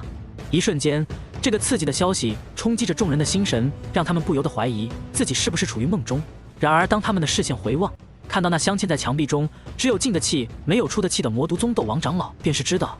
这件事竟然是真的。快跑！有魔毒宗的弟子反应了过来，肝胆欲碎的大喊道，整个人声音都在颤抖。斗王级的长老都被一拳秒杀了，更何况是他们一般斗灵。伴随着他的话语，魔毒宗众多弟子反应了过来，纷纷想要逃跑，但是却为时已晚。只听萧炎嘴唇微动，淡淡的说道，我有说过让你们走了吗？话音落下，萧炎再度脚下轻点，整个人犹如穿越了空间一样，在原地留下一道淡淡的残影和气浪涟漪。下一个瞬间便是出现在了一位位魔毒宗弟子的身前。砰砰砰砰，伴随着几道沉闷的拳肉交击之声响起，只见那几位魔毒宗的弟子纷纷凭空飞起，胸膛塌陷，眼神中的那一点金光消失。扑通，待他们落到地上的刹那，已经再无声息，陷入了死亡。一拳一招，魔毒宗全员团灭。拍卖行中，无数停留着的出云帝国毒师纷纷目瞪口呆，哑然失色，在看向萧炎的目光中也带着几分不可思议以及淡淡的恐惧神情。显然对于面前这个少年展露出的实力，他们相当恐惧。他居然变得这么强了。小医仙伸手轻掩着红唇，眼底深处满是震撼的神色。他原本以为萧炎的实力如今应当和他差不多，在伯仲之间，但没想到他竟然如此强横，将魔毒宗众人轻松击毙。要知道自己拥有恶难毒体，修为本就一日千里，而萧炎并没有什么特殊的天赋体质，又怎么会进步得如此快？可真是小巫见大巫了。没有去管在座众多出云帝国毒师对自己的看法，将所有魔毒宗中人都解决之后，萧炎眼底的那一抹杀意也是悄然消失。随后他伸手一指，将魔毒宗斗王长老手上的那戒摘下，灵魂力量渗透进去，发觉这那戒里面有着一些毒属性的斗技以及一些毒物之后，便是笑着将之抛给了小医仙。诺，给你，里面东西不少，或许对你有用。萧炎刚才脸上的肃杀神色如今消失得淋漓尽致，他搓了搓手，带着几分笑意地看向了小医仙，故作轻松地来到他的面前，说道，走，我带你去拍卖场再看看，想要什么我来买单，用来庆祝我们的重逢。小医仙之前不过是买了一株3彩毒藤果，萧炎的灵魂力量时刻关注着整座拍卖场，自然知道这件事情。当时的他在看向后续的一些拍卖品中，脸色上带着的那些渴望，萧炎可并没错过。如今的拍卖会还未结束，除此之外，在拍卖场的幕后老板手里还有着许多珍稀的藏品，只要有钱就能买。不过对于如今的萧炎来说，钱那都不是钱，随便丢出几枚丹药便能包下大半座拍卖场。小医仙手中紧紧地抓握着刚才萧炎抛给他的魔毒宗长老的那戒，按在胸前，他的神情还带着有些梦幻恍惚地看向萧炎，像是没有反应过来，毕竟刚才发生的事情太过梦幻了，饶是小医仙一时间也难以接受。而萧炎见到他这一幕，也是挠了挠头，随后自顾自地上前一把抓住了小医仙的手臂，拉着他向着拍卖会场内部走去。鬼使神差的，小医仙也没有反应过来，而是就那么顺势跟在了萧炎的身后，望着他的侧脸。他被黑袍轻纱遮掩的脸颊上也是不由得泛起了一抹淡淡的红晕。喂，该醒了吧？萧炎伸出手来，在小医仙的面前晃荡了几下，语气中带着些许的担忧。这丫头自从刚才就一直发呆，也不知道在想些什么。如今拍卖会都结束了，萧炎拍了一大批的珍稀毒物塞到了小医仙的手中。哦，面对凑近的萧炎，小医仙这才回过神来，带着些许惊慌羞愤，看着几乎凑到自己面前的那张熟悉的清秀面庞，将之轻轻地推开，随后这才看向了周围，掐了自己洁白的手臂一下，感受着略微清晰的疼痛，这才反应了过来，喃喃自语道，原来刚才的不是梦，这傻丫头还真是让人担心。被推开的萧炎并没有着任何情绪，看向那晃荡着的掐着自己手臂的小医仙，却是不由得摇了摇头。然而下一秒，只见小医仙的眼眶中几滴泪珠开始打转，随后不争气地掉落下来。还没等萧炎说些什么，小医仙整个人便是化为一道白色的倩影，朝着萧炎扑了过来，将他深深地抱住，随后脸埋在萧炎的胸膛之上，开始低声抽泣起来。感受着胸前那被泪水浸透了的衣裳，萧炎的脸上也是有些无奈。不过他知道小医仙这般做究竟是为何，独自一人来到陌生的国家，想要发展自己，但却因为意外受到了巨大的委屈，只能一个人自强。被全世界针对的感觉总归是太过糟糕了，别说是小医仙这样的女孩子，就是换一个大男人过来也不好受。如今自己的突然出现，帮他解决了一直压在心头上的重担，于情于理，小医仙的情绪爆发也是正常的事情。没有出声阻止，萧炎抬起一条手臂，略微犹豫了一番后，便是将之轻轻地搭在了小医仙的后背，将之揽入了自己的怀中。而小医仙感受到这一幕，哭得更激烈了，感受着身前的温软如玉。此时此刻的萧炎心中并没有任何邪恶的想法，反而是无尽的心疼。对于面前的这个女孩，他的挚友。两人相拥在一起，良久。对不起，弄湿你的衣服了。好半天后，小医仙的情绪终于平稳了下来，然而她的俏脸却是不由得一红。想到刚才自己的情绪爆发，就那么扑在了萧炎的怀中痛哭。饶是以小医仙的豁达，也有些觉得不自然。没什么。萧炎挠了挠头，打了个哈哈，将此事接过，旋即也是将视线撇开，看向了别的地方。幸好在萧炎进入拍卖会场后，拍卖会的主人得知了外面萧炎一拳秒杀了一个斗王的凶悍，给他单独安排了一个包间，只有他们两人在这里。如果是在下面打听，恐怕小医仙羞耻之感又会加重无数。萧炎，你怎么突然变得这么厉害？是吃了什么大补药啊？呵呵，我可不像你，吃点东西都能提升修为。我的一切可都是自己努力才得到的。面对小医仙的询问，萧炎笑着摇了摇头，回答道。听闻这个回答，小医仙也不意外，回想起在迷雾山谷经历的种种时光，他也是略带些许感叹地说道：也是，你修炼那么刻苦，不过你再刻苦也不能在这个年纪变得这么厉害的吧？小医仙先是点了点头，随后又摇了摇头。而萧炎对于这一切自然是不置可否，他总不能见到一个熟人就去张扬告诉他自己是从未来回来的吧？好了，我们在这里也待得够久了，外面人怕是都等急了。轻笑着岔开话题，萧炎从柔软的沙发上一跃而起，而看着他的小医仙也是嘴角微微抿了起来，悄然跟随在他的身后。领取了拍卖物品后，谢绝了拍卖会场幕后老板的邀请见面的请求，萧炎取走了拍卖物品后，便带着小医仙离开了拍卖会。不久，二人来到了黑雾城中，这里是附近方圆100里之内最大的城市，也是最豪华的城市。萧炎打算带着小医仙让其在这里歇脚，毕竟这么长的时间里，小医仙一直被追杀，恐怕根本休息不好。只不过就在他们进城后不久，一道击鼓的声响确实自萧炎的肚中发出，让后者流露出些许尴尬的神情。我有些饿了，好久没有吃过你亲手做的东西了。而听闻萧炎这句略带感叹的话语，小医仙也是回想起了当初在迷雾山谷中二人一同生活时候经历的种种。每当想起那些记忆的时候，他便不再是那个声名显赫的大毒师，而是曾经的小医仙。那我这就去给你做。嘴角略微上扬，小医仙轻纱之下的面容上带着些许轻松的神色，温和地说道。无论种种，天底下任何人都会对小医仙的恶难毒体感觉到恐惧惊慌，而只有萧炎不会像其他人一样对此产生介怀的心理。事到如今，恐怕全世界如今只有萧炎敢吃他亲手做的食物。就如同过去那样，两人先是找到了一处不起眼的居民房，付出了租金之后便入住其中。小医仙如同过去在魔兽山脉那迷雾山谷一样，开始点起火来做起了食物。萧炎则是双手枕在脑后，充当垫子，斜躺在木屋房顶之上，静静等待着时间的流逝。莫约半个时辰过去，小医仙制作出了一桌丰盛的大餐，他曾经做给萧炎的所有食物都出现在了桌上。而闻着那熟悉而又略带些许陌生的香气，萧炎也是食指大动，当即开始干饭。一来二去，两人竟然将那一大桌子食物吃了个一干二净，一点都没有剩下。就在萧炎靠在躺椅上用牙签剔着牙的时候，收拾完桌子的小医仙忽然低声开口问道：萧炎，你这次怎么突然来出云帝国了？而听闻小医仙的询问，萧炎也是停滞了一瞬，这才悠悠的开口出言道：总的来说，理由有很多，不过其中最重要的理由却很简单。那是什么？一边洗碗，小医仙一边问道。萧炎听闻了这句话语后，没有丝毫犹豫，坐起身来，平淡地注视着小医仙，旋即开口道：没什么，我就是想来看看你。听闻这般话语，小医仙还在洗碗的手猛然一个颤抖，差点摔在了地上，一时间没能再开口。但是从萧炎的视角却能看出，他的脸颊上却是微微泛红。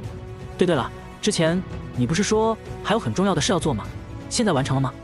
小医仙声音带着些许颤抖地岔开了话题。而萧炎听闻此言，也是点点头，眼底充满了些许感慨地开口道：都结束了，很顺利。萧炎自然知道小医仙问他的到底是什么，当即心底浮现出一抹惆怅的情绪。回想起之前发生在加玛帝国的种种事情，历历在目，整个人也感到了几分疲惫。自从我跟你分开之后，便是直接去了黑岩城。回忆着略显久远的记忆，萧炎也是感到些许的恍惚。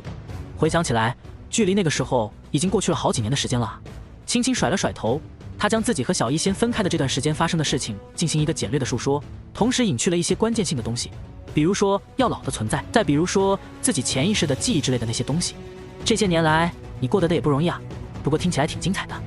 小医仙静静地听着萧炎述说着，眼底深处也是带着些许的羡慕和期许。而萧炎见状，也不过是耸了耸肩，随意地回答道：“危险和机遇并存，我能有着今天的成就，除去自己努力的原因之外，运气也是很重要的因素。”二人再度的交流了一会儿，直到天色逐渐昏暗下来，夕阳西下，枯藤老树倒影依旧。很快，太阳彻底落下山头，如同幕布一样的夜空覆盖了天际。因为天气尚可，万里无云，因此天空上的繁星却是点点排列在其上，不断闪烁，显得异常绚丽。即使是那最为特殊的一轮银月，也在这漫天的繁星之下被夺走了相当多的观众，显得有些黯然失色。少年少女依靠在一起，黑袍的少年双手枕在脑后，斜靠着茅屋顶，嘴里还叼着一根狗尾巴草，而素白色衣裙的少女则是抱着双腿，略显失神的遥遥看向天际。两人就这么既熟悉又陌生的久违的欣赏着星空。好半天后，叼着狗尾巴草的萧炎可能是觉得有些无聊，转过头去看向了身边你的白衣女孩，忽然开口道：“你接下来有什么打算吗？”“我想继续留在出云帝国。”小医仙迟疑了片刻后，低声回答道。他也很清楚自己的体质，在某些人眼中是灾厄的代名词，也正因为如此，他很难拥有朋友，所以小医仙也对萧炎这个唯一的朋友极为重视。而他可不会长久地停留在出云帝国，一想到短暂的再见后就要再度分离，小医仙便是不由得捂住了胸口，一股奇怪的感觉在那里开始酝酿。小医仙，你留在这里，是不是想在出云帝国这个毒尸横行的国度，寻找到解决你恶男毒体隐患的方法？萧炎盯着小医仙明媚的眸子，没有丝毫隐藏，坦然地开口道：“你都知道了。”听闻萧炎的话语，小医仙略感些许惊讶，不过他也并没有意外，因为当初在迷雾山谷的时候，萧炎便是因为小医仙初次吞服毒药昏迷的时候，看过那本七彩毒经，知道恶难毒体的种种弊端。其实没必要搞得这么麻烦。萧炎缓缓坐起身来，目光并没有从小医仙的身上移开，而是带着几分摸不清道不明的意味，对小医仙继续说道：“如果我说我能够解决恶难毒体的隐患，你能跟我走吗？”他并没有打算隐瞒的方法，而小医仙却是在听到萧炎这句话时，微微一怔后，便突然激动了起来，就连那温柔的面庞之上，也是浮现出了一抹难以掩饰的欣喜情绪。要知道，自从他出生起，便是被恶难毒体所折磨，一直在找着原因。成为一名医师，最初抱有的想法，也不过是治好自己。后面侥幸得到了七彩毒经，正因为如此，小医仙才知道自己的体质是什么，意味着什么。也正因为如此，他从一个深渊踏入了另一个名为绝望的深渊。本来不过是希望聊聊，小医仙也没有奢望过自己会有得到恶难毒体隐患解决方法的一天。然而萧炎的出现却是打破了这个名为绝望的枷锁。真的吗？小医仙的声音都略微有些颤抖了。见到他这副模样的萧炎也是没有说话，而是重重的点了点头。自从二人认识以来，萧炎便不曾骗过小医仙，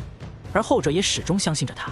如果能够解决恶难毒体隐患，我不想待在这里了。片刻后，从激动中回过神来的小医仙直截了当地说道：“如果隐患接触，那么他也从人人闻风丧胆的小毒女变回了正常人，哪里还会想着待在出云帝国这种混乱堪比黑角域的国度？”听闻小医仙回答的萧炎，嘴角也是略微上扬，露出了一抹淡淡的微笑，旋即再度躺了回去，带着几分笑意地说道：“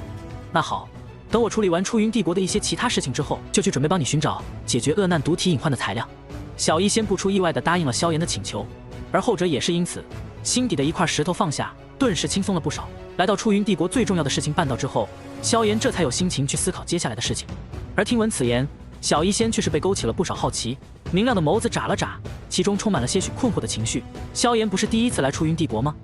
那他要处理一些什么事情呢？带着这些好奇的情绪，小医仙下意识地开口询问道：“处理些什么事情？”听闻他的话语，萧炎也并没有什么隐瞒的意思，而是摊了摊手，直截了当地将之告知出口，道：“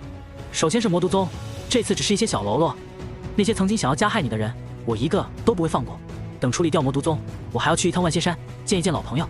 说到老朋友几个字的时候，萧炎的双眼不自觉地微微眯起，一抹淡淡的寒光从中闪过，其中夹杂着一丝掩饰得很好的杀意。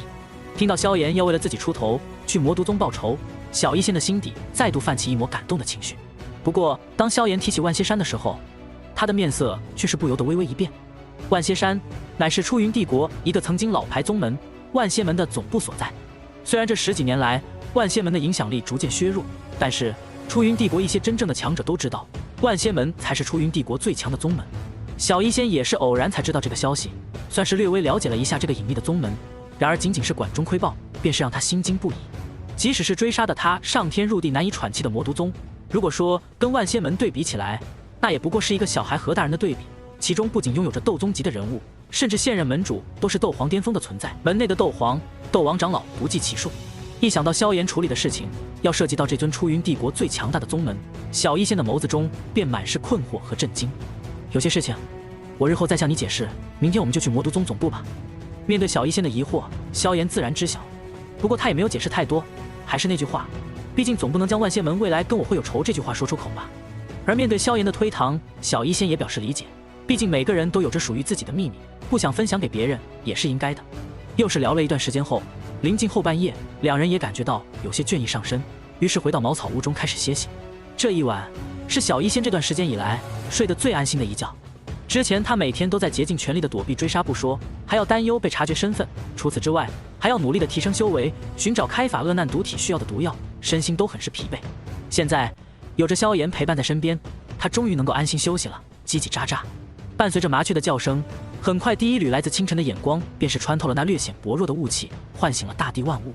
用过早餐之后，两人便是站在院子中间，萧炎准备带着小医仙前往魔都宗的总部前去讨个说法。别的不说，在知道追杀小医仙的是魔都宗之后，他便是在很短的时间内将这个宗门的情报搜集得七七八八了。可惜小兰不在这里，不然我们或许会轻松点。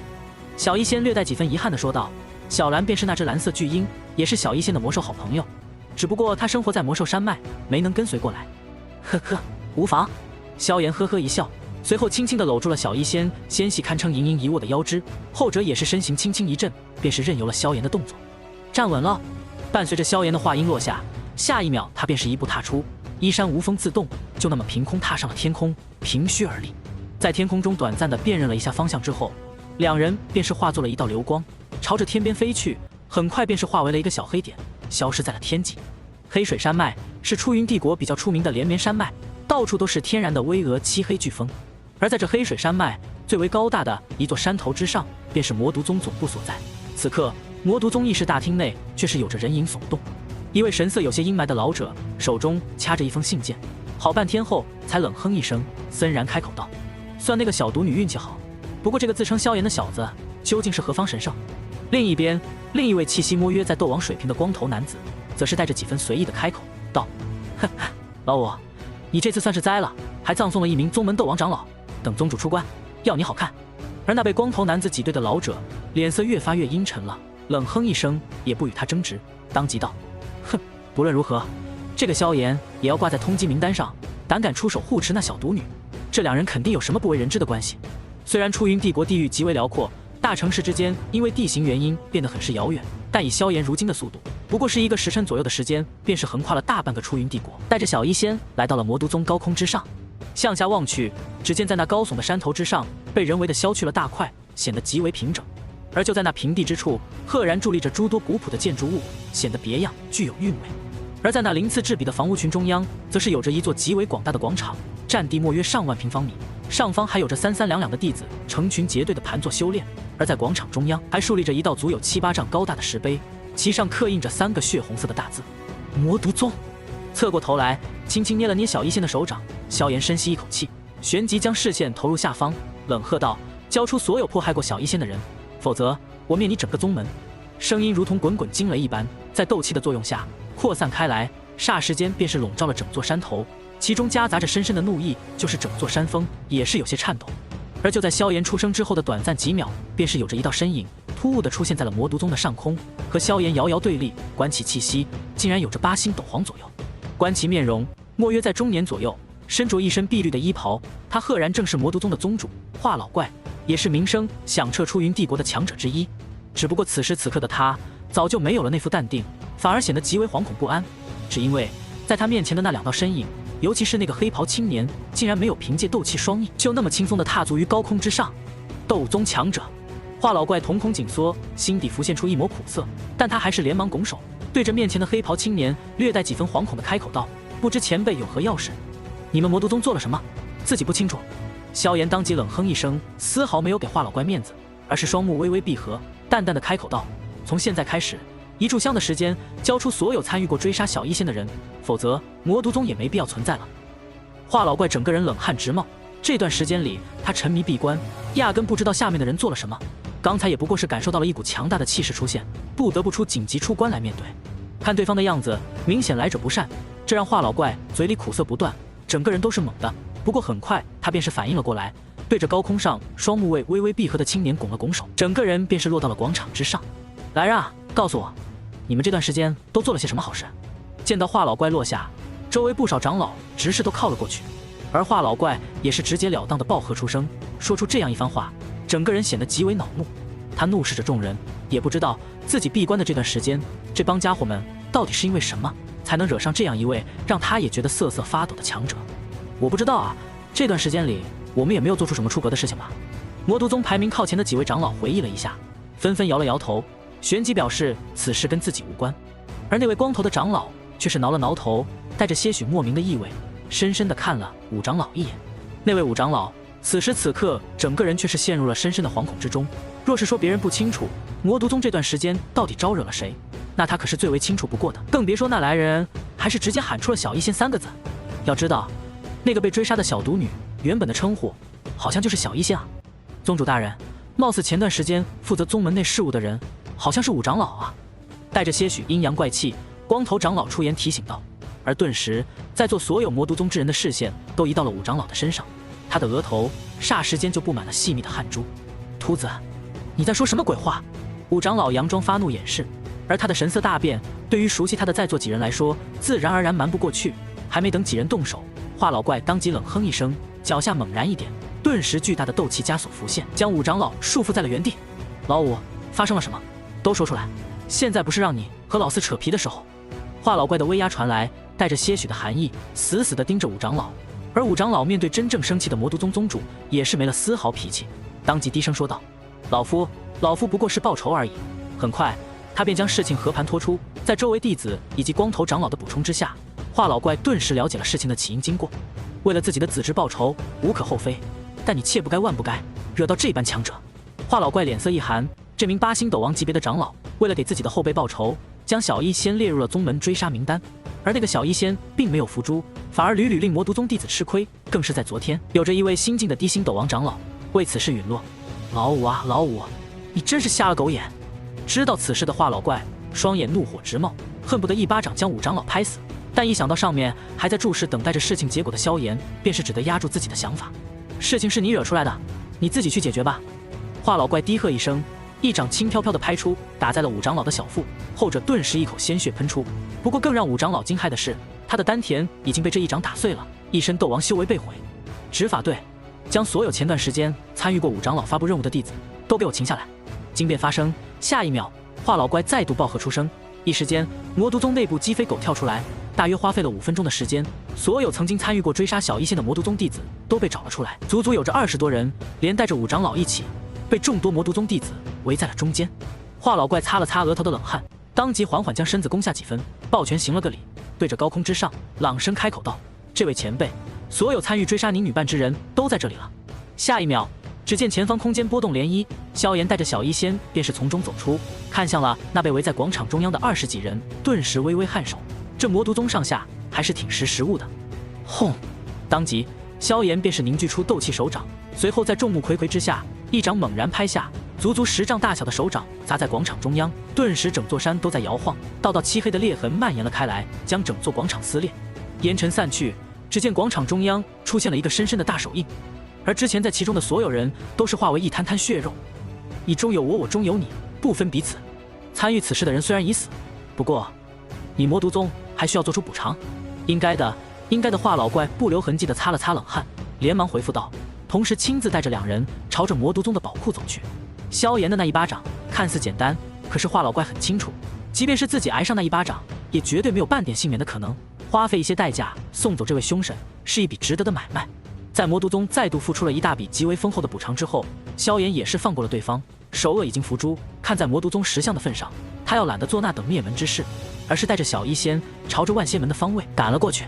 万仙山落座于天蝎山脉当中，是其中最为挺拔的高峰，其周围满是地形陡峭的山涧，其中布满了各种色彩斑斓的毒蝎，山涧山崖中萦绕的毒雾也是不断的徐徐翻腾，透露着难闻的腥味，腾升上高空。前一世来到这里的时候还是颇为凶险，还是隐藏了身份，跟随着毒宗的众多强者一起冲上去，回想着上一世的记忆，萧炎的眼底深处也是带着些许感慨，不过那都是自己弱小时候的做法。如今自己的实力已经足以碾压整个出云帝国，已经用不着再低调了。带着小医仙，萧炎径直朝着万蝎山飞去。一层斗气屏障凭空浮现在他的身前，将那些五颜六色毒物悄然挡了下来。虽然自己并不惧怕那些毒素，但是小医仙目前的修为还是太低，即便是有着恶难毒体，贸然接触这些毒素也过于危险。萧炎一路高调，没有隐藏自己身形的意思，因此当他来到万蝎山顶，也就是万蝎门的总部之际，这里已经聚集着大量的弟子和长老，人影错落有致，以一个奇妙的阵型分布着，如临大敌。不错嘛，好大的手笔！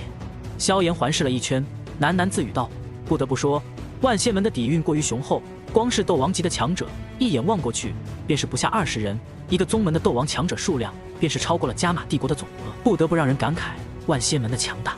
就这点人，负手而立，萧炎丝毫没有把这一帮人放在眼里的意思。他凭空伫立于虚空之上，光是这一点，已经足以引得万蝎门之人忌惮不已了。忽地，一道强横的气势出现，随后3道出现在天边，很快便是落到了万蝎门山头之上。为首之人身着蓝衣，看上去中年模样，腰间还别着一根湛蓝色的短棍。他的气息很是强横，竟然有着斗皇巅峰的修为。而在他身后的2人，锐然不如蝎山，在萧炎的感知中，也是有着斗皇左右的修为。哎，当年多亏万蝎门没有出手，恐怕以一宗之力就要压制整个加玛帝国吧。萧炎心底暗暗想到，不过很快他便将这个想法抛在了脑后。而蝎山等人在见到萧炎凭空伫立在虚空之上后，也是瞳孔骤然紧缩，不敢丝毫大意，当即略微拱手，开口道：“不知阁下降临我万蝎门，有何贵干？”虽然萧炎看起来年轻，但是他的特征，那毫无疑问是斗宗强者才能做到的事情。哼，自然是来灭你万蝎门传承。嘴角微微上扬，萧炎没有隐藏自己想法的意思。虽然万蝎门很是强横，但如今更强的却是自己，外加上前一世的种种因果。萧炎的眼底深处一抹寒光闪烁而过。阁下，不知我万蝎门如何得罪你了？听闻萧炎肆无忌惮的话语，蝎山脸色骤变。他万万没想到萧炎竟然要这样做。不仅如此，他身边的诸多万蝎门长老也是纷纷脸色微变。而在萧炎身旁的小医仙也是略微惊讶，他自然看得出来，万蝎门那边的每一个人都是远远强于昨天出手追杀他的那位魔毒宗长老。即使萧炎已经表现出过强横的实力，小医仙依旧为他感到些许担忧。他轻轻地拉了拉萧炎的衣角，而萧炎却是不轻不重地捏了捏小医仙的手掌，像是作为回应。随后他看向了蝎山等人，淡淡的开口道：“不需要理由。”萧炎懒得解释些什么，此时的万蝎门已经和魂殿勾结在了一起了，而不久之后，他们便是会在魂殿的指示下发动战争，而魂殿铁护法的目的便是在这般战争中收集那些死者的灵魂。这样的宗门留着就是祸害。阁下未免太过张狂了些，我万蝎门可不是那些小门小派，光凭借你一个斗宗强者，妄想屠灭我宗传承，还差了些。蝎山见到萧炎无法说动，当即不再隐忍，脸色也是沉了下来。当即他便是手中印记乍现，而周围的诸多万蝎门强者也是纷纷暴起，顿时无数道不同颜色的斗气流光猛然朝着萧炎轰了过去。今日便请你陨落！万蝎门长老弟子听令，发动护宗大阵。蝎山当即暴喝一声，在第一波的偷袭过后，便是联合在座所有人，试图利用护宗大阵来对抗萧炎。哼，笑话！面对那无数道袭来的斗气流光，萧炎脸色没有丝毫变化，而是冷哼一声，当即大手一挥，顿时那无数道斗气攻击便是直接被挡了下来。蝎山等人的脸色顿时出现了变化，不过好在此时护宗大阵已然凝聚成型，所有万蝎门的强者都不断地将斗气注入其中，一道足有30丈长的血红色巨剑自上方斩落下来，朝着萧炎猛然砍去。死去吧！蝎山等人发出怒喝，声音震耳欲聋。而萧炎望着那道足以将整座天蝎山脉都摧毁大半的血色巨剑，却是嘴角微微上扬，一抹戏谑的表情浮现在脸上。随后他手中出现了一柄巨大的漆黑铁尺，轻轻在上面拂过，顿时3色融合的一火交织融合其上，倒提着玄重尺。萧炎猛然斩出一道璀璨的炽烈的火芒，迎向了那血色长剑。焰分式浪尺，给我破！伴随着萧炎的一声低喝，下一秒火芒和血色巨剑撞击在了一起，短暂的僵持过后，那血色巨剑便是被生生斩断，化为2截，消散在了半空中。而那道火芒去势不减，直接斩向了高空，消失不见。噗嗤！收到气机牵动，所有万蝎门的强者都是口喷鲜血，身受重伤，短时间内丧失了战斗力。该死，该死！你别得意！蝎山整个人几近陷入疯狂，他没想到宗门所有强者联手一击，竟然被面前的黑袍青年轻易击溃。他不甘心地取出了一枚湛蓝色的骨哨，随后放在嘴边猛然吹响。伴随着奇异的音律变动，很快，远处天蝎山脉的一座大山上出现了澎湃的气势，而那座大山轰然炸裂开来，一只有着30丈长宽的巨大蝎子出现在了高空之上，背后还有着4对漆黑的翅膀，毛茸茸的腿如同柱子一样，而那如同锁链一般伸缩自如的尾巴上有着一只泛着森然幽光的倒刺，异常骇人。四翼天魔蝎，给我上，杀了这个人！蝎山暴喝出声，而那巨大的魔兽也是在古少的催动下朝着萧炎冲去，那如同小山一般的身躯挥舞着如同房屋般大小的蟹钳，带着巨大的威能自上而下朝着萧炎悍然砸去。铁护法，你难道还要继续看着吗？谢必言并没有直接对萧炎动手，而是直截了当地喊出一句话来，而伴随着他的话音落下，一道浓郁的黑暗气息也是自万仙门的深处出现，伴随着这股威压，顿时周围的万仙门众人便是震惊不已。斗宗，又是一名斗宗！很快，万仙门的众人便是将这一抹震惊化作了惊喜。2位斗宗强者联手，萧炎又有什么资本可以翻盘？很快，一道被黑雾包裹住的身影突兀地出现在了谢必言的身旁，而伴随着他的出现，周围的温度都是凉了下来。谢必言，没想到竟然会忌惮这么一个小子。铁护法落下之后，便是带着几分惊奇，一对目光在半空中扫了扫，便是怪笑起来。而谢必言也是回了回笑容，淡淡的开口，声音中带着几分忌惮的说道：“哼，铁护法说笑了，这小子虽然看上去年轻，但可不是什么省油的灯啊！即使是老夫单人，也不一定是他的对手。因此，还请铁护法助我一臂之力。本护法出手自然没问题，不过到时候报酬你也知道的吧？”铁护法随意的回复道。一旁的萧炎平淡地望着二者的交流，眼底深处一抹森然的情绪再度泛起，带着些许森然的呢喃道：“铁护法，果然在这个时候，你便是已经潜藏在这里了。”很快，谢必言和铁护法商量好了报仇对策，二人朝着萧炎望了过来，而萧炎对于2人的视线也并没有客气，还没等他们不冷不热地说上几句话，萧炎便是淡淡地说道：“快动手吧，2个4星斗宗而已，我倒要看看你们能玩出什么花来。”伴随着萧炎的话音，在斗气的扩散下，如同滚滚惊雷一样落幕。谢必言和铁护法2人的脸色陡然发生了变化，前者当即低喝一声：“大言不惭，小子受死！”随后谢必言率先出手，那拐杖在紫黑色毒斗气的作用下，化作了一根粗大的影子，朝着萧炎所在的方向猛然砸了过去。而铁护法也是阴冷一笑，他并没说话，而是伴随着阵阵哗啦哗啦的声音响起，顿时无数道漆黑的锁链凭空自黑雾之下浮现，朝着萧炎猛然砸去。面对2人的攻击，萧炎并没有着丝毫慌张，依旧如同刚才一样，将小医先护在身后，随后手中重尺挥舞，顿时如同一个罩子一样的尺影屏障出现，将所有的攻击都拦了下来。陆河游身尺，挡！伴随着叮叮当当的声响，只见2人的攻击全部被萧炎弹了开来。不可能，血魂绝出，给老夫破！见到2人的联手攻击，甚至没能击破萧炎的防御，顿时谢必言的瞳孔骤然紧缩，有些绷不住了。当即他便是撕开了自己的上衣，一只血色巨蝎纹身浮现起胸膛之上，这条血蝎犹如活物般充斥着一股凶煞之气，看其凶狠程度，似乎比先前那4翼天魔蝎更盛。下一秒，纹身泛起光芒，如同活过来一般蠕动起来，和谢必言融合起来。而伴随着动作，谢必言的气息也是暴涨起来，整个人的身形也是宽大了近乎1倍有余。他整个人顿时变成了一个半人半蝎的怪物，气息也从4星斗宗来到了5星斗宗巅峰的水平。实力暴涨之下，他再度朝着萧炎冲了过来，2对巨大的蟹钳砸了下来。一旁的铁护法也是再度挥动锁链，朝着萧炎猛然砸了过去。一瞬间，周围斗气四溢，萧炎看起来好像落入了下风。聒噪！眼见2人施展出了底牌，萧炎也没有客气。就在他们换气的一瞬间，萧炎抓住机会，双指弹出，顿时2道异火浮现在指尖，然后在短短2秒之内便是融合成功，化作了一枚碧绿色的火莲。而在万仙门众人惊骇的目光当中，萧炎随意的挥手一推，顿时那一枚美轮美奂的火莲便是朝着2人直接飞了过去。轰！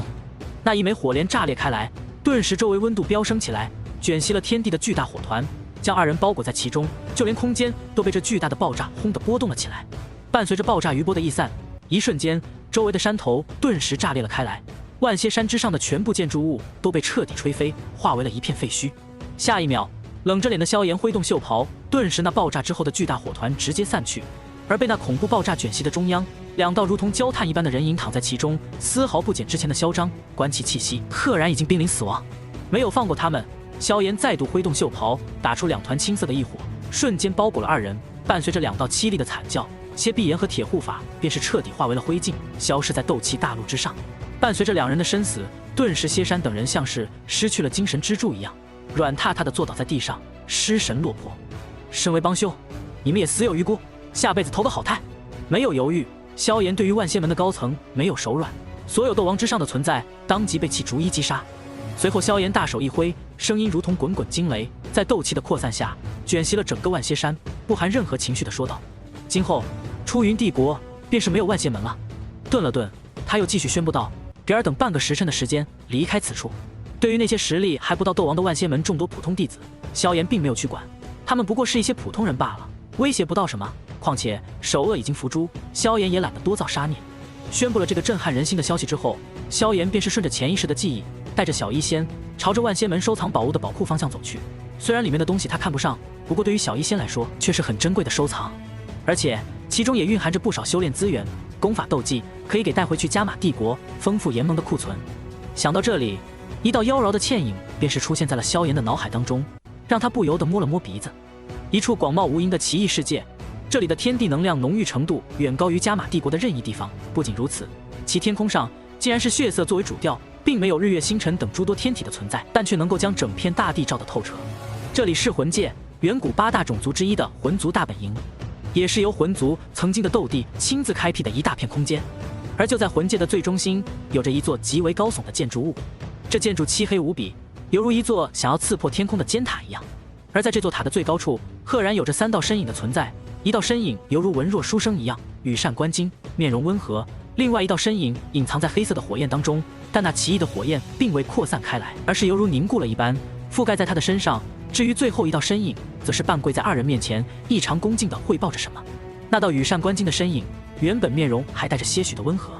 但伴着那位半跪在地上的身影不断述说着，他面容之上的温和也是逐渐开始消退，随后竟然罕见地变得有些冰冷了起来。你说的可否属实？那道羽扇纶巾的身影淡淡地开口道，声音中虽然没有夹杂丝毫的情绪，但就是这样，便是将那道半跪在地上的身影吓得瑟瑟发抖，彻底匍匐在了地上。族长，此事万般属实啊，我魂族暗插在古族的探子，可是费尽千辛万苦才将这个情报传递出来。半跪之人当即述说道。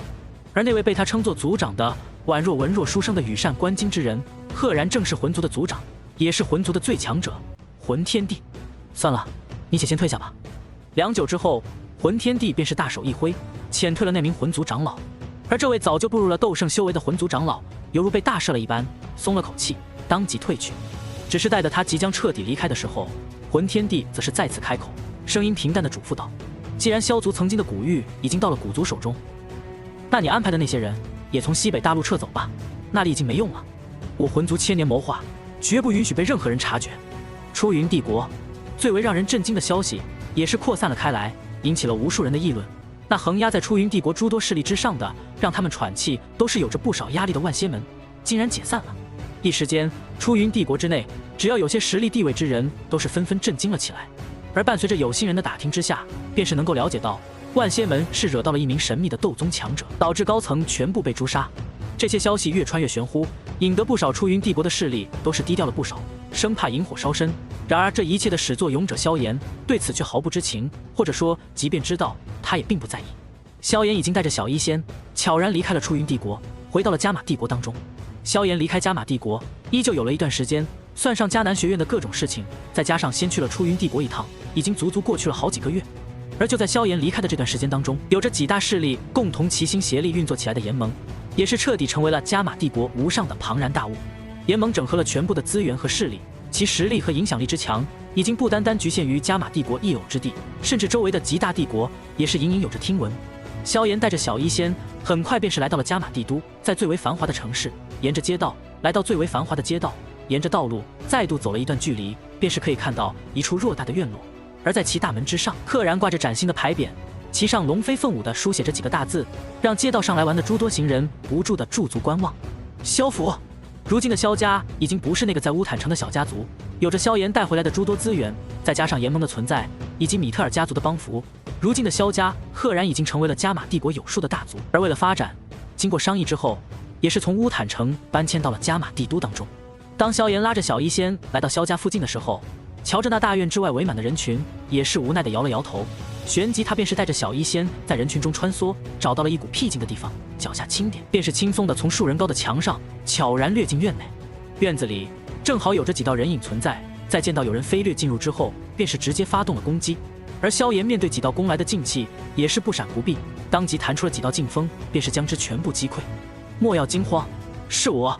随手击退攻击，萧炎并没有下重手，而是淡笑地开口道。而那几道人影见状，先是微微一怔，旋即带着几分惊喜地开口道：“少族长，您回来了。”微微点了点头。萧炎看到还在训练的几人，旋即微笑道：“你们继续，不用管我。”随后便是带着小医仙，沿着小道在萧家的新院落中开始缓缓踱步起来。如今的萧家大院，比起之前来，不仅面积还是气度上都是远远超过。很快，萧炎回到萧家的消息便是传遍了整个萧府。而后萧炎也是带着小医仙见过了萧战、萧鼎、萧厉三人。虽然最开始小医仙在面对这般阵仗的时候还有些拘谨，但是在最初的尴尬过后，便是逐渐也能融入到话题当中。几人闲聊了一番过后，互相将最近的情况述说了一番。帝都已然成为了炎盟的总部，而经过这段时间的发展，萧家也是拥有了3位斗王、5位斗灵，比起之前来要强上了太多。而就在他们还在交流的时候，忽然间萧炎感觉到了一股熟悉的强悍的气息自远处飞掠而来，心念一动，萧炎的嘴角止不住的上扬。很快，一道流光降落到院中，还未等他站稳，萧炎便是直接张开双臂拥抱了上去。老婆，好久不见啊！萧炎虽然很想说出口，但是以美杜莎女王的性子，若是在大庭光中之下说出口来，指不定还得如何羞呢。感受着怀抱中略微僵硬的火热丰满娇躯，萧炎也是并没有松开的意思，而是毫不客气地享受着这般温润如玉的舒适。毕竟这是自己的老婆，不论前世今生，萧炎都把美杜莎女王看作自己的妻子，并且以此为努力而发展。而在萧炎最亲近的几个人略显惊讶但又似笑非笑的眼神之下，饶是以美杜莎女王的狠辣以及杀人不眨眼，也是有些害羞。因为蛇人族的关系，再加上之前萧炎临走之际也拜托美杜莎女王暂代炎盟盟主，他也因此留在这里。再加上萧家也搬迁了过来，因为萧炎的关系，一来二去之间，双方也是比较熟络了起来。如今当着他们的面被萧炎这个小家伙直接揽入怀中，确实是让美杜莎女王有些挂不住。她故作凶狠的低声说道：“萧炎，你个小家伙，要是再不老实的话，别怪我不客气。”如今的美杜莎女王俏脸之上出现了一抹难以掩饰的红晕，整个人心底可谓是又羞又恼，还有着一种难以言述的情绪。她怎么也没想到自己会3番5次的被萧炎占便宜。而面对美杜莎女王的威胁，萧炎也并没有立即松开，反而拥抱得更紧了，带着几分无赖。萧炎嘿嘿一笑，开口道：“女王陛下，这不是出去了一趟，太想你了，因此激动了些。”在外人看来，恐怕觉得萧炎有些无耻，即使是美杜莎女王的心底也是泛起了一抹这样的情绪。但是对于萧炎来说，却并不觉得这样，因为美杜莎女王确实是自己的老婆，前一世的老婆，那也是老婆，这一世萧炎也会把她追到手。有人欢喜，便是有人愁。就在萧炎和美杜莎女王还在打闹一般的亲热之际，在那后方，身着素白色衣裙、戴着面纱的小医仙，心中确实有些不是滋味。早在早些年时候，迷雾山谷2人相处的时候，小医仙便是对萧炎有着不小的好感。当他独自一人来到出云帝国的时候，这些好感埋藏在心底，已经变成了一种美好的向往。在当萧炎在小医仙陷入绝境的时候出现，以碾压之势击碎了他面前的艰难险阻的时候，小医仙的心底对着萧炎已经产生了一种别样的情绪。不论是迷雾山谷还是出云帝国，2人的相处已然是相当亲密，朝夕相处不说，吃住都在一起。小医仙还以为萧炎的心中对他也是有着一些意思，不过这些幻想和期望在看到萧炎宁可舔着脸也要去占美杜莎女王的便宜的时候，却是已经被打破不少。看着远远的一幕，小医仙能够感觉到自己的心底有着一抹酸酸的感觉悄然浮现。或许萧炎只是把我当做一个好朋友吧。小医仙喃喃自语道。片刻后，他强行安慰自己，现在做朋友似乎也挺好的，没必要追求那么多，不是吗？他不想去打破那层窗户纸，若是打破了，恐怕2人的相处到时候会尴尬上不少，最坏的结果可能就连朋友都没得做了。少女心有千千结，似离愁，剪不断，理还乱。秋风萧瑟，少年不识愁滋味。爱上层楼，为赋新词强说愁。而今识尽愁滋味，欲说还休，却道天凉好个秋。好久没有回到加玛帝国的萧炎彻底放松了下来，好好休息了3天的时间。而在这期间，萧炎也是带着小医仙在加玛、黄都各处都转了转，顺便将有关炎盟的一些事情也告诉了他。在知道了萧炎如今的身份之后，小医仙先是有些震惊，不过想到萧炎在他面前展露出的实力之后，也是理解了。只是这段时间的相处之下，小医仙对待萧炎的态度有了明显的变化。而萧炎却是有些说不出口。两世为人，成熟了许多，他自然看得出来小医仙心底的想法，但是这个事情还需要自己想明白。而在这段时间的放松过后，萧炎便是召集了炎盟高层，旋即阐述了一些接下来的打算以及计划。炎盟这段时间的发展虽然十分凶猛，无论是战力还是势力地位高了不少，不仅仅是加玛帝国，就连周围的极大帝国当中也有着不小的影响力。在西北地域这片荒芜之地，也算得上是可以说得出口的势力。但在萧炎看来，还是差了点，还不够。如今的炎盟面对真正的强者，已然一碰就碎。萧炎对于炎盟的期望绝不止这么简单，他希望炎盟在自己最后的决战当中也要助一臂之力。我自黑角域归来，除去迦南学院之外的最大势力魔岩谷已经被我覆灭，除此之外，还有一些大大小小的存在也是被我清洗过一番。炎盟的发展虽然迅猛，但是不能局限在一偶之地。黑角域地域辽阔，资源丰富，也不失为一处战地极佳的发展之所。更何况我是迦南学院的毕业生，和学院高层以及诸多学员交情都不错，可以从中借一笔助力。大厅会场中央，萧炎手中摊开一份大地图，圈圈点点，开始述说着种种优劣。而诸多的炎盟高层也是在这里不断的听着，思考着接下来的打算。哼，既然这样，那不若让我作为先锋，带人去黑角域闯一闯。一道略显冷厉的声音传来，众人看去，旋即了然。出言之人赫然正是萧厉，萧炎的二哥，也是如今萧家的代表人物。萧厉的性子跳脱，也是擅长打拼，黑角域那等地方也适合他的发展。不过他的实力如今只有3星斗灵的水平，有些危险了。那这样吧，海老，还请您随我二哥走一趟吧。如今已经修炼到9星斗皇巅峰的海波东闻言，也是微微颔首，靠在椅子上，笑道：“既然这样，那么老夫就走一趟。”因为萧炎和海波东之间关系不错的缘故，米特尔家族和萧家也是亲近了不少。二者在炎盟的决定事宜之上，可以说几乎是站在同一方的盟友。有着海波东的跟随保护，萧炎相信以萧厉的天赋，可以在黑角域闯出了一片天地。很快，前去黑角域扩展炎盟势力的人选已经列好，以萧厉和海波东2人为主，另外有着萧家的2位斗王长老跟随，剩下则是各家势力分别再度派遣1名斗灵，组成一个实力不俗的小队，1名斗皇，2名斗王，接近10位的斗灵强者。这般阵容，即使在黑角域，也足以登上黑榜，成为一道不弱的势力。确定好此事之后，萧炎再度下达了些许建议，和炎盟高层众人商议了一番之后，决定了接下来的几个方案政策之后，便是宣布了散会。就在会议结束之后，炎盟也是再度告诉运转起来，将会议上讨论出来的道方案都开始实施，一时间显得其乐融融。不久之后，就连萧厉和海波东等人也是提出了告别，几人乘坐着一道巨大的飞行魔兽，便是离开了加玛帝国，沿着边境东部，朝着黑角域所在的方向日夜兼程地赶了过去。将这一切事情都安排得妥当之后，萧炎也并没有立即动身。另外，萧炎也带着小医仙回到了迷雾山谷，游览了一番，让后者也是感慨不已，对着当初青山镇发生的事情感慨不已。如今整个炎盟铁板一块，除了萧炎之外，其余人想要动用资源，都得通过贡献点以及诸多高层的审核才能发行，也算是一种变相的激励外加限制。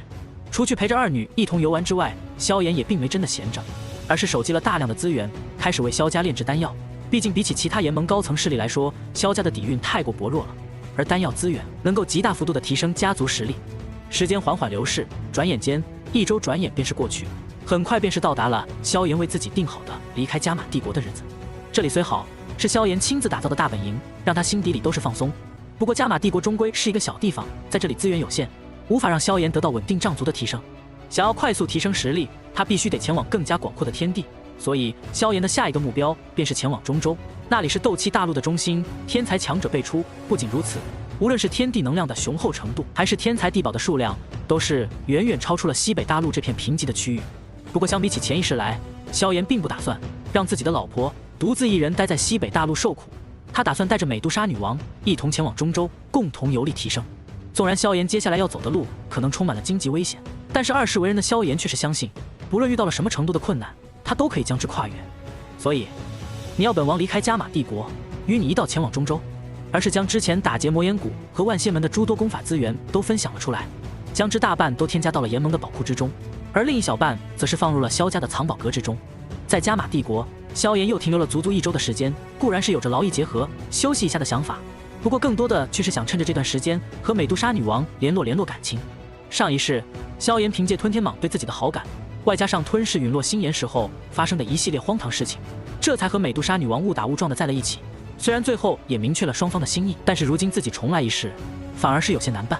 不过好在自己对于美杜莎女王的喜好厌恶极为清楚。这1周以来，虽然双方的感情没有太大的进展，不过对方起码不会抗拒和萧炎一同出去逛街了。那个，只要你答应跟我走，我发誓，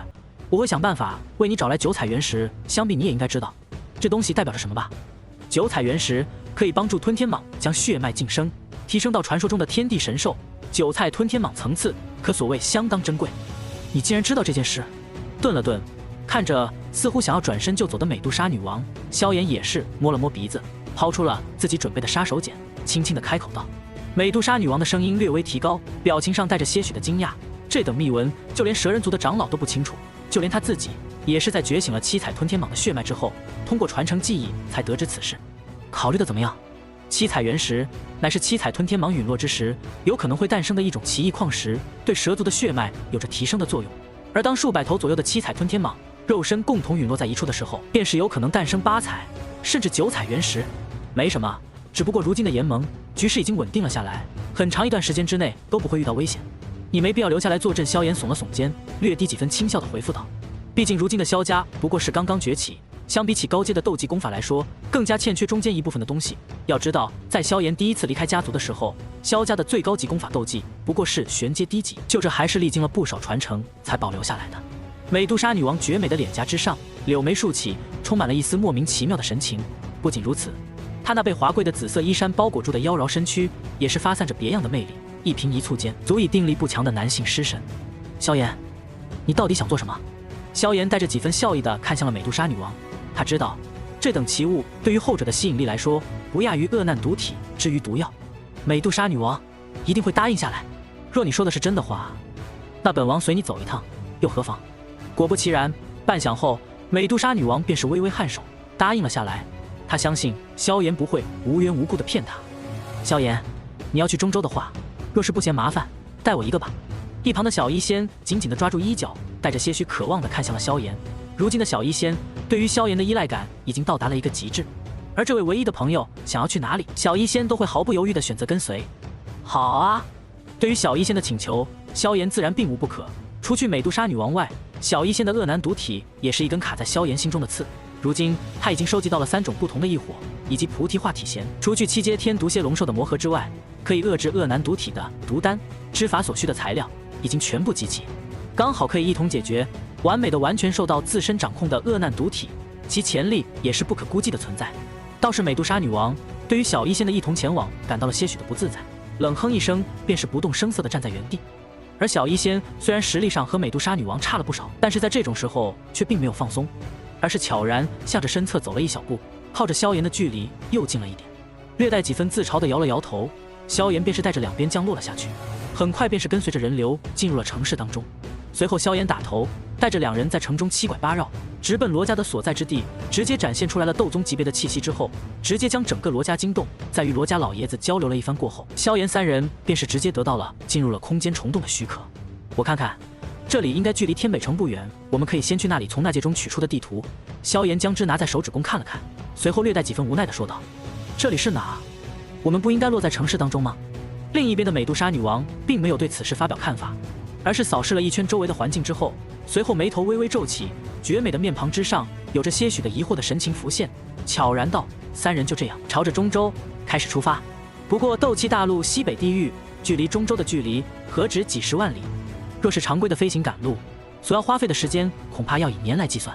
所以3人的第一站先是去了黑角域，从中中转，又是花费了大半天的时间，朝着天涯城的方向赶了过去。在他的身旁有着一道显得异常妖娆的火蜡倩影，被华贵的紫色衣裙包裹，另一边则是一道身着白衣素裙的身影。虽然身材不如前一人火蜡，但是那盈盈一握的纤细腰肢，其上还束缚着淡绿色的丝带，则是颇为引人注意。嗨，既然没什么准备的，那么我们就走吧。看着这一幕，还是有些怀念啊。明显感觉到气氛有些不太对劲的萧炎，也是干咳一声，像是没有发现一样，当即做出了提议，随后拉住了小医仙，朝着高空之上飞去，很快便是化作了一个小黑点。而美杜莎女王也是撇了撇嘴，脚下重重一跺，顿时地面上露出了如同蜘蛛网一般密集的皲裂痕迹。随后她化作了一道7彩流光，朝着2人离开的方向追了过去。天涯城坐落在距黑角域万里之遥的一处名为天晴的山脉之中，作为方圆千里之内唯一一座拥有着通往中州的空间虫洞的城市，天涯城在这千里之内的繁华程度也算是首屈一指。这空间虫洞当中极为枯燥无聊，不过好在三人都不是什么急躁的性子，全用修炼将之打发了过去。乘坐着空间船，在被淡银色空间流光包裹的漆黑通道之中，三人待了足足大半个月的时间，这才从一处亮光中脱离了空间虫洞，缓缓吐出一口浊气。萧炎略显无奈地开口道：“虽然潜意识也经历过，但他仍然觉得乘坐空间虫洞是一件相当无聊的事情。若不是如今的实力不足以快速抵达中州，不然萧炎根本不会选择乘坐空间虫洞。”前一世，萧炎带着小医仙和紫妍二女也是乘坐了相同的空间虫洞，只不过就在最后的时间里，却是倒霉的碰到了空间风暴，在那巨大的压力之下，被迫和两女失散。不仅如此，自己还身受重伤。若不是侥幸被韩月的妹妹韩雪所救下来，恐怕就要在荒山野岭里面喂给魔兽了。而且在之后，也是协助韩月、韩雪两姐妹所在的韩家对抗天北城的洪家，因此惹到了风雷阁，开始了被迫的逃亡生涯。而这一次虽然没有遭遇到空间风暴，但是空间虫洞随机将他们三人传送出来的地点，赫然距离天北城也是不远，倒是让萧炎也感到些许的意外。这一世并未如同上一世一样，空间虫洞破损需要维修，直接便是可以进入其中，而萧炎对于其中的变化也是了然。这一世他的发展速度极快，足足提升了3年的时间，自然不会遭遇到原本要遭遇到的困局。3道流光自高空之上跨越了黑域大平原，一头扎入了山脉当中，沿着连绵的山脉飞行了很长一段距离之后，转过一处山头，那依靠在山脉边上宛若匍匐在大地之上的巨兽一般的城市，便是映入了三人的眼帘。向下望去，错综复杂的道路之上满是一道道的人影。不仅如此，下方低空之上还是有着不少飞行魔兽停留在那里，排列异常整齐。一道淡银色的流光闪烁，荒山野地当中，一处破旧几近破碎的石台之上，陡然间凭空出现了3道人影。一人身着黑色衣袍，面容清秀，皮肤白皙，身形看似削瘦，但若是仔细看去，便是能够察觉到其中蕴含的爆炸性的力量。与此同时，萧炎也感觉到了几分世事无常。总算从这空间虫洞里出来了，可真是压抑，还真是世事无常。不过既来之则安之，悄然在心底吐槽了一句。萧炎辨认了一番方向之后，便是带着两女朝着天北城所在的方向走去。天北城乃是中州北域比较宏大的一座城市，单纯从规模上来说，甚至要比加玛帝国皇都还要大上不少。或许是因为规划得当的缘故，整个城市给人一种大气磅礴的感觉。宽敞的街道之上，人流不息，透露着这座城市那不菲的人气。跟随着人群，萧炎3人进入了城内，天色已经暗淡了下来。倒是城内处处有着灯火点亮，倒是显得并没有那股夜晚的幽静之感。已经到了这个时间，不如我们先找个地方休息一夜，明天再做打算。既然这样，那边跟我来吧，我对天北城还算是比较熟悉一点。上一世，萧炎因为帮助韩家，反而几乎和洪家结成了私仇。洪尘、洪立父子，乃至之后的洪家老祖洪天啸，都是因为对萧炎出手作妖，反而被萧炎悍然出手反杀。一想到这里，萧炎的眼底深处便是泛起了一抹寒光。以洪立如今的修为，若是有心，别说3米之内，即便是3000米之内的一切动静都无法逃过他的耳目。但如今竟然有人能够逼近到他身边3米之内。陡然间思索着什么的洪立感觉到一阵寒意的出现，一股毛骨悚然的感觉在他的心底出现。下意识的他便是坐起身来，回头看去，这一看不要紧，却让洪立整个人的胆子差点吓破。只见他的身后不知道什么时候竟然多出了一道身着黑色衣袍的身影，遮蔽着面容，观察不到气息，但他距离洪立的距离不过3米之遥。只不过当时的萧炎比起现在来说要晚了3年，因此城内的街道店铺和萧炎印象之内的并不完全一样，这也让他有了一种陌生的熟悉感。他并不是什么大度的人，上一世的洪家几乎将萧炎逼上了绝境，如今重来一世，萧炎也不打算放过洪家，因此今晚他有些事情要做。在天北城最为豪华的旅馆定下了3间天字号房间之后，将2女安顿好之后，萧炎便是悄然披上了那漆黑的斗篷，悄然离开了旅馆，顺着记忆中的方向，在大街小巷中不断腾跃起落，朝着洪家的方向靠近过去。他并没将这些事告诉小医仙和美杜莎女王，毕竟斩草除根这件事跟他们无关。况且洪家还有洪天啸这个老东西的存在，萧炎可不希望2女因此受伤，遭到牵连。这一次，萧炎并不打算心慈手软，玩弄是非，他要雷厉风行的将洪家连根拔起，将那些上一世的有仇之人尽数灭杀。萧炎带着几分笑意的看向2女，出言询问道：“事实也是如此。虽然他们都是耐得住性子的修行之人，但在空间虫洞那不大的空间船上，3人度过了足足大半个月的时间，也是极为疲乏。如今抵达目的地，来到城内，也不枉好好休息一番。虽然看似其貌不扬，但是仔细观察，便是可以发现中年男子的一举一动间蕴藏着劲道，其体内的气息也压抑着足有斗皇巅峰，不，甚至可以说是半步斗宗的水平。即使在强者众多的天北城，这种等级的存在也是顶尖的高手，能够强过他之人，在整个天北城不超过1手之数。小医仙掩嘴轻笑道，看向萧炎的目光中带着些许莫名的意味。一旁的美杜莎女王则是无所谓的转过头去，但还是微微颔首，并没有开口。谁？出来！扬了扬手，萧炎淡笑着说道，随后带着二女在天北城宽阔的街道上轻车熟路地走了起来。望着那陌生却又带着几分熟悉的街坊，饶是萧炎也有些感慨不已。很快，趁着夜色，萧炎便是藏匿了气息，悄然潜入了洪家那偌大的庄园当中。里面院落无数，还有着极大的广场，占地堪比一条街道。感知着洪家内部的气息，萧炎悄然动作，很快便是绕过了一道道的明暗防护，避开了所有巡逻的侍卫，轻松地潜入了洪家大厅。大厅之内相当空旷，主座之上还有着一位看似中年人的存在，他单手撑着下巴，依靠在座位上，表情上带着些许的困惑，指关节不断地敲击在扶手之上，似乎在思考着什么一样。转过一处拐角，路过一处极为豪华的门扉，看着上面大大的韩府2字，萧炎也是有些感慨。天北城虽然势力众多，但要说最为强大的2大势力，分别是坐落在天北城南方的韩家，以及占据了天北城北方的洪家。这2个家族宛如这个城市的2个主宰一样，将城市划分为泾渭分明的2半。其他的小势力虽然不少，但是相比起这2大家族来说，只能算是小卡拉米，只能处于夹缝之中生存。虽然如今的韩家跟洪家还是分庭抗礼，甚至还压过了对方一头，不过萧炎很清楚地知道，3年之后这个局面就会被反过来，甚至韩家也会因此遭重，因为在不久之后，洪家家主之子洪尘便是会因为天赋的缘故被风雷阁北阁收进去，成为亲传弟子。在风雷阁这尊庞然大物的威压下，韩家并没有多大的反抗能力。上一世他便是因为空间风暴的缘故身受重伤，在韩家韩雪的帮助下，坐着马车来到了天北城，并且在这里待了小半个月的时间，也因此相对于这里他还算是熟悉。好呀，正好我也想洗澡了。而他正是洪家如今的家主洪丽。见到二女这副表现，萧炎也是挠了挠头。经历过大半个月的相处，美杜莎女王和小医仙2人之间的气氛也没有那么尴尬了。或许是有着萧炎在中间当着调节剂的缘故，这究竟是何等层次？来人又是什么等级的修为？一瞬间，种种思绪闪过脑海，让洪丽的心神紧绷到极致。对方深夜悄然潜入洪家，显然是来者不善。当即他便是低喝出声，满是警惕的道：“阁下，你究竟是何人？夜闯我洪家，是有什么事吗？取尔等性命之恩！”一声低喝传来，洪丽的眼神当即紧绷，脚下猛然种种一踏，朝着后方退去。他手中磅礴斗气刹那间激发出来，朝着萧炎轰去，同时张开嘴巴就要呼喊出声。只不过他的反应虽然极为迅速，但是有一人的速度比他更快。就在洪丽动作的刹那，只见萧炎也动了，脚下一点，整个犹如穿越了空间一样，化作一道黑影，朝着洪丽扑去。论其速度来，比他还要快。刹那间，萧炎闪过了道道洪丽轰出的斗气劈链，冲到了洪丽的身前，在后者惊恐不已的目光当中，当即一拳巧妙的轰出，以一个刁钻的角度避开了洪丽的2条手臂，朝着他的胸膛打去。霸龙拳，给我杀！伴随着一声轻轻的低喝，萧炎的手臂肌肉猛然暴涨几分，体内的斗气涌现在胳膊之上，再度增添了几分力道。那如同沙包大的拳头，在洪丽目刺欲裂之下，狠狠地砸在了他的胸口之上。砰！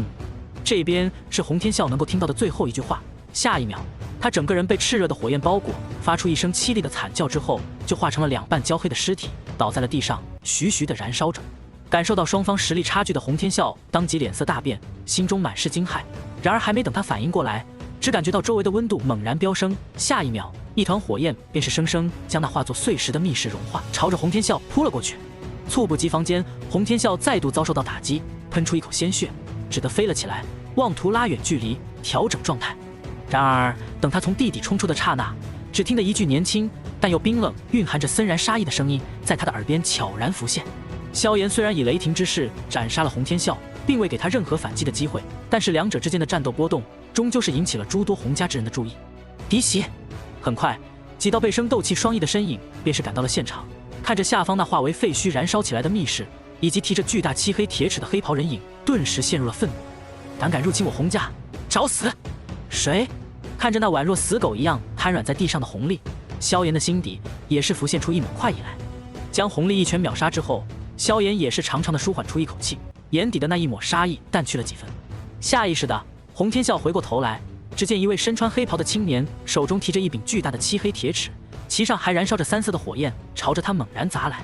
焰分式浪尺，伴随着一阵沉闷的声响和骨头断裂的声音同时响起，洪丽的胸膛直接塌陷下来，洪丽的眼珠当即凸起，整个人不由自主地狂喷出一大口鲜血，随后整个人如同断了线的风筝一样，在半空中划出了一道优美的弧线，飞了出去，随后扫飞了一大片的桌椅板凳之后，重重地砸在了地上，时不时踌躇一下，眼看只剩下进的气，没有出的气了。此人究竟是谁？喃喃自语一句后，萧炎取下来了洪丽的那戒，随后悄然脚下再度轻点，消失在了洪家的大厅当中。二人刚才爆发的动静极小，没有一个人发现。洪家众人恐怕做梦也想不到，半步斗宗的洪丽竟然就这么悄无声息地死在了家族大厅之中。洪丽已经死亡，那么萧炎的下一个目标赫然就是如今还在闭关的洪家老祖洪天啸。此人具备4星斗宗的修为，实力不俗，也是洪家如今的支柱。前一世因为洪天啸的前置，导致萧炎也是受到了不小的困难，好在最后将之击杀，这才止损。如今重来一世，萧炎自然也不打算放过这个让他极为讨厌的倚老卖老的老家伙。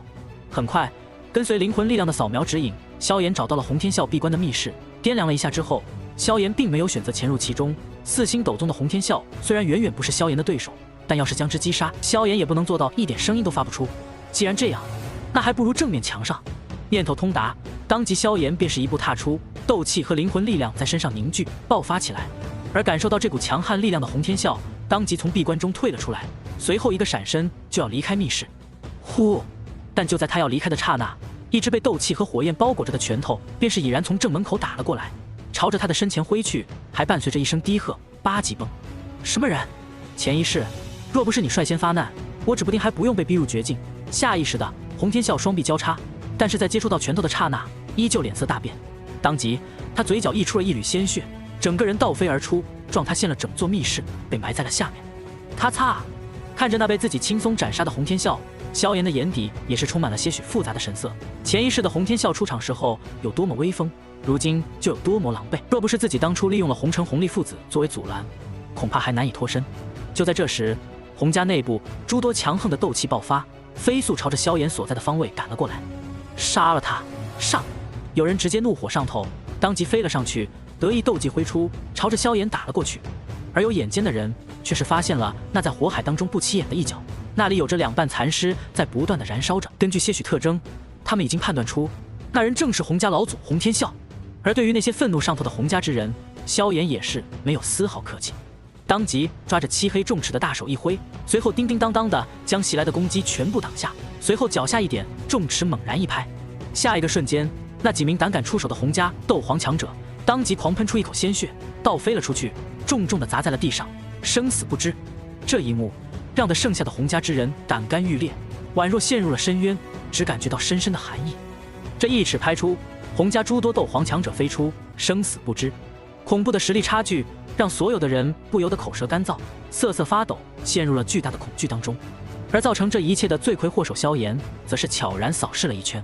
刚才的随意一尺已经重创了洪家的根基，如今还安稳站立在这里的洪家斗皇不过2、3位，实力还不是很强，观其气息不过是初入而已。萧炎对他们并没有丝毫兴趣，也没有再度出手的想法。如今的洪家，洪天啸和洪丽这2位最强者已经身死，中间的斗皇强者们也是大部分重伤，生死不知。虽然还有着一些人的存在，但洪家遭受到的打击已然无比之重。这样的洪家，别说和韩家对抗了，恐怕是随便来上几个天北城的势力联起手来，便能将之蚕食殆尽。更别说韩家和洪家在这几十年间的不断摩擦和争斗，二者之间的矛盾已经到达了一定程度。如今洪家陷入了此等险境，韩家一定会落井下石。在萧炎看来，洪家已经和灭亡无疑。此等几人，死有余辜，走了。韩池扶了扶额头，眉头紧缩，不过很快便是舒展了开来，对着众多韩家高层凝重的开口道：“昨天休息的怎么样？想来应该不错吧？”这个消息如同一个晴天霹雳一样砸在众人的心头。洪天啸的尸体在萧炎闪开之后，他们都看到了。如今洪丽又死了，这该怎么办啊？美杜莎女王看着2人的相处，不知为何心底感到一阵不舒服，眉头不由自主地皱了起来。她已经意识到萧炎昨天出去过，毕竟他的实力并不弱，再加上本就有所察觉，自然可以知道萧炎的行动。红尘少爷如今还在风雷阁修行，不若将此事告知他，让他来定夺。他并没有想去和韩家交流的意思，这一世虽然他也和韩月打过了招呼，在内院强榜前10的圈子里面关系也都算得上不错。不过如今的韩月还在迦南学院，再加上如今处于3年之前，倒是没有必要和韩家过多接触。下一站的目的果然还是那里吧，算算时间，刚好也差不多。看起来洪家这是得罪了什么惹不起的强者，人家过来寻仇的吧？萧炎喃喃自语道。好，既然如此，那我们就继续出发吧。次日，震惊整个天北城的一件事便是传了开来，那就是天北城霸主势力之一的洪家，在昨晚遭遇了神秘人的攻击，整得人心惶惶的。虽然有着洪家的封锁消息，洪天啸和洪丽的身死并没有被传出去，但是聪明人可并不少，仍旧有人猜出了洪家绝对不像是表面看上去那般并无大碍，至少也是大动筋骨的程度。毕竟即使发生了这等事情，也不见洪家家主洪丽以及那几位洪家出名的斗皇露面来平息事态。天北城，韩服听闻萧炎的询问，美杜莎女王和小医仙也是轻轻的点了点头。这间客栈也不愧他天北城最好的名声，两女并没有感觉到什么水土不服的异样。什么？洪家昨天遭到了神秘人袭击，如今闭门不出？一旁的韩田带着几分笑意，淡淡的说道，语气中满是畅快的神情。另外的韩家长老也是纷纷点了点头，算是赞同了韩田的猜测。淡淡的开口，萧炎冷冷的说出一句话后，也没有去管那些如临大敌的洪家众人，脚下轻点，整个人像是踩入了一个异空间一样，当即便在众目睽睽之下消失在了原地，只留下了道道如同水波扩散一样的涟漪。这等神奇的场景让洪家剩余之人瞳孔紧缩，倒吸了一口凉气。就在这时，一道略带悲抱的声音传来，点了点头，萧炎淡笑着说道，恰好来到了天北城，顺手将洪家诸多强者击杀。萧炎如今的目的已经达成，那就是天目山脉的天山血潭。此时此刻，恰好距离天目山脉3年一次的潮汐爆发剩下小半个月的时间。一位身着淡黄色衣袍的中年男子坐在座位上，略显惊讶地开口道，他正是韩家如今的家族韩池，也是韩月、韩雪两姐妹的父亲。说到这里，韩池的眼神中突然地泛起了一抹寒光，原本温和的面庞上带着几分森然肃穆的神情。他的话语虽然没有说完，但在座众人显然都明白了他的意思。一时间，天北城内再度暗流涌动。客栈之中，萧炎起了个大早，若无其事地对着美杜莎女王和小医仙打了个招呼。美杜莎女王不紧不慢地点了点头，算是答应，而小医仙就是温和多了，起身迎了上去。美杜莎女王在心底暗暗叹了口气，将那一抹情绪压了下来，不再去考虑。她知道萧炎有着很多的秘密，既然他没有告诉两人，那就没必要去问了。萧炎对他们两人绝对没有丝毫恶意。在这般别样的气氛之下，三人共进早餐，随后带的侍者收走了饭碗餐盘之后，萧炎靠着椅子，带着几分笑意地看向了两人，轻声开口道，算了，这家伙干什么与本王又有何干？毕竟洪家的背后还有着风雷阁，自己一旦和韩家接触，有心人之下，恐怕还会为他们引来祸端。而且洪家也隐瞒不了多久，洪丽、洪天啸已经死去，洪家群龙无首，在这般情况下，被天北城诸多家族势力蚕食殆尽，已经成了定局。不好了，家主大人死了！好，我赞成。无论如何，如今洪家陷入了颓废的局面，对我韩家有利。这样，你们先去探一探洪家的口风。若是洪丽和那个洪天啸出了事情，下一站的目的在他的心中已经有了预料。而那天山血潭，其中蕴含着浓郁的能量，足以改善体，甚至为了突破修为有着巨大的作用。萧炎绝不会放过这等足以让他快速提升实力的事半功倍之物。